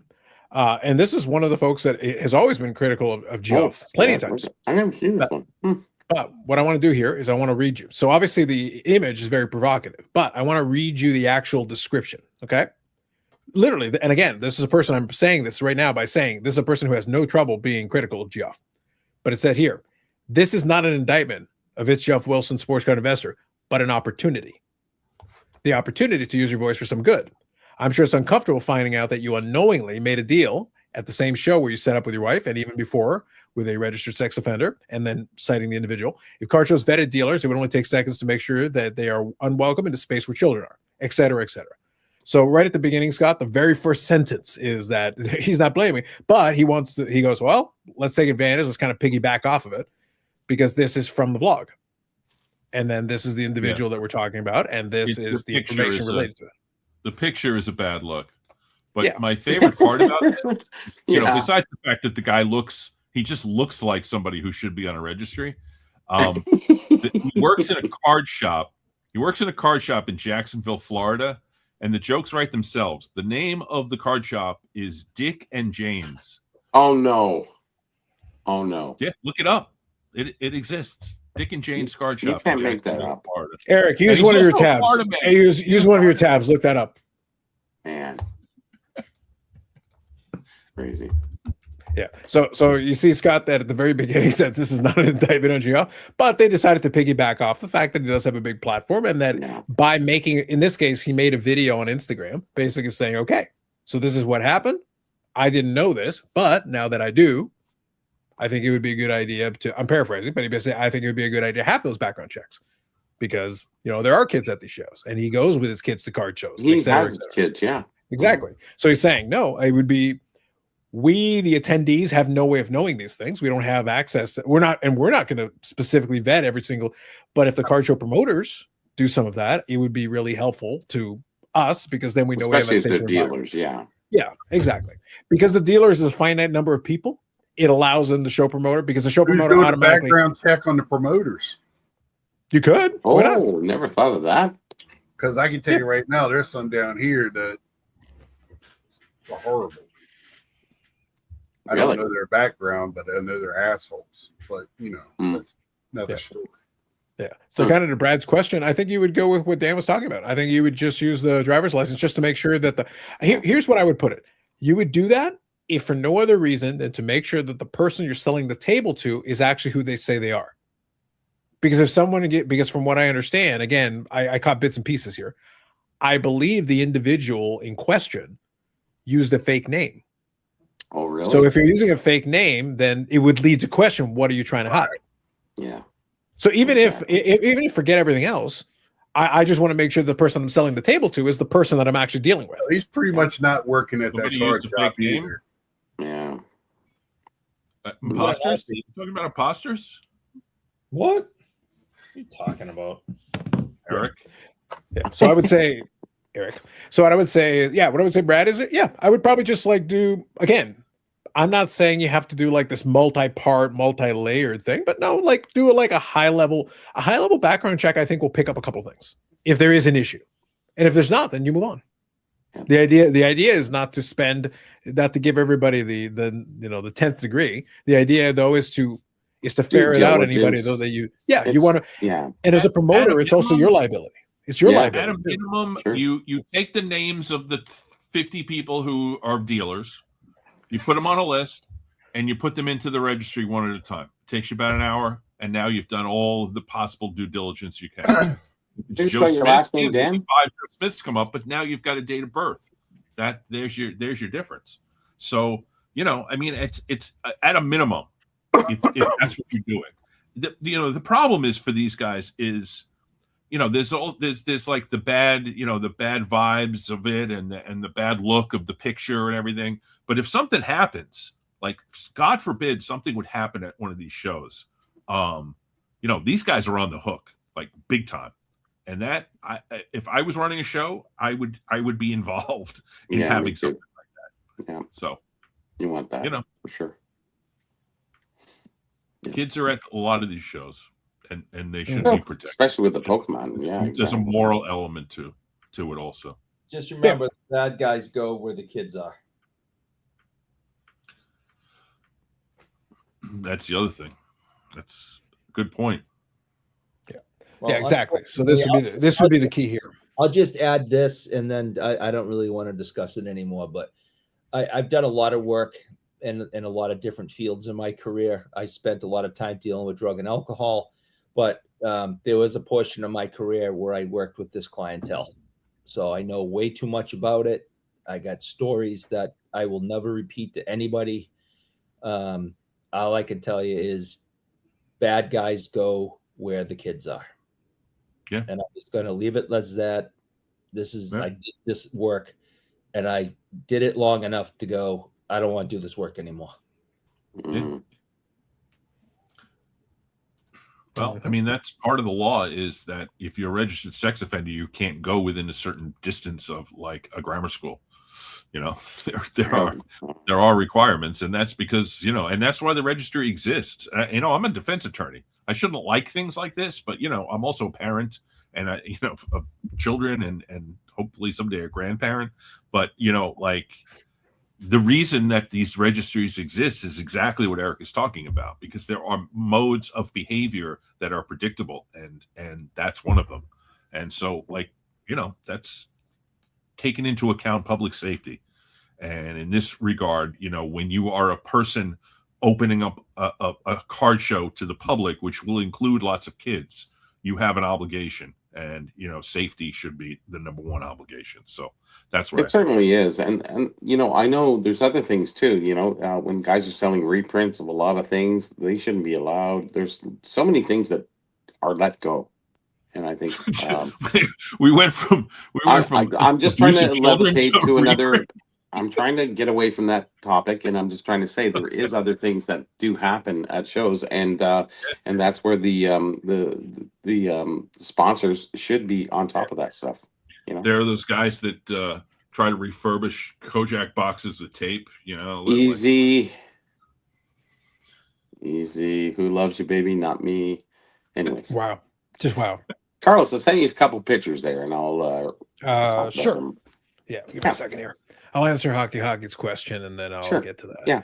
Go through the notice a lot of 90s cars and comps here dumping ground for poor condition. Has that been your experience? No, but I look at the pictures. No, if yes, on comp seat, not for me, because I look at the pictures. Not for you, but yeah. Yeah.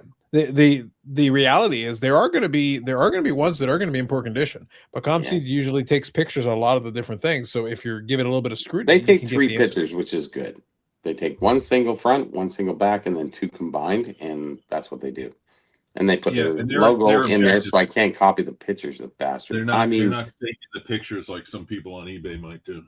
Oh my God, with shadowing and the only front picture because it's graded, like you don't need to see the back, or like honestly, come on, guys.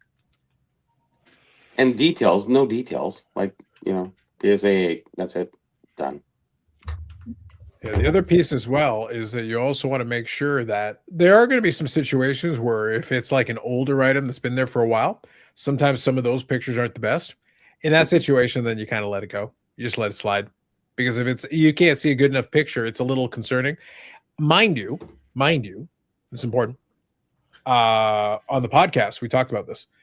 I took a chance on a couple of lots a little while ago, and it worked in my favor because I strongly suspected it was a certain version of the card based on what I knew about the color. But the image wasn't good. So it's one of those things where I was taking a chance. So what I was doing, so the So the key was the price point. At the price point that it was, if I was wrong, I was still okay. That price was fine. Gotcha. Yeah. If it wasn't okay, then I almost have to insist on another image. In that case, it was a low enough price that I can take a chance. If I'm wrong, whatever. If I'm right, it works out. Well, I was correct. So it worked out great. But it's the I price see point. $5,000 and $6,000 cards that are just one picture, and it's a poor picture, and it's a reflection, and there's shadowing, and I sit there and go, really? $6,000? What?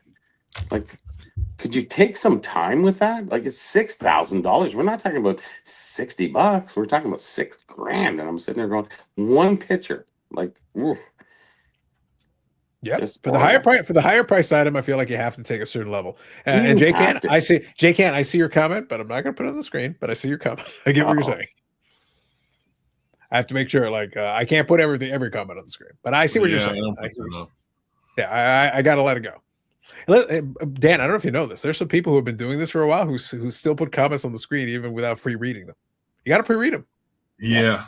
Well, I'm going to be putting comments up on the screen tomorrow morning as I host Hobby Hotline. I'll be commenting on the Ford Collectors channel at 11 a.m. Eastern. Yeah. Sometimes I put comments up that I haven't fully read, and sometimes I regret that. So you got to get good at it. Yeah, you got to pre-read them. But I appreciate your sentiment. I get what you're saying. All right, let me quickly pull this up here. I'll grab the images here. Okay. So I got them. There you go. There we go. Okay, so this is it's called a blinker. It's so by the way, for everybody, so there is no smooth pivot. We thought about getting Eric to do a dance, but there is literally no smooth pivot from previous topic to this one. Just letting you know. So moving on. Okay, this is something I picked up at the Expo. It is called the blinker. It's actually one of the rarest bobbleheads that there is out there. And this is a Toronto Maple Leaf. It's a goalie. It's number 1. On the back it says number 1. So basically, I would say it's a Bauer in the grand scheme of things. So that is, any guesses on prices on this bobblehead? Most bobbleheads go from $150 to $500-$600. What year is this? 1960. Well, I'm guessing. I think it's 64. But I'm just, estimating. It could be 68, could be 63, whatever it is. If Eric is getting it out of the shop, it's free. Otherwise, I think Yes. Brad's probably in the right ballpark, like $450. Okay, $1,300. good guess. Anybody else? Scott? No? I have no clue. Carlos? Oh, I'll give you $150. Okay, I paid $9,000 for that. I know, isn't it amazing? Isn't that amazing? And a Boston Bruins sold, what was it? It was the first one known or found. Very rare, like I said.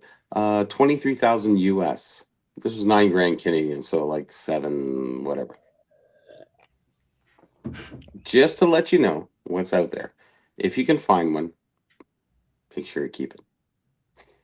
Anyways, that was one of the pickups at the show, and it's the only goalie bobblehead there is ever made. So back in that time period. Yep. And then the second image is Bobby's soon-to-be drop rap album.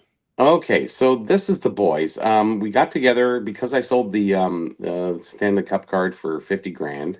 All the other guys brought their Stanley Cup cards, and we all sat around and we just got a picture of Stanley Cup cards. So we have about $150,000 in cards in those 4 pictures, guys.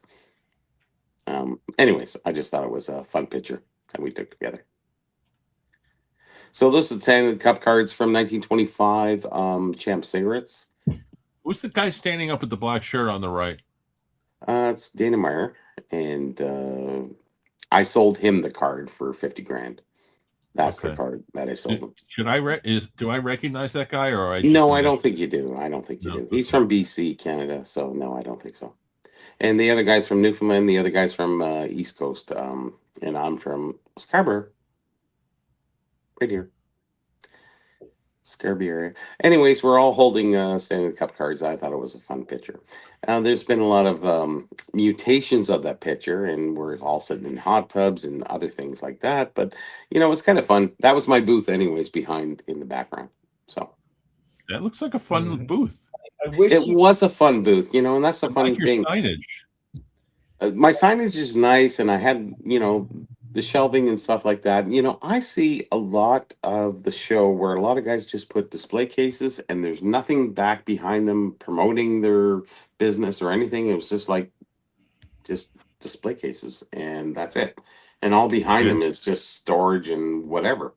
So they're not really attracting people. I don't think they're marketing themselves as well as they could or should. I need a banner. I just don't So know. since you brought it up, a couple of specific things I wanted to mention. I'll bring the picture back up. Sure. So one of the things on there is that obviously, like I said, I still think that there's an opportunity to repurpose the photo for the rap album. Is forthcoming. The other piece is if you want to look at the picture a little bit closer. So I'll actually pull it up here again. So if you want to look at the picture a little bit closer. Obviously, you got the guys showing off the cards and everything. You got the Needham in the background. Allegedly, that's the thing. But you can see there's the pickle jar down here at the bottom. If you pay attention down to the bottom right. Pickles, yes. Down the bottom right there. So actually, let me take off the floating banner so you can see it. So it's right there. And more importantly, this you'll appreciate this, Dan. If you just look directly underneath the pickle jar, I'm going to scroll down now. Where's Rick? Oddball.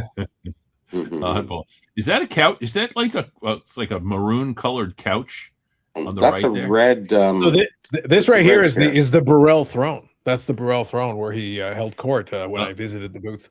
It is actually. I bought that for my mom about 20 years ago. She passed away about 5, and I bought it for about $700-800. It was a lot of money back then, and I bought it for her, and she loved that chair. And I see had it something in that storage. says baseball on it. What's the baseball thing there? I don't. There's no baseball on the chair. It's Right just here. a red leather chair. That's all it is. So. No, Bobby, right in front of you. Like if you look where. That is actually a hockey punch board. It's through a cigar company. No. It says baseball on it. There's one right in front of you. There's literally right in front of you, Bobby. Right here. You can't see it on his phone.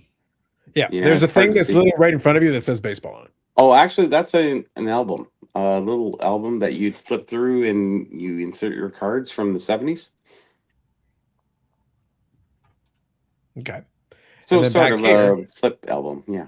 Yep. And then back here is an obviously fake item because that's Bobby Orr, not on the Chicago Blackhawks. So obviously a forgery. The funny thing is, usually Bobby Orr sells really well. Nobody asked about that item at all. And this is one of those cases where I said before that, I sold the things that weren't that I thought would sell, and the other things that didn't sell that I thought would sell didn't sell, and that is one of the things that never sold, and nobody asked. But did you sell the pickle jar? No, I did not. I know Pekka pickles. I had Pekka pickles. Who else do I have? Casperitis pickles too. And who's the other one? I have another one. Oh, it's a Pittsburgh Penguins salsa from 91. Anyways, none of those sold. And those things I thought would sell for sure, but I sold a lot of other junk that I was really happy with selling. Like I sold a lot of junk. I made about 7-8K for the show. So I did good. I did well. Now, question kind of related to that. You don't have to give the specific number. Did the booth price go up from the last couple of shows? No, I was kind of hovering around the same. No, it was about $9.95. $10.33 tax included for the booth. Okay. And I got a really good booth because I got it in the last month. And Steve gave me a nice booth. I've known Steve, who's the organizer, for many years. Ever since he started, ever since he purchased, the Expo. So we've always been good friends. And he said, hey, Bobby, there you go. There's a good booth for you. And I said, thanks. I really appreciate it. So I was really happy that he took care of me in that regard. So, I had a great booth, but, it was really weird. Like we had that first rush of people that came through and everybody had FOMO and they were kind of looking quick and then they would just move on. And then they would come back around again and then would purchase. And then they come back around again and they would just, okay, no, nothing. And then towards the end, you get a few other buyers at that point. And I think that's why the show is so big that I think a lot of people missed out on a lot of different booths. And a lot of guys didn't come back. Some guys said, I want all your seal stuff, put it aside. And then never seen them all weekend. So you just never know.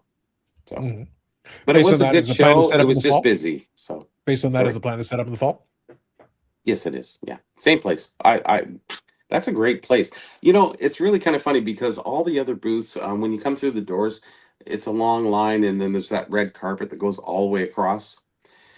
And then when you get to my line, there's a half division between that red carpet that you can branch off and go through. So I think a lot of people got kind of screwed up between there and the red, carpet that went across the whole, section number 2 there. So it was very disjointed in a sense. And I think a lot of people didn't get around to my booth again. And other people, even the other dealers, I would point out every dealer in there. I knew exactly where they were because I'm very good at that stuff. And I go, oh yeah, he's over there, and Steve's over there, and Peter's over there. No problem. And they go, Bobby, yeah, I don't know where he is. It's like, what? Like, can you not reference me? I referenced you like 5 times. Like, so I think the show has gotten to that degree that you really don't even know where anybody is. We're in Hall 5, Carlos, from years ago, Hall 5, you knew where everybody was. And if you went down the rows, you would basically hit everybody, right? Now it's kind of a little disjointed. You got Hall 3, it kind of goes down and around, and then you got the bottom end, the top end, and then you have, straight lines, and then you have half divisions over towards the right, and then you go into the, to room number 1 there, and then you have that different, vintage and modern, and then you have that modern stuff, the TCG over in Hall 1 there, in that straight line there. It's like, it's very disjointed. So I found it to be almost too big, in a sense. Just All right. personal. Sounds good. So what I'm going to do is I'm going to wind her down tonight. Eric was messaging me saying he wanted to go another 4 hours, but I can't. I got up this morning. Eric. I got up this morning at 6, and I'm going to finish my beer. I'm going to have a Boston cream donut, or as Eric likes to call it, donut. Yes, I got it there. Or as Eric so in likes to call Boston, it, it's donut. not called Boston cream, is it? Well, that's exactly. It's the Boston pizza thing all over again. It's just called pizza. It's just they just call it pizza. So instead of a Boston cream donut, I'm just going to have donut. It's just called donut. Sure. Yeah, that's the technical term is donut. So that's what's going to happen. So I'm sorry, Eric. Alas, tonight will have to just be a standard length episode. I'm sorry. But nonetheless, you can make it up to Eric by hitting the like button. He is paying for it. And because I am in a good mood, I am only increasing the like button fee by 15% because we'll see, work in progress. We may actually have potentially a sponsor. And it's not Penny Sleeper because you continue to let us down, Penny Sleeper. You fail me again. Oh, no. We'll see. Wait, we'll see. The Penny Sleeper that gave me free stuff? He gets nothing. He gets nothing. Free stuff gets you free nothing. stuff, but not Carlos. You know what free stuff gets you? It gets you, buy BCW, it's better. That's what it gets you. You give me cash money, then we can talk. Until then, nothing. You get nothing. So were you in communication with BCW? Tim? All in due time, Bobby. All in due time. Okay. But before I go, quick shameless plugs. First, Dan, you got the on 4 Collectors. Hobby Hotline. Show. 4 Collectors tomorrow morning at 11 a.m. Eastern. Hobby Hotline, hosted by me. We have 5 topics. We have a lot of things to talk about, and it's going to be a lot of fun. Give us 2 of those topics. Hotline live. Give us 2 of those topics, Dan. Well, I already gave you one of them. Okay, what's the other one? Kid safety card. Oh, the other one is the. You guys talked about this earlier. It was Panini losing the FIFA license to Michael Rubin, and how that's way bigger than basketball or football or anything else. Okay, I will tune in. I just figured I would show the screen. GameStop too, yeah.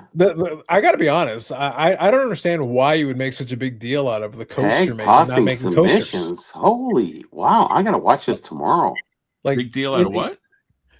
Right, the first one, The one on the left side. Oh, I just want to Can have we fun comment with the guy. and call in guys and stuff? interviewing. You guys can't get. There's lots of coasters, Dan. Coasters out there. Like you can get coasters anywhere. Like it's coasters are the available. tag, yeah, Can the we tag. call in and comment? Yes. Okay. It is called Hobby Hotline for a reason. Yeah. Indeed, There you go. indeed. Yes. So now you Eric got can that. call in. Oh, Yep. maybe. Now, speaking of Eric potentially calling in, how about this? To finish the shameless plugs, Big South 35. I heard that you're going to be on the Saturday and thank goodness you're going to be on the Saturday because as far as I know, on Saturday night, there is nothing in the sports show realm. It is devoid. There is a tumbleweed that roads through every single Saturday night. And here we are. Yeah. You're going to be on Saturday? Yeah, I'm going to be Saturday because that way I can stay up and not have to worry about getting up to go to work the next day. I don't know what that means. Going to work What time? 7:00 tomorrow night. It's my Oh, 8-year. Scott, year- 7:00 tonight. Yeah, 7:00 tonight. Tonight. This Eve. 8 years on the YouTubes and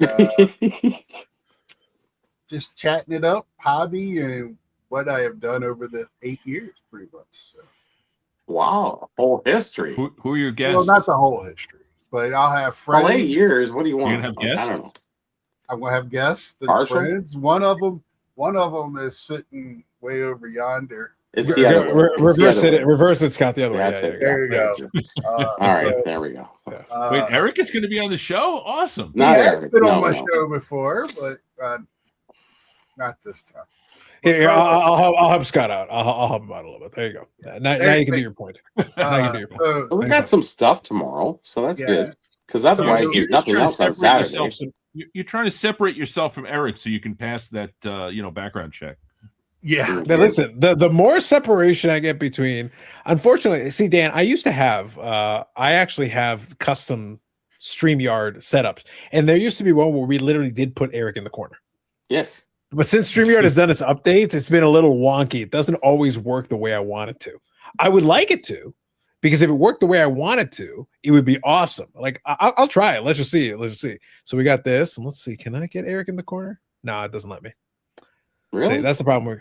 So I have to completely redo it, Bobby. Oh, It was set up where we had 3 people, and it would have 2 people, and then it would have a little tiny one in the corner. Gotcha.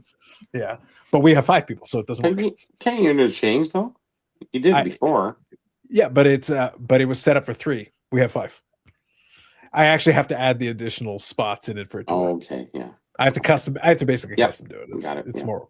Thou shall not effort. Thou shall not effort. Not tonight. Not tonight. Sorry. But yes. It's Scott, Big Scott 35. I shall in for the replay, folks. I'll put a link in the description. You can check it out. Scott reached out and asked, so I will pop on and I will say hello. I've been known to frequent the odd live stream, so I figured, what the hell? And if you stay on for 3 or more hours, you'll have some competition, I think. So we'll see what happens. What? Extra Are you luck. saying? Wait, are you saying the Fanatics is going live on Saturday night? Oh, I don't speaking know. of Carlos competition, is going live. do you know what was live tonight for the first time in months? What's that? Hoge's thing. What does he call his live stream? Who? Oh, the crossover. The crossover. Yeah, crossover was today. They had a Really? new one. Yeah. 3 They hours? did. They promoted. 3 hours? I think that at this point they're like if they go an hour. I actually probably in tradition. So it is like old times. I follow the Hoge on the Instagrams, but I think they're done. Unless I'm missing something. I don't think the crossover is this crossover still going, or is it just YouTube only? Oof. Because they used to do it on Instagram. Maybe it's just YouTube. Maybe I'm wrong. Let me see here. Maybe. It's still on, I think. Oh, it's only on YouTube. They don't do it on Instagram anymore. Then. Okay, yeah. It's Right running. now that's going, and Dylan is going live too. Dylan's live with Dylan's live with Wade Boggs fan. Oh, okay. Yeah, him and Lou Rock. I see you got all the competitors going, man. Crazy times, crazy talk. All right, Eric, take us off on a words of sage wisdom. Please. Give us the words of Socrates. Give us the words of Shakespeare. So I don't know, what do you got? Give us Well, we something. call it Socrates, but yeah. When it's Eric, it's Socrates. Bill and Ted. I don't know, something. What do you got for us, sir? I'm very tired.